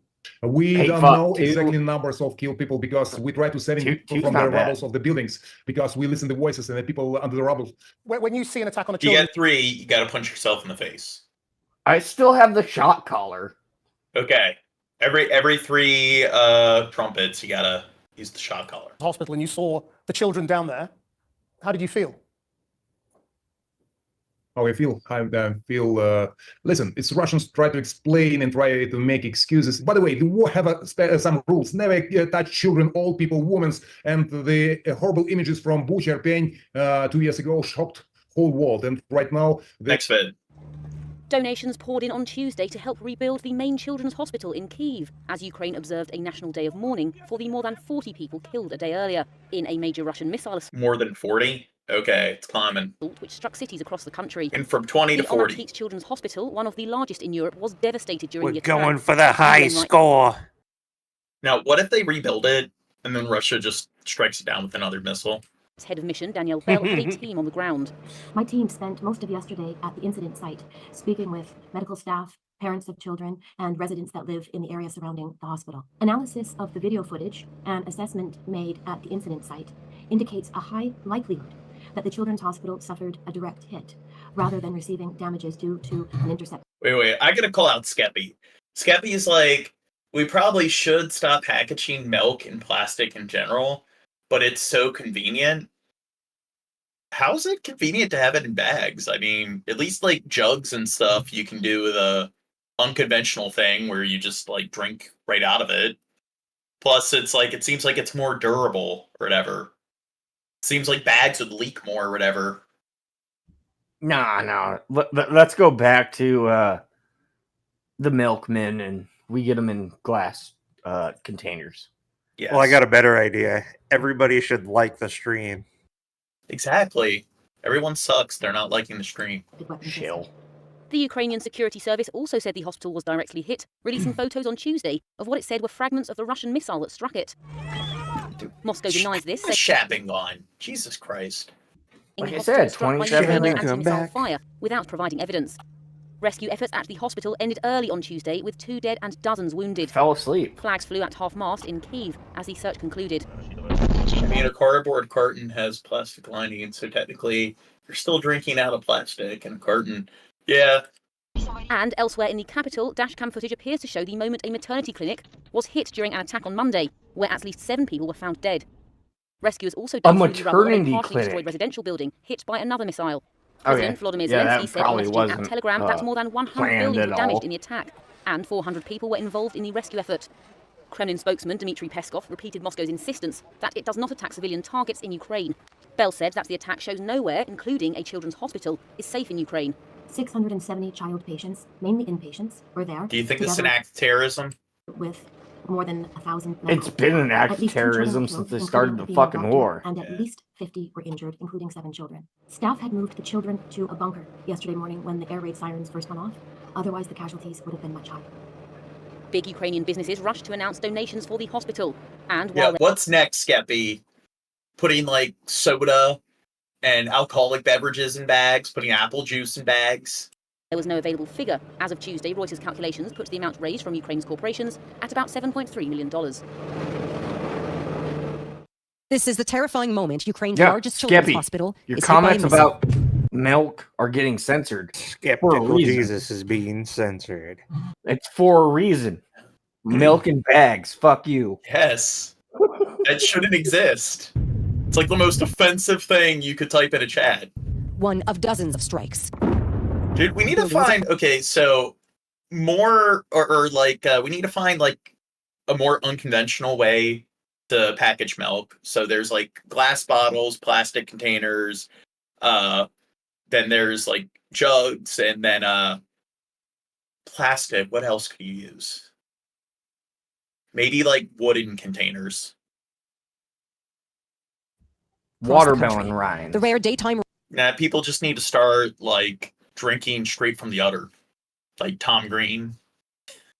Russian attack killing at least 36 civilians. Goddamn titty. Yes. And injuring more than 170 across the country, according to Ukrainian authorities. Little Edri was being treated in the hospital when it was struck. She was rushed out in her mother's arms, her catheter still in place. It's a nightmare, says her mother Tatiana. Reports that 3 heart operations were being performed at the time of the strikes, and that debris from the explosions fell into patients' open chests. Outside of what's now left of the hospital, injured and sick children with their families, dazed and sobbing. Okay. So far, I don't see any missing limbs. As first responders and volunteers sifted through the rubble looking for survivors, the sheer disbelief that sick children may have been intentionally targeted. Chad gets all pissy. I like how we're looking for missing limbs on children. I love this show. President Zelensky. Well, I mean, it's like I don't know. Like, you look at the building. The entire building is like totaled and just collapsed into its footprint while they're trying to dig everyone out of the rubble. And it's like with Ukraine or with Gaza, it's like every other person's missing a leg. So it's like, what the fuck are they doing? Yeah, how are people getting out of those buildings without losing a limb? If it's a building that got directly hit. Well, it kind of shows that even Russia, it's just maybe it's like when they're targeting areas that are civilian areas, it's like they're like Ukraine, they got to be doing it to a much greater extreme with the bombing, or they're using like ballistics that are just like the yields are much more deadly. It's like it seems like Israel just doesn't give a fuck at all. saying Russian forces fired more than 40 missiles as he shared the haunting images of blood splattered on the floor and debris filling the hospital rooms. Hours later, Ukraine's largest maternity and fertility clinic was also hit, falling debris leaving a gaping hole in the building and killing at least 7 people. Other areas facing losses of life and property. A missile wreaking havoc on a residential building in the capital, rescuers pulling out bodies of victims. The strikes destroying parts of Kryvyi Rih, leaving windshields smashed and debris littering roads in Kyiv's Lukyanivka district. The Russian Defense Ministry standing by the operation, saying the objectives of the strike have been achieved. The assigned objects are hit.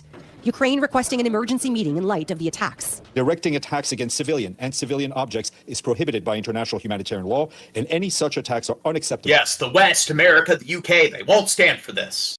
What about Israel? Huh? That doesn't count. Using their people's shields. Next question, please. Beyond any doubt, we are going to rebuild everything that these terrorists have destroyed, and beyond any doubt, we are going to answer these savages from Russia. Ukraine's Air Force said Russia launched hypersonic missiles today that travel at 10 times the speed of sound and are hard to intercept. Russia, meantime, denied. Watch like Russia say, "Oh, they denied it." It was a Ukraine rocket that hit the Ukrainians. Targeting civilians, as it always does, claiming it was targeting military and industrial facilities, but that Ukraine, in trying to stop the attack, launched anti-aircraft missiles, and that's what caused the damage. They didn't blame Ukraine. They're doing what they're doing in Israel. It was a Hamas rocket that misfired. Have you blamed Ukraine today? For watching, stay updated about breaking news and top stories on the NBC News app or follow us on social media. The past 6 months have been some of the hardest of the war for Ukraine. A failed counteroffensive, shortages of munitions and manpower, and increasing Russian assaults. But Kyiv hasn't folded. Oh, look at Skeppy trying to be like milk in plastic bags apologist by being like, oh, it's less plastic waste, it's better for the environment. Like, God, who cares about the environment?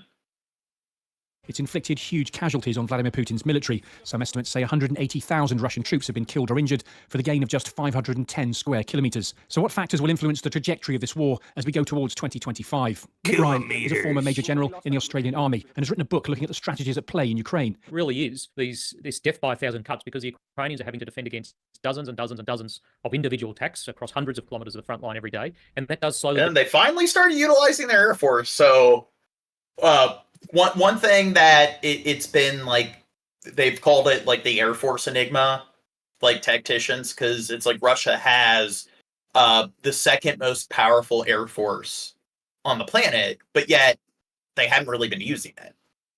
And yes, but is it as advanced so like I'm assuming that we have the but again, they're not fighting the US, they're fighting Ukraine. Yes, but they have the second most powerful Air Force. Is it because it's the most or the second most advanced, or is it because they just have more outdated Air Force? The second most advanced. So their planes are some of the more advanced like planes out there, but they're not as advanced as the US, and it's also how well trained the pilots are.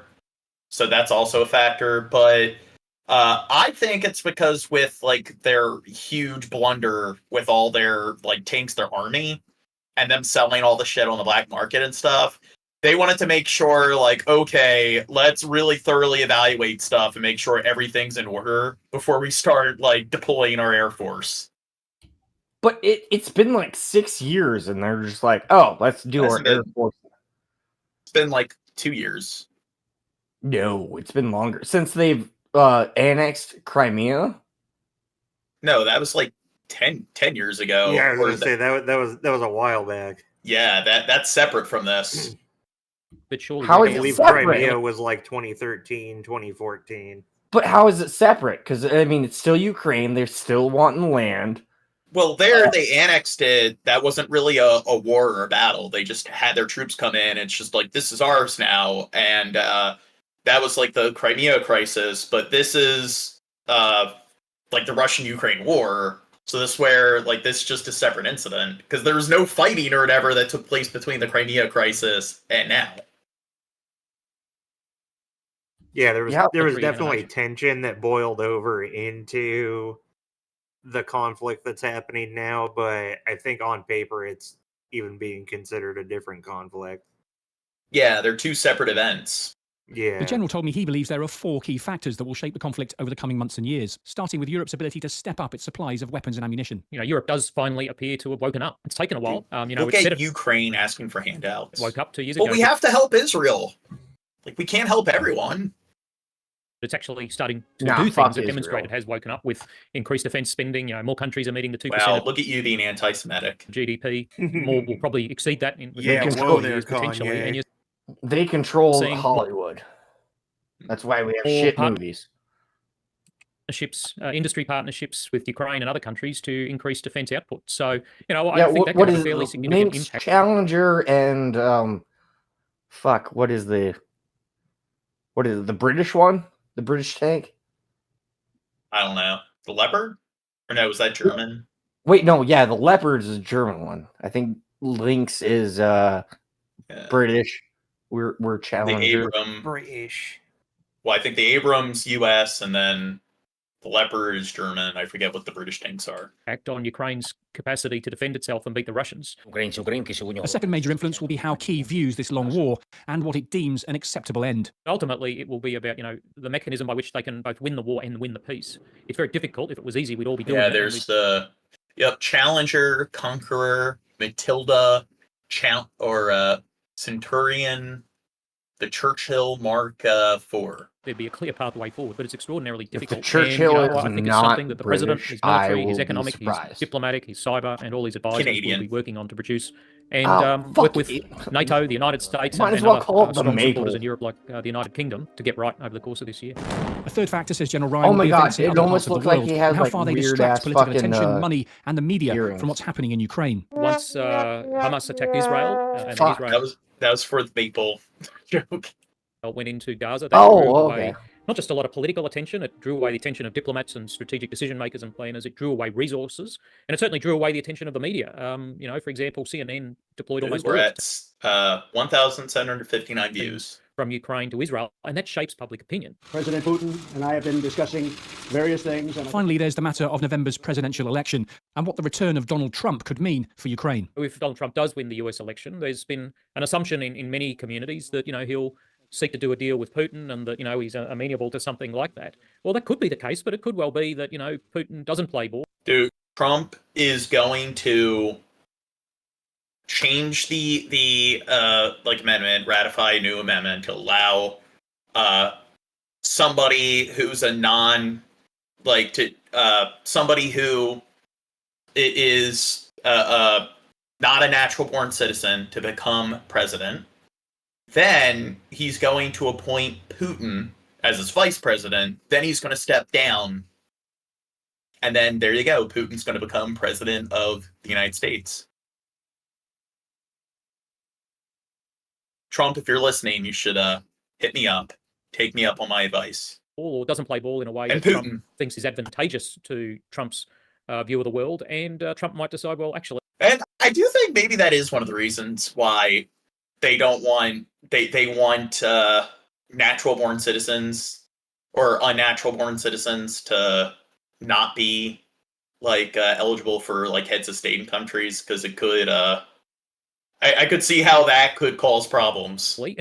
Maybe we need to double down and smash this guy. I think that's within the realms of possibility. It might be low probability, but I don't think we should just assume that Trump is going to roll over. You know you're on the right side of history when you're sitting down at the same table with Kim Jong-un. And let Putin scratch his belly, as attractive as that metaphor. Or when you come back before Shabisky. The general believes Russia will continue its war of attrition in Ukraine. To counter it, Kyiv will have to continue adapting and developing new strategic methods, at the same time as destroying as much of Russia's war machine as it can. That, says General Ryan, may one day convince Vladimir Putin that his Ukrainian gamble will never pay off. Simon Newton, Forces News. Thanks for watching. For more...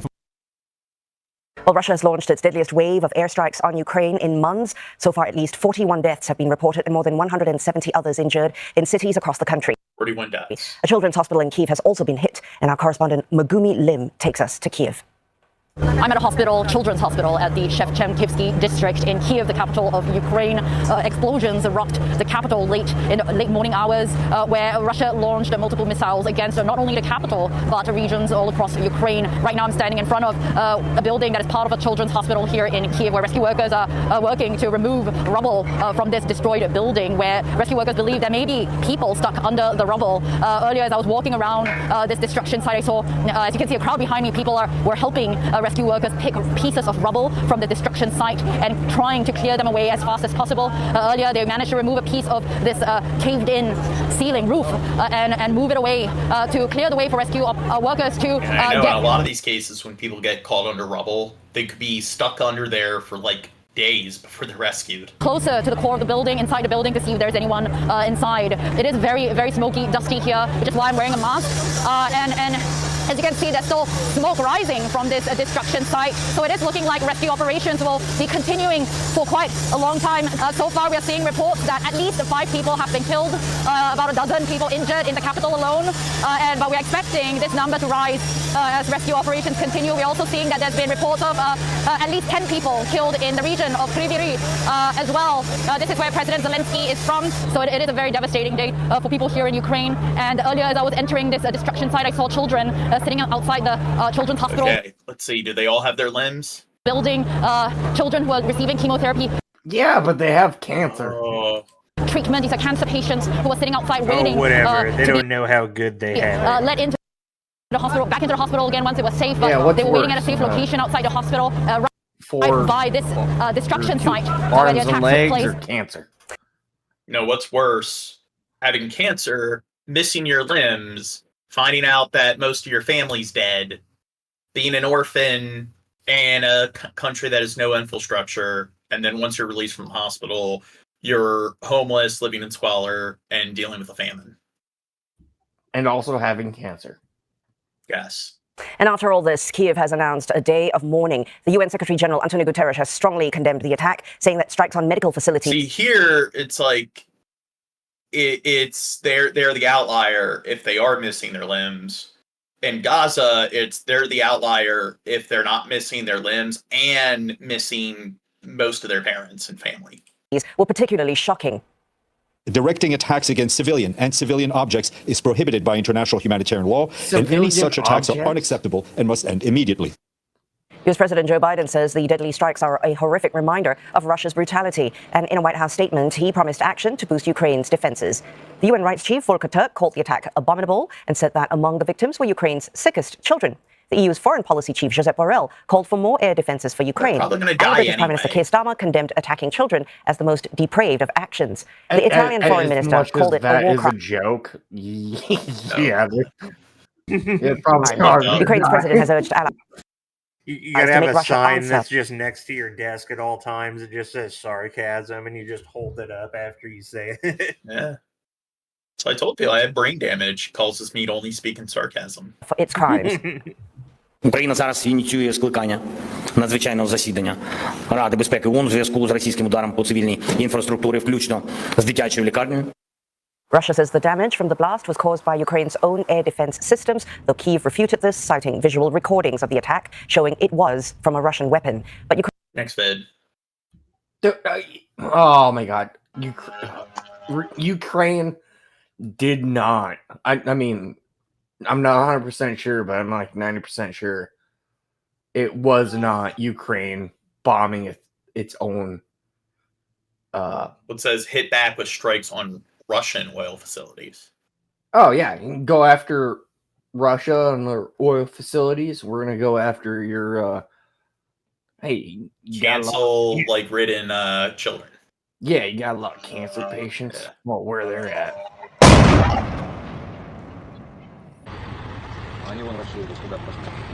I'm probably gonna head out actually, but thanks for having me on.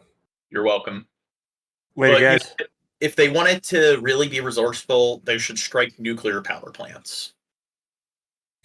Seems like they could get away with a lot of damage there. Yeah. Oh, fuck. We needed him. Trubisky's gone. I was going to get up for a pee break. I don't know if I wanted to trust you with the chat. Probably not. Actually, yeah, you can. I ain't that drunk yet. Talk to the chat.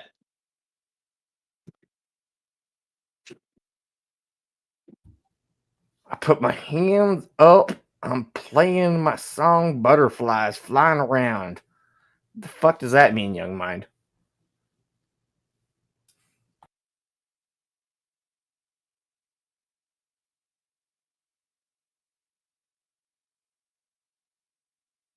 Dude, it's only like 3:30 in the morning for me. You guys suck.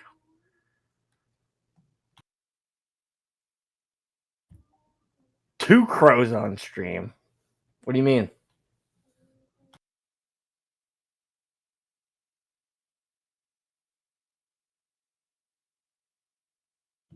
I honestly think that fucking Trubisky went to bed.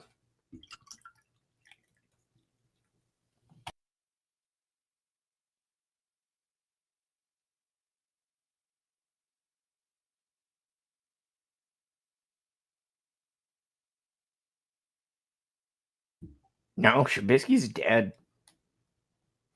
I mean, like, he didn't even give a warning, like, oh, I'm gonna do a beer run or anything. He just like dipped out. So I think he's dead.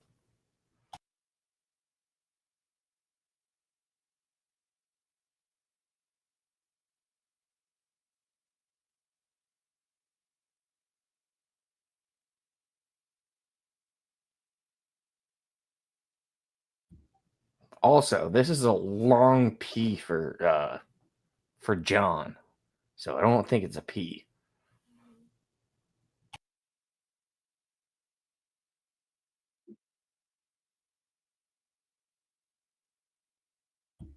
Timmy, are you still alive? And Shab's still AFK. Я сейчас утром был, ты мужиками вот тут вот первый взрыв, говорит, наш окна все поэтому сбил. There's a massive attack with at least 5 drones. Потом еще один взрыв. Но я наоборот как раз вышел покурить. Летит еще один дрон.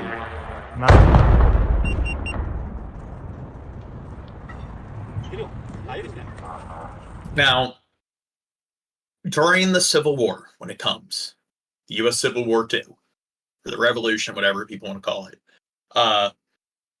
when we get together in our little makeshift sort of RC drone battalion or whatever, I'm going to create a drone that has bleach and ammonia capsules on it, and it detonates. That's chemical warfare. That's chemical warfare. You will not get past that. That's against the Geneva Convention. Aren't missiles chemicals?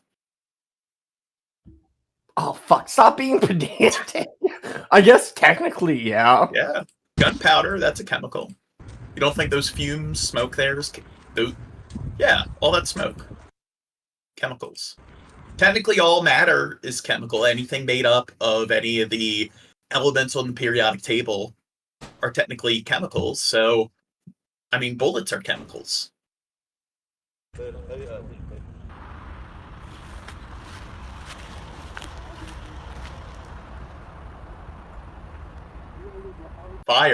Fire's a chemical.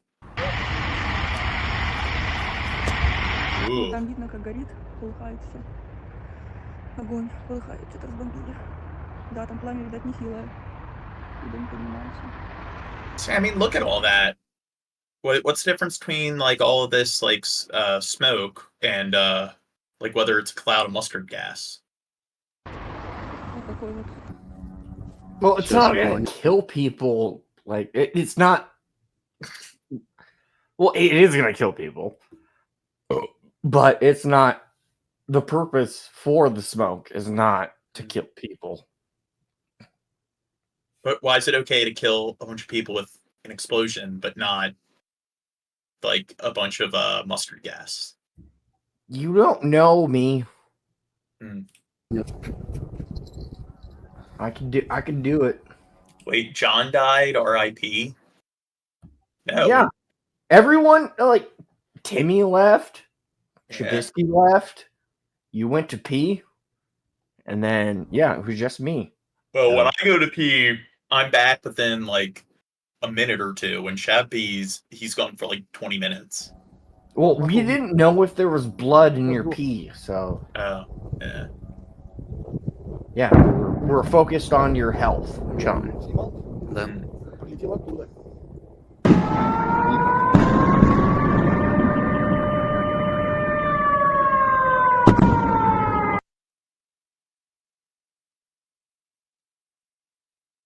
See?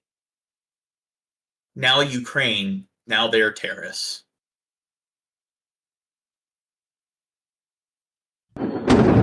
Oh yeah, after several years of defending their own fucking land, they're terrorists now.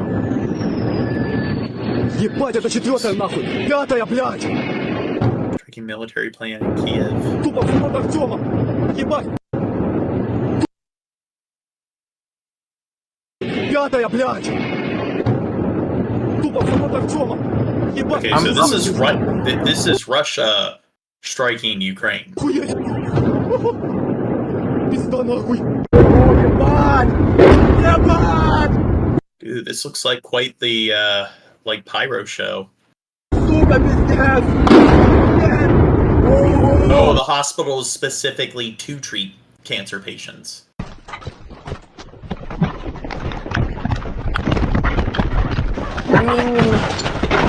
I do kind of think that they intended to strike something else. It's like, what did they get out of striking a children's hospital? And it makes sense that like Israel doesn't give a fuck, where it's just like after the terrorist attack, it's like, yeah, fuck them. They got like this war fever and everything. But with Russia, I think they understand, like they're dealing with the sanctions, and they understand that they're just gonna probably people who are supporting them, even them, will be like, oh, we're gonna distance ourselves from you because you bombed a children's hospital. So I do kind of think that maybe it was just like a misfire. Do you guys think I'm being a Putin apologist? If it was planned, I mean, maybe to incite fear. No, but I hate to say it, that it might save Ukraine, a couple bucks. Bad crow. It's not womp worthy, but I mean, maybe.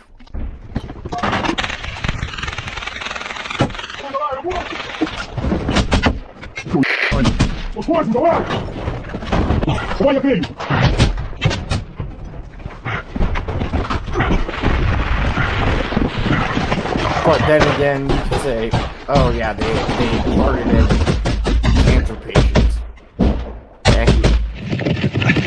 It's a Call of Duty game. Really like improved the visuals compared to the last one.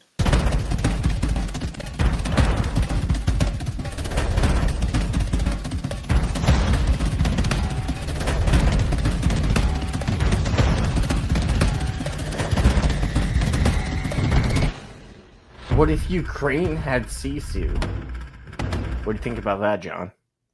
Then all of Russia would be screwed. They'd be catching the missiles like a football and tossing them back onto like Russian soil.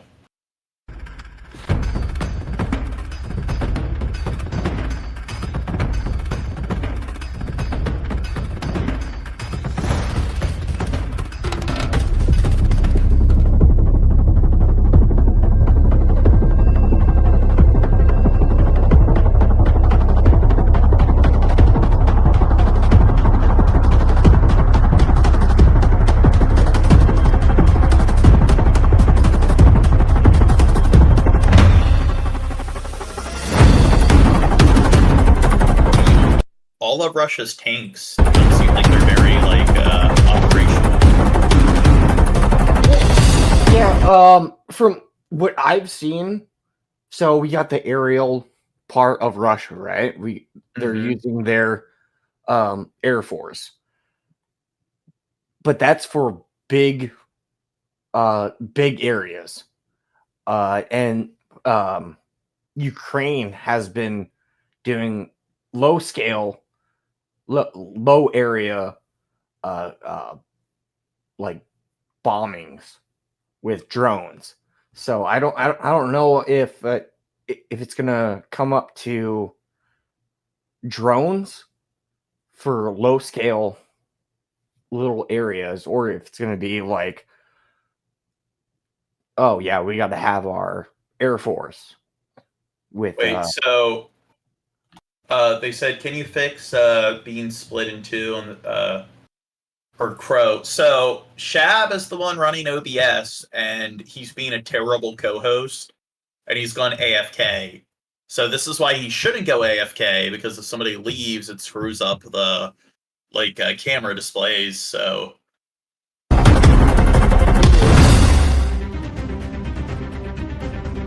no, young mind, you're a pendejo. Yes, eh? I'm gonna give Shab a call.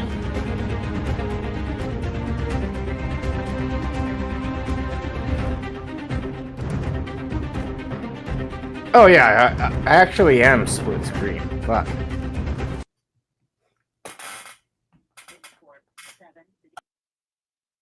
Ooh, it went straight to voicemail. Зарядити.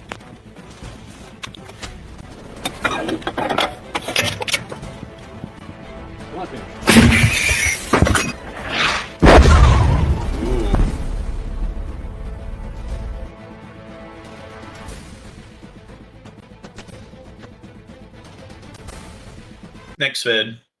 Hello, and a very warm welcome to the programme. I'm Sally Bundock. We start with Ukraine. President Zelensky says that Russia... And we've been going for like 4 hours, 30 minutes. And I was actually like, you know what? I'm going to retire early tonight, but Shab's not here to end the stream. Must be held accountable for the massive and deadly bombardment of Ukrainian cities, resulting in what he says is now 41 fatalities, including 3 children. This is the scene now this morning, and following what's been a really busy night in the capital, Kyiv, where rescue workers... Oh, there he is.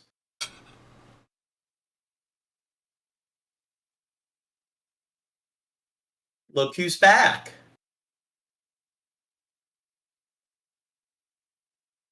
So, Shab. Yes, baby. What were you doing? Making some food for me and my girlfriend. And how long were you AFK? Like 10 minutes. 27. 27 minutes. I was watching the stream. Stop complaining. Crow, is that accurate? 27 minutes? No, it's not, but I mean, that's what I've... Crow, go to the stream, rewind, look at how long Shab was AFK. Oh my and then Zidane leaves, and then you're not here, so then all the camera displays fucked up for like 20 minutes. You were still centered. Oh. That's what happens when we have guests that go in and out constantly on a stream like this. Shab's a terrible co-host. have been scrambling Oh, unspecified says hours. to try and find any survivors. The main children's hospital was locked. You are like Crow's here, and Crow's here the entire time, and then like with Dirt, when Dirt's here, he'll be on like the stream for most of the time he's here until he clocks out. So with you, you do get up far more often than anyone else. You're complaining. Largely destroyed, with other facilities damaged, including a maternity hospital and college. 5 cities across the country have been attacked, but Russia has... Funny for you to say, okay, when like... Why? Because you don't want me to talk on here, okay? Well, I mean, maybe if you're here, like, present more often, you'd have more stuff to say, because, usually, I don't like it when you talk about stuff that has nothing to do with the stream, like poop and pee. Denied targeting civilian infrastructure, insisting the strikes had been aimed at military facilities. Here's our Ukraine correspondent, James Waterhouse. Frantic desperation on a Kyiv summer morning. People help with their bare hands at Ukraine's largest children's hospital. Russia bombed a children's hospital. Even for a war-hardened city, this was a missile strike which we haven't seen any kids that aren't missing their limbs. broke the grueling rhythm of So I don't think they have that. Some of the young patients were being treated for cancer, This is an already fighting injustice. for their lives. They illustrate how these attacks don't discriminate. We were in the middle of surgery when the windows got shattered. The surgeon quickly covered the baby to save him. I want the world to stop this. These children are innocent. Tatiana had a near miss. We got here 5 minutes before it all started. Then, the search for survivors stops for another missile alert. An underpass acts as a shelter this time. Residential buildings were also hit in Kyiv. Here, bodies were recovered. Other cities were also attacked. On a visit to neighbouring Poland, President Zelensky promised a retaliation. Beyond any doubt, we are going to rebuild everything that these terrorists have destroyed. And beyond any doubt, we are going to respond to these savages from Russia. Everybody. I'm not sure. I think some sort of nasty word should be for anybody blowing up kids' schools. It's like it's hospital or hospital. That's even worse. Cancer hospital.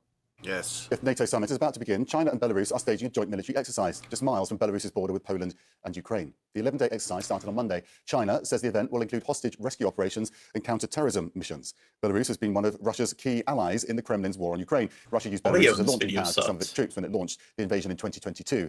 Indian Prime Minister Narendra Modi... So Belarus, like that's the dictatorship in Europe. There no, if you don't count like Turkey and Russia as like European countries, then he would be Europe's last dictator, Alexander Lukashenko.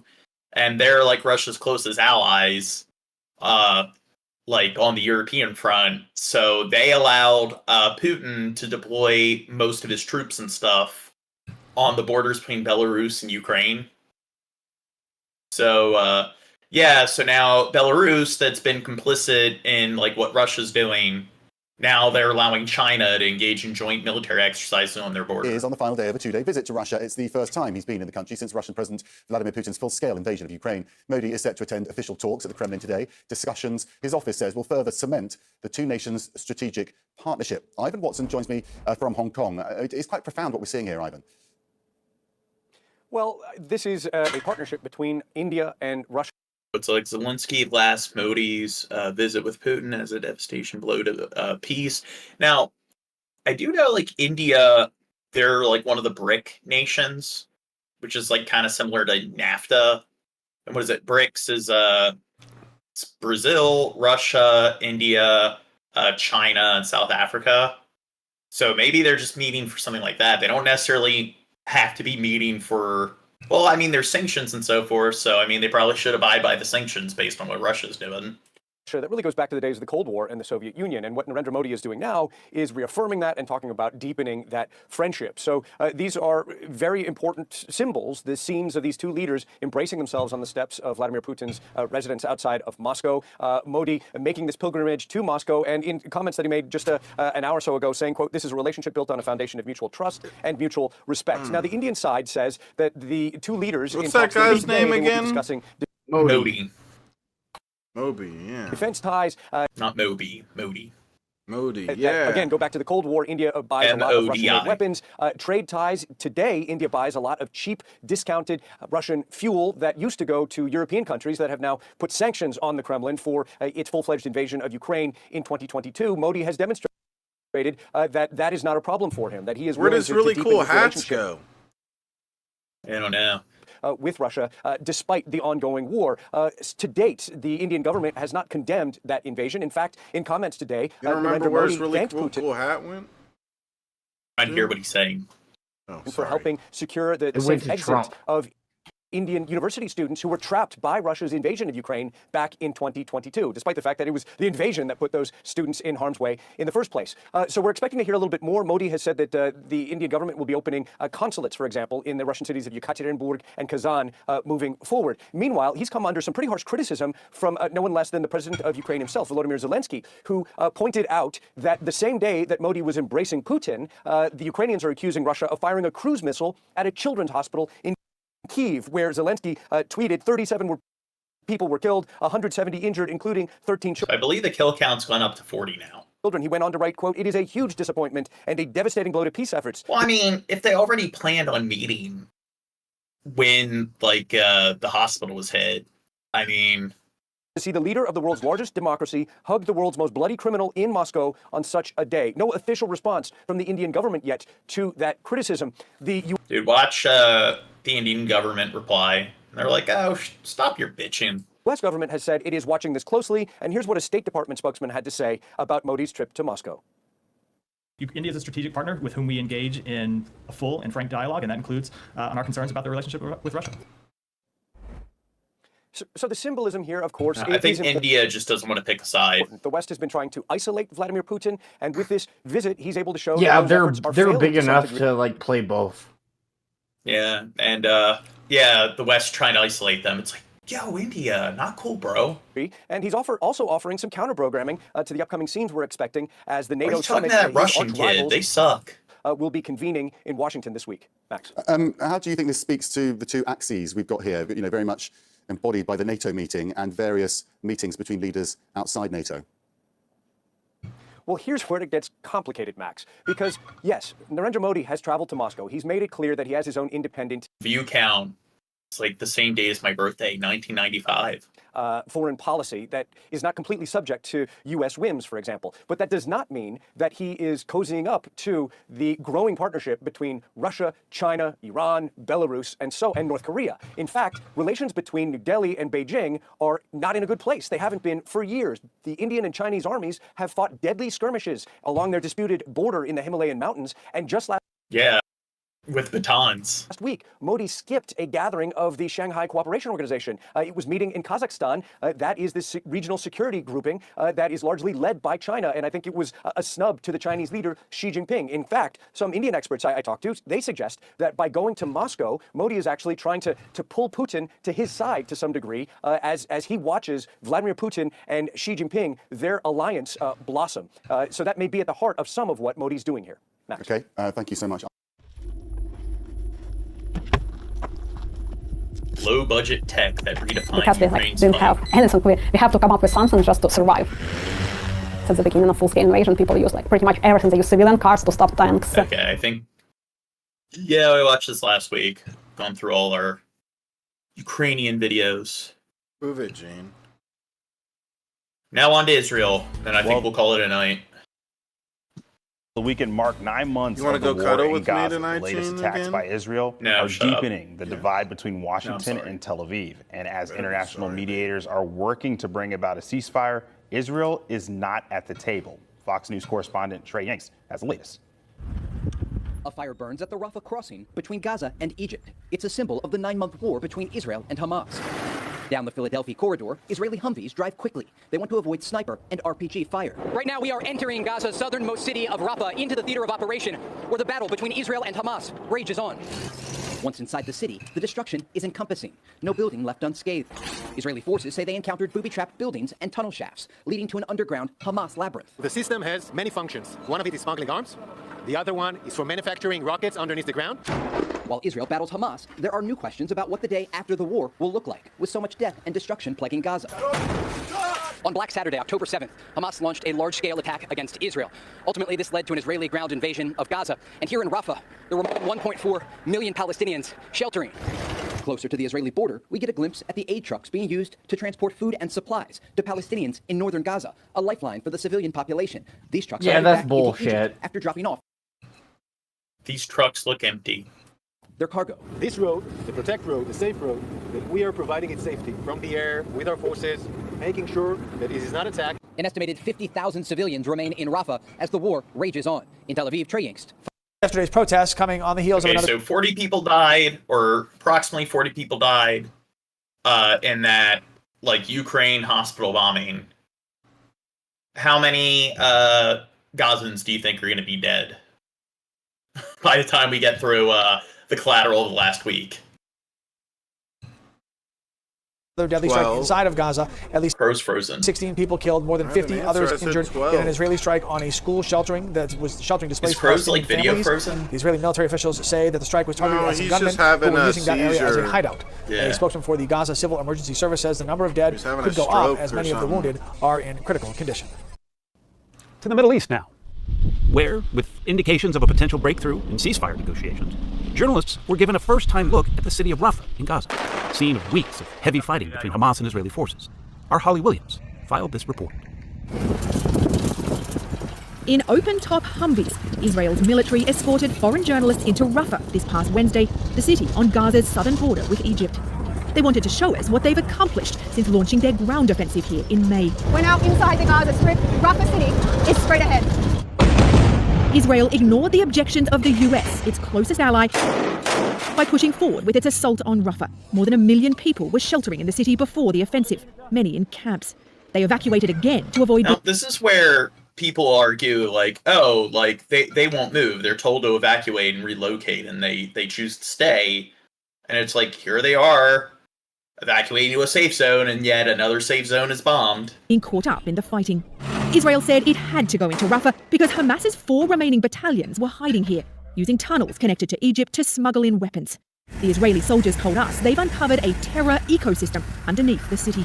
Israel's military is saying that this is a tunnel used by Hamas, and they say they just... I wonder what the tunnel... Wait, where's Shab? Oh, there he is. discovered it in the last couple of weeks. The Israelis also Your claim video lagged out on... that in Rafah they've killed more than 900 militants. When but I'm they've not also here, killed Trump's here. civilians. At least 45 people died in a fire triggered by an airstrike in May, according to the Hamas-run health ministry. The neighborhood we saw was shattered and unlivable. Now they're talking about an ecosystem, like, within the tunnels. Is it like the tunnels in Vietnam, where it's like they had entire towns and cities that were, like, underground? They have an entire, like, rainforest. There is destruction here on a scale that is impossible to adequately put into words. So I'm going to let my cameraman do the work. I'm going to let the pictures do the talking. It's an entire organism The only under people there, we're seeing Gene. here are Israeli soldiers. Yeah. Forests are a, like, living organism. Mm-hmm. Yeah. Because she's really good at talking about politics, isn't she? Mm-hmm. Way better than me. I'm just a dumb stoner. Exactly. Dude. I'm just never a mind. dumb stoner. Image It's sub. so funny how Timmy will be a guest on the stream, but the whole time he's sleeping. Yeah. What are you talking about? I'm not sleeping. Oh, never mind. How long have you been not asleep? Since forever, dude. Yeah, right. You've been awake probably 5 minutes or something. Oh, okay, here we go. See, these are like the tunnels in Vietnam. Air raid shelter. First aid beds. Storeroom. I guess for storage, ammunition dump. Drain bucket. It is pretty intricate. Yeah.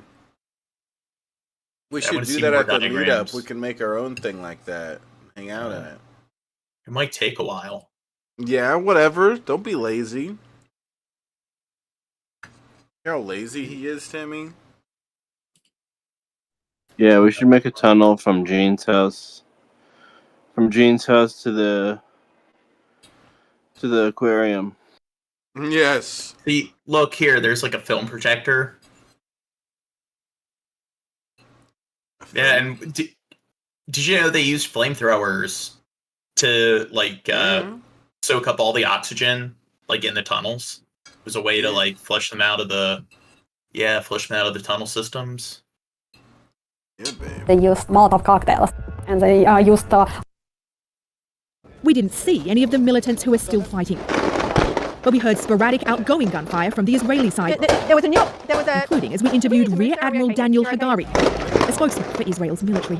As an Israeli, how do you feel about the fact that so many Americans are now condemning what Israel is doing in Gaza? I think it's something that we need to be better in, explaining ourselves to the world, the United States.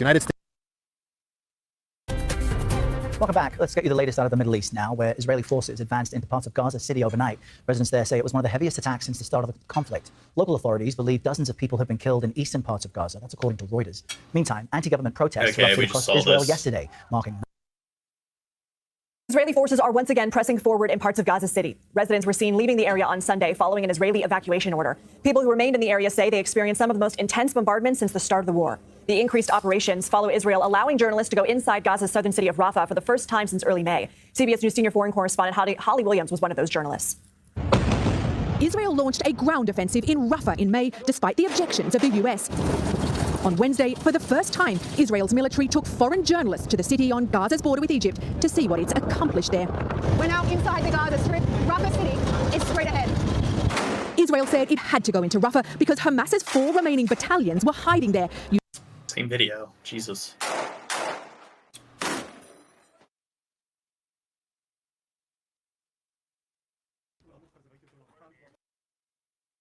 Dude, why are they blurring their faces? Because they're ugly. You didn't know that, Gene? Exactly. The algorithms know if somebody is too unattractive, it just automatically blurs their face. Yeah. We don't want this ugly bitch.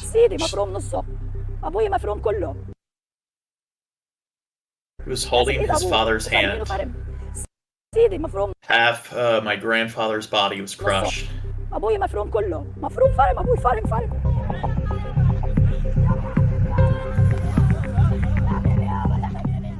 كنا في مزرعة البتنجان مزرعة الأسطل كنا في أمان الله قاعدين ما كنت قاعد بخبز على مخبزة الطابون ما شفت إلا دبابات داخلة على المزرعة دبابة حصرتنا من 4 بوابات المزرعة كلها حصرتنا إحنا أول ما شفنا الدبابة رحنا تخبينا في مبنى باتون في مبنى الباتون تم قصفه في مدفعية كان فقط اللي ضل في المزرعة أبوي وعم أسامة وسيدي وجوزي وسيلفي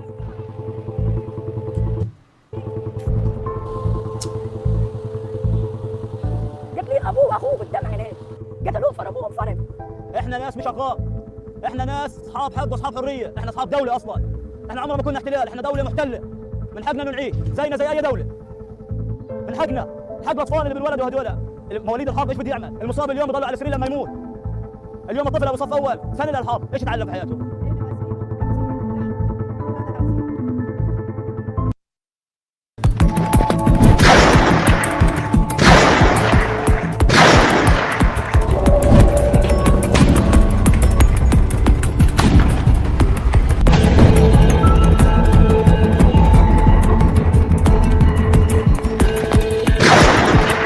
Now, India seems to be very anti-Hamas, or they don't seem to be too critical of Israel.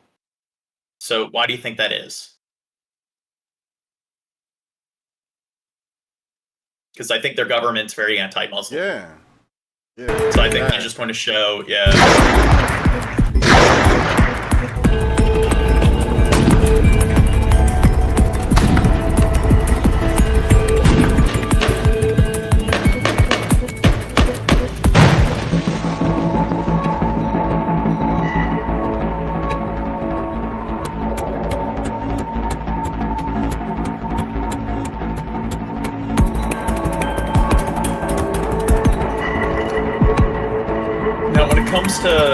My idea was, Sheb, when you were gone, like if there's an American Civil War that breaks out, and we have our little like garage, tool shed, drone battalion, drone brigade, put like bleach and ammonia canisters on the drones, so when they detonate, calm down, in Minecraft.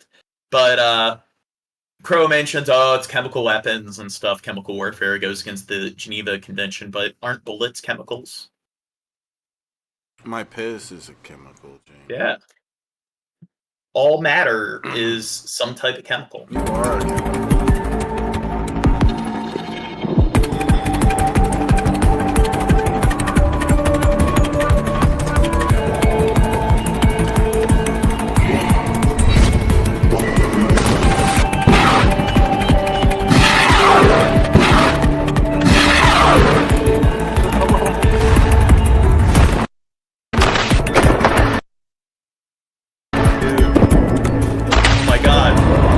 Firing at a Israeli killdozer.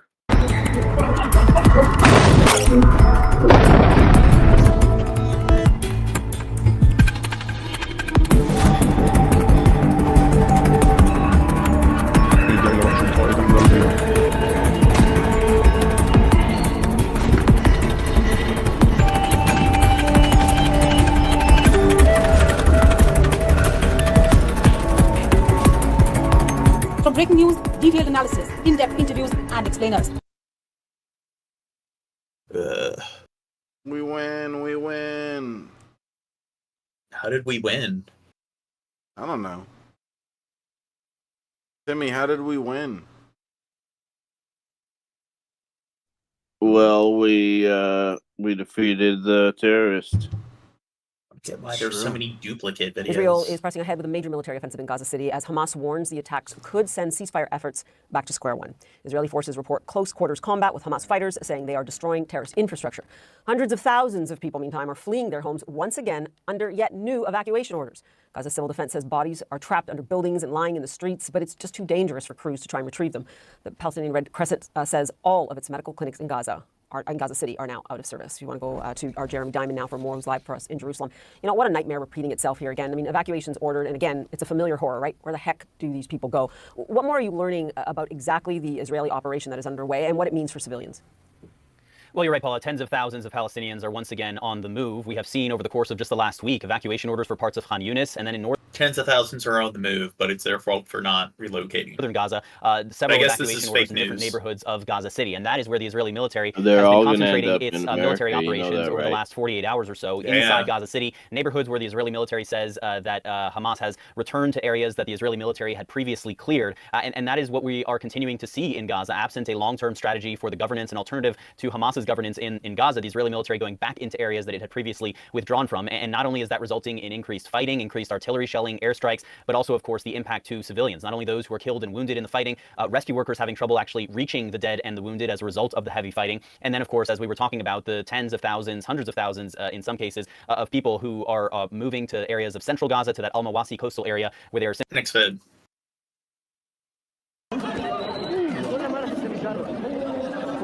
Oh, it contains images that are disturbing, Gene. You gotta be careful.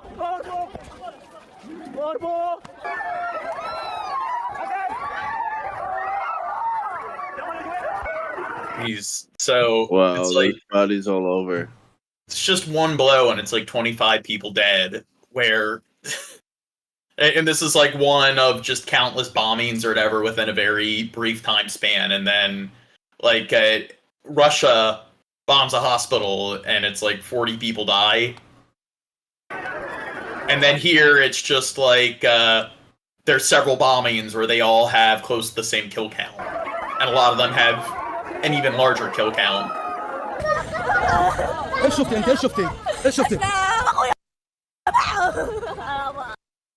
was among the dead. I saw the parts. I'm hearing myself, Crow. Here it's just like Crow, I'm hearing myself. Are you now hearing us? No. Because I have push to talk on, and I am button to talk, so you shouldn't be hearing yourself. Well, here, she says that her 20-year-old brother was among the dead. I saw body parts. People were cut to pieces. Imagine witnessing something like that.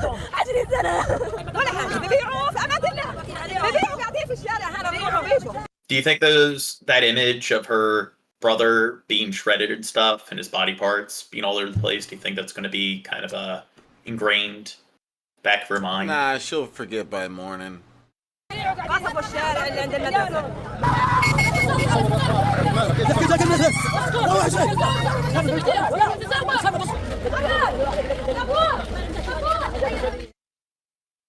Thanks for watching. Stay updated about...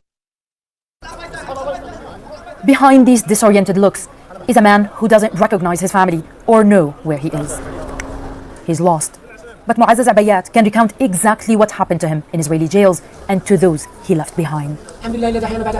Thank God we brought us back from the dead. Only God knows what happened to us. No food, water or medicine. They beat me everywhere. My head, my legs and my hands. They didn't even respect my previous injury and hit me on it. Held without charge under an Israeli military order called administrative detention, this is the first time his family has seen him since October. Now, was he held without charge, so they released him? Was he a Hamas militant?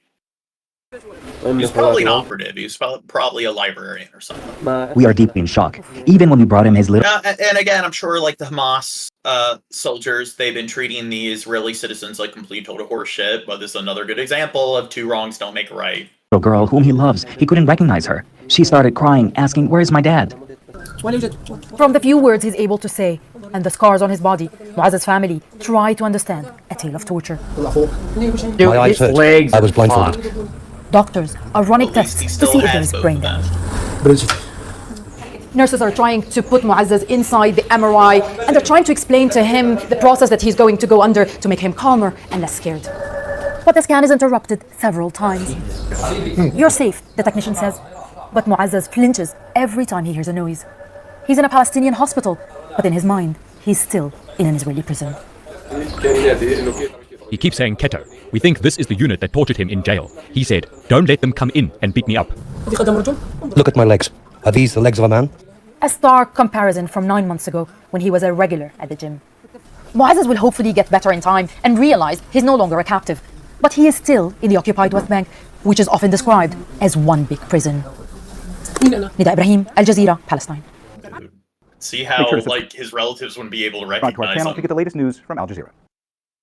Civilians in Gaza City are being told to leave their homes and head south. The Israeli army has dropped thousands of leaflets telling more than 250,000 people that the area remains a dangerous combat zone. Further south, at least 29 Palestinians were killed and dozens more wounded yesterday in an Israeli airstrike on a camp for displaced people. Exactly. Gaza's Hamas-run health ministry says the strike was next to the gate of a nearby school east of the city of Khan Yunis.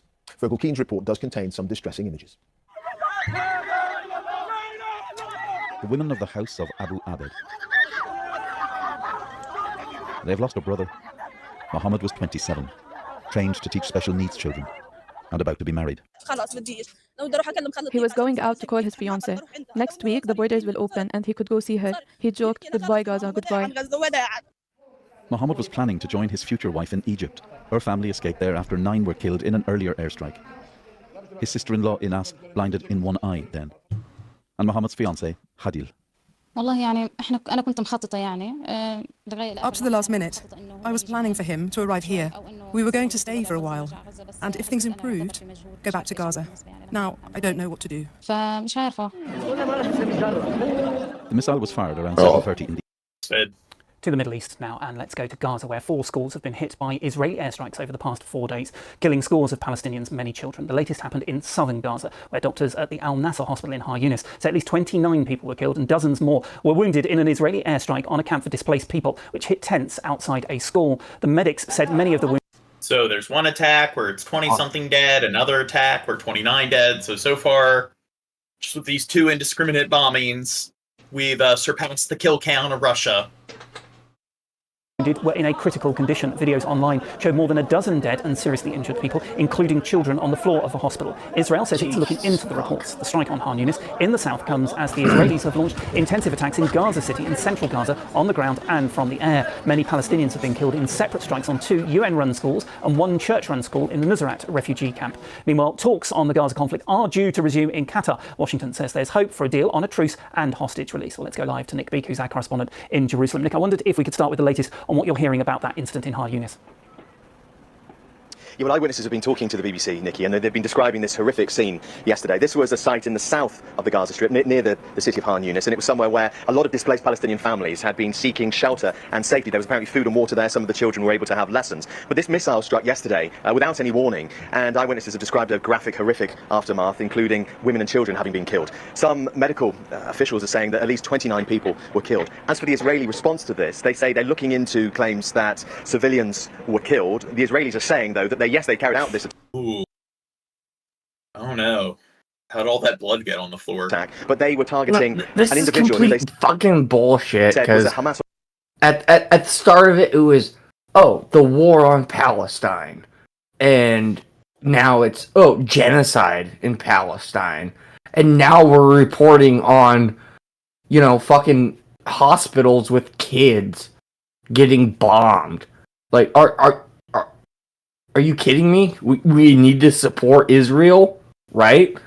We need to do that? Well, that's no, the thing. It's like they're all calling out Russia, like, Russia's bombing like a children's hospital. They're making the exact same excuses Israel's making. Operative, who they say was involved in the October the 7th attacks, and that was the justification for striking there. As you were saying, this is the 4th attack on a school that was being used to shelter. There's one person? An individual who they said was a Hamas operative, who they say was involved in the October the 7th attacks, and that was the justification for striking there. As you were saying. It's okay to launch a missile strike at a hospital because there's one military operative there. This is the fourth attack on a school that was being 29 people for one militant. Used to shelter people in the past Kills 4 days. 29, injured, hundreds? Well, it says 29 people at Gaza camp for kills 29 people. Israeli kills 29, but Hamas. Yeah. Oh, and injured like hundreds. Yeah. Yeah. Politicians or Hamas police. And when you think of injured, it's like people a lot of times like just think of scrapes and bruises. Sometimes like they could be brain dead. It's like traumatic brain injury. They could be turned into quadriplegics. Or Hamas fighters in these locations, so that's why they were aiming for them. Yeah. The Israeli attacks also happening around Gaza City. Yeah, that's right, and we've seen quite an increase in activity around that place. Of course, thousands of people, Palestinians, having to move because of the fighting raging there. Hamas said that they've been engaging with Israeli fighters, Israeli troops, claiming to have killed some of them. At the same time, the Hamas leadership are saying that the ongoing Israeli operations are putting in danger and threatening the peace talks that you mentioned that are once again taking place in Qatar today. And there is... Okay.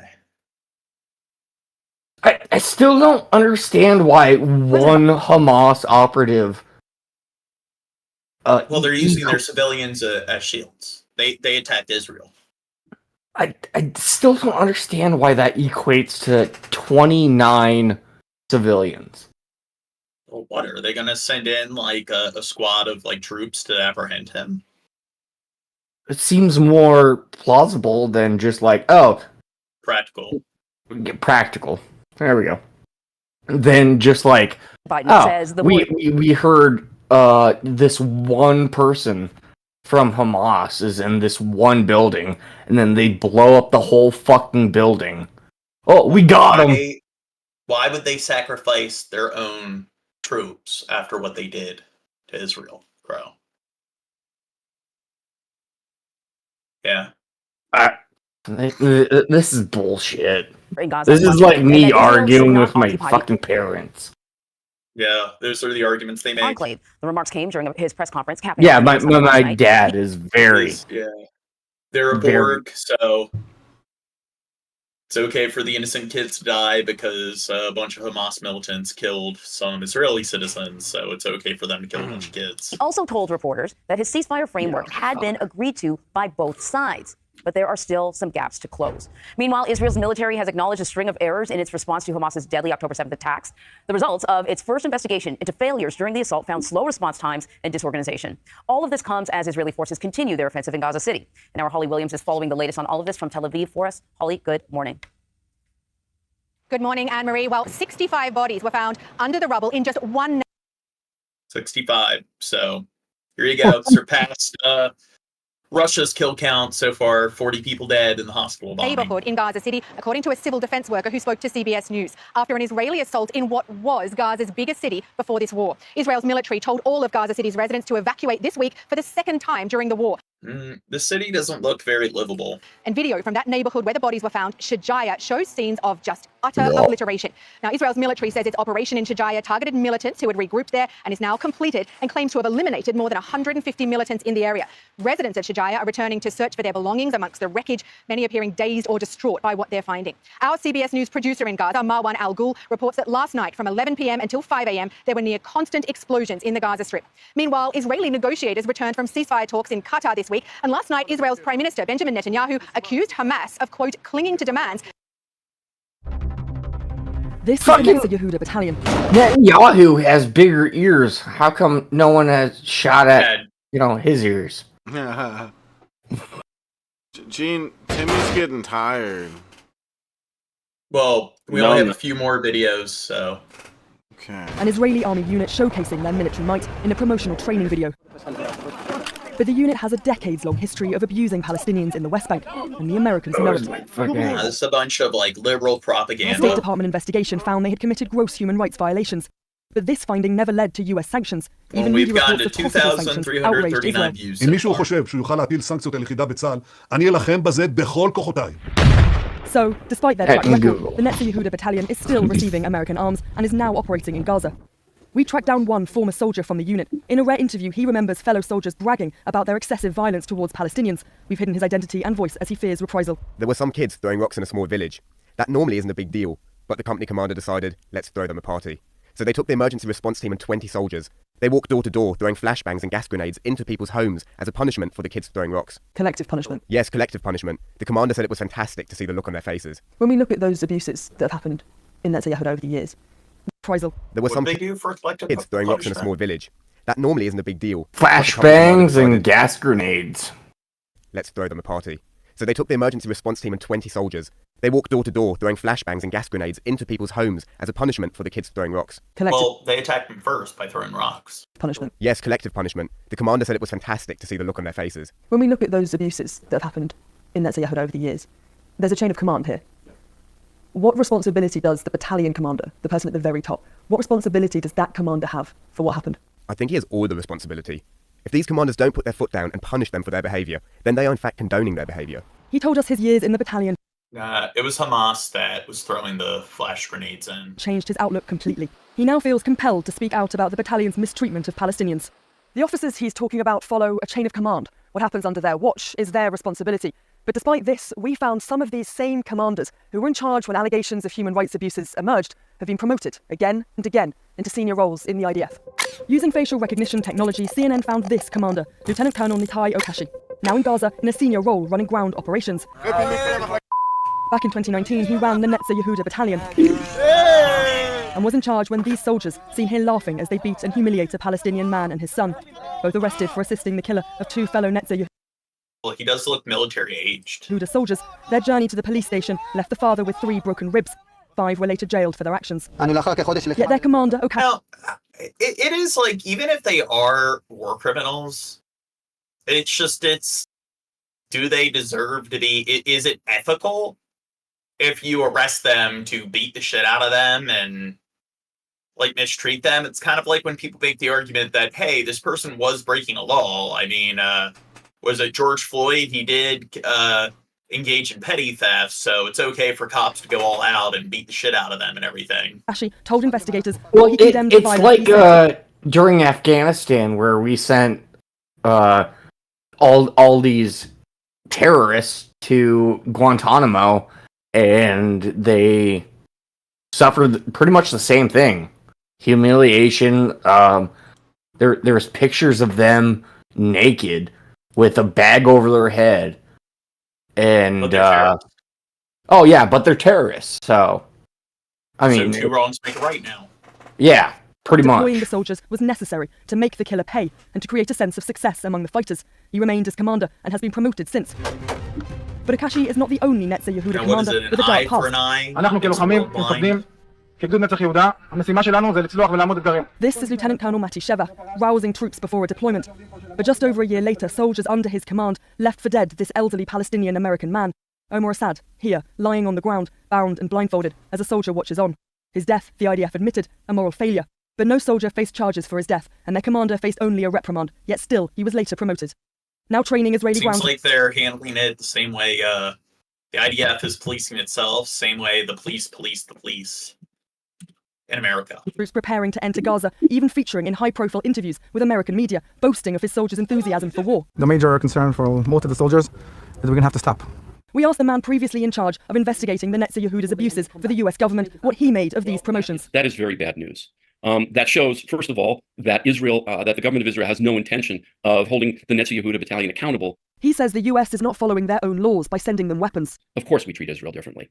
And that really undermines our human rights advocacy in the rest of the world. The law that Congress passed and our taxpayer-funded assistance is going to Israeli units that have committed gross violations of human rights. This assistance, despite the growing evidence of abuse. CNN exclusively obtained the names of 3 more Israeli units found by US officials to have committed gross human rights violations prior to October 7th. All are still operating, including the Yamam, seen here in Gaza, in an operation that rescued 4 Israeli hostages, but left nearly 300 Palestinians dead, according to local health authorities. Next, return to Hassan Barari. He's a professor of international affairs at Qatar University in the Jordanian capital, Amman.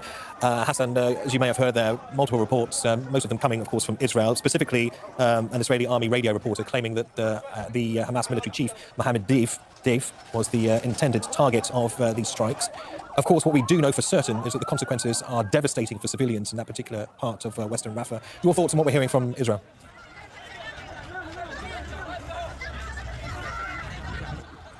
This question to me. Yes, that's to you, Hassan. There was a little disconnect, so sorry. Yeah, no, sure. Let me repeat that, Hassan. What I was saying is, what I was saying is that there are reports coming from Israel, specifically from an Israeli army radio reporter, claiming that the intended target of these multiple Israeli airstrikes was the Hamas military chief Mohammed Dlive. We have no he was a chief. Okay, so that's the one person they were targeting. Independently verifying that, of course, but what we can clearly see on our screens is how devastating these airstrikes have been for them. Look at all these Hamas militants. Many civilians crowded there in Al-Mawasi. Yeah, you're right. I know Mohammed Dlive is a big target for the Israelis. They've been trying to kill him for like ages. So there were several attempts on his life, but they all failed. We know the importance of Mohammed Dlive as a leader, but the question here, is this justifiable to kill like 50 people simply because you want to kill a military leader? Where's the humanitarian aspect of it? How the international community is going to respond to that? Because this is, one more time, he was... How do you defend this? Because it's one thing if people are like, hey, there's several militants in a building and they bombed it, and instead of sending in a firing squad, and you can make the argument that, hey, they crunched the numbers, and if they sent troops in there and they're all firing guns at each other, it's like pretty much the same amount of men would die. And having none of our troops die, it's just less people dying overall. And it's like, okay, I can see how you could probably crunch the numbers in a scenario like that and claim that's justifiable. But when it's one person, like, why aren't they sending in a squad of troops to... I mean, maybe it's like, hey, we know that he's here. We don't want him to leave. We don't want him to escape. So if you just drop a bomb on him, he's going to die. And it's like, that doesn't justify it. It's like, in the end, they should be sending their troops in to apprehend him. And my thing, like, they could be like, hey, if a truck full of Israeli citizens or Israeli troops show up in like uniform with rifles to apprehend him, then it's like that might give away their position. That might compromise like the operation. But what if they send in troops that are out of uniform? They send in like 3 or 4 people out of uniform to just apprehend him and arrest him when like he's not aware of it.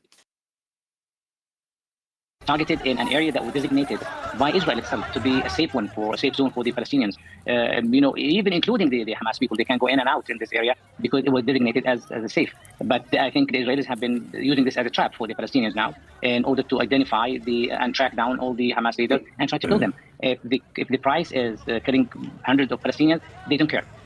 We've seen this before. We've seen this movie before. The Israelis have been committing a lot of atrocities since 2002. In the Al-Aqsa Intifada, they killed Salah Shahada, and they killed 16 people, and this is collateral damage. So one more time, the Israelis they're very insensitive when it comes to the Palestinian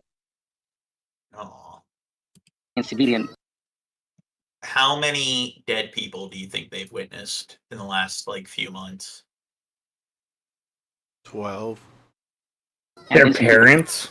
Hassan, also, we know, according to what we've heard from sources in Brothers, the United States, sisters. that previously US intelligence has been involved in at least trying to help the Israeli military locate the leader of Hamas in Gaza, Yahya Sinwar. It does beg the question whether or not any kind of US intelligence may have helped support these apparent strikes looking for Mohammed Dlive.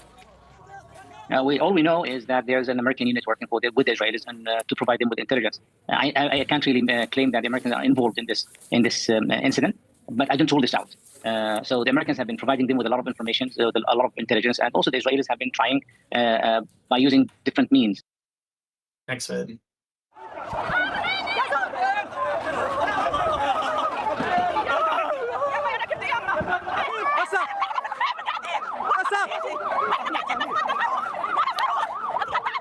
Why do you think she seems so distressed?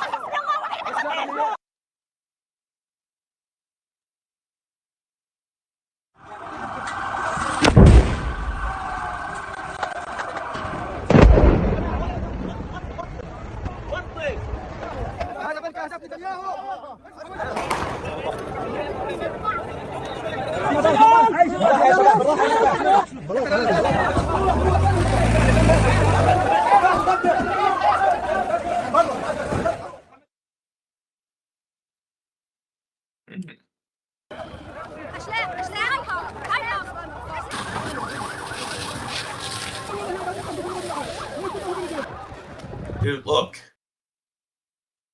It's a Hamas operative, because it works for the Gazan government and stuff.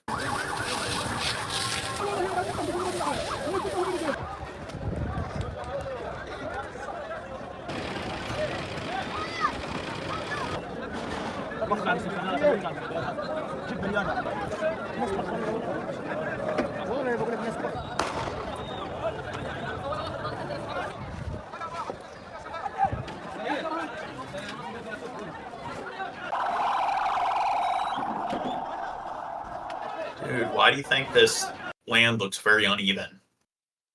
Look very level. People pooped everywhere. Wow, that's so hilarious, Chef.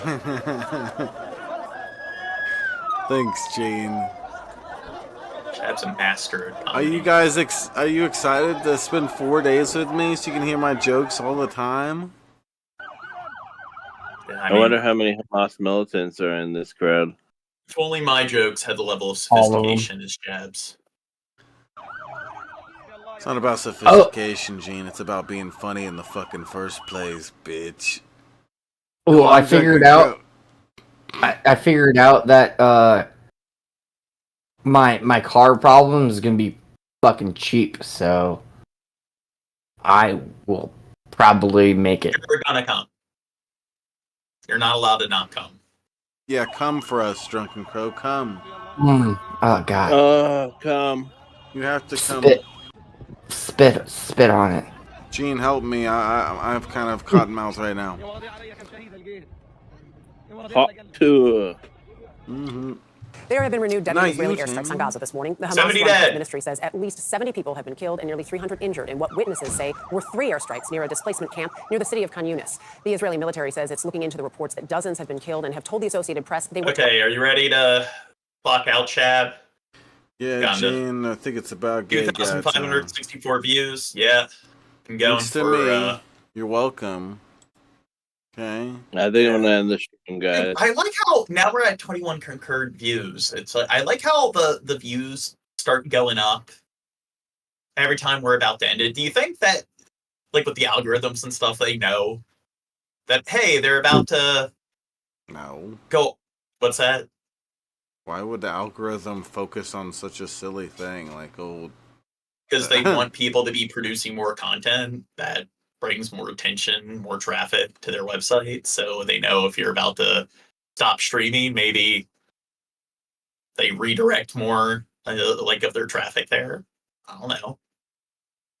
That's the dumbest thing I've ever heard, Gene. Well, it happens every fucking time we go live. Like right when we're about to stop going live, the concurrent views go up. Guys, hit the subscribe button How if you're many new to game the channel. subs? Probably like 2 or something. Yeah, well, it's kind of annoying with YouTube. It doesn't show it on the analytics. You have to go to... God, I got to go to YouTube Studio. So here, I'm going to do that before we clock out.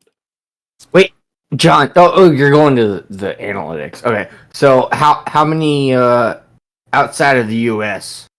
views did we get? Well, I have to look at that after, but currently we're at 1,169, so subs. Oh, one more sub and we hit 1,170. Here we go. Yeah, and I think we had 66 at the beginning, so 3 new subs. At least we're gaining subs every stream.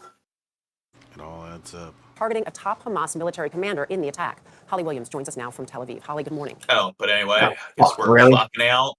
All right. But we didn't make any progress on the goal because they all hate us.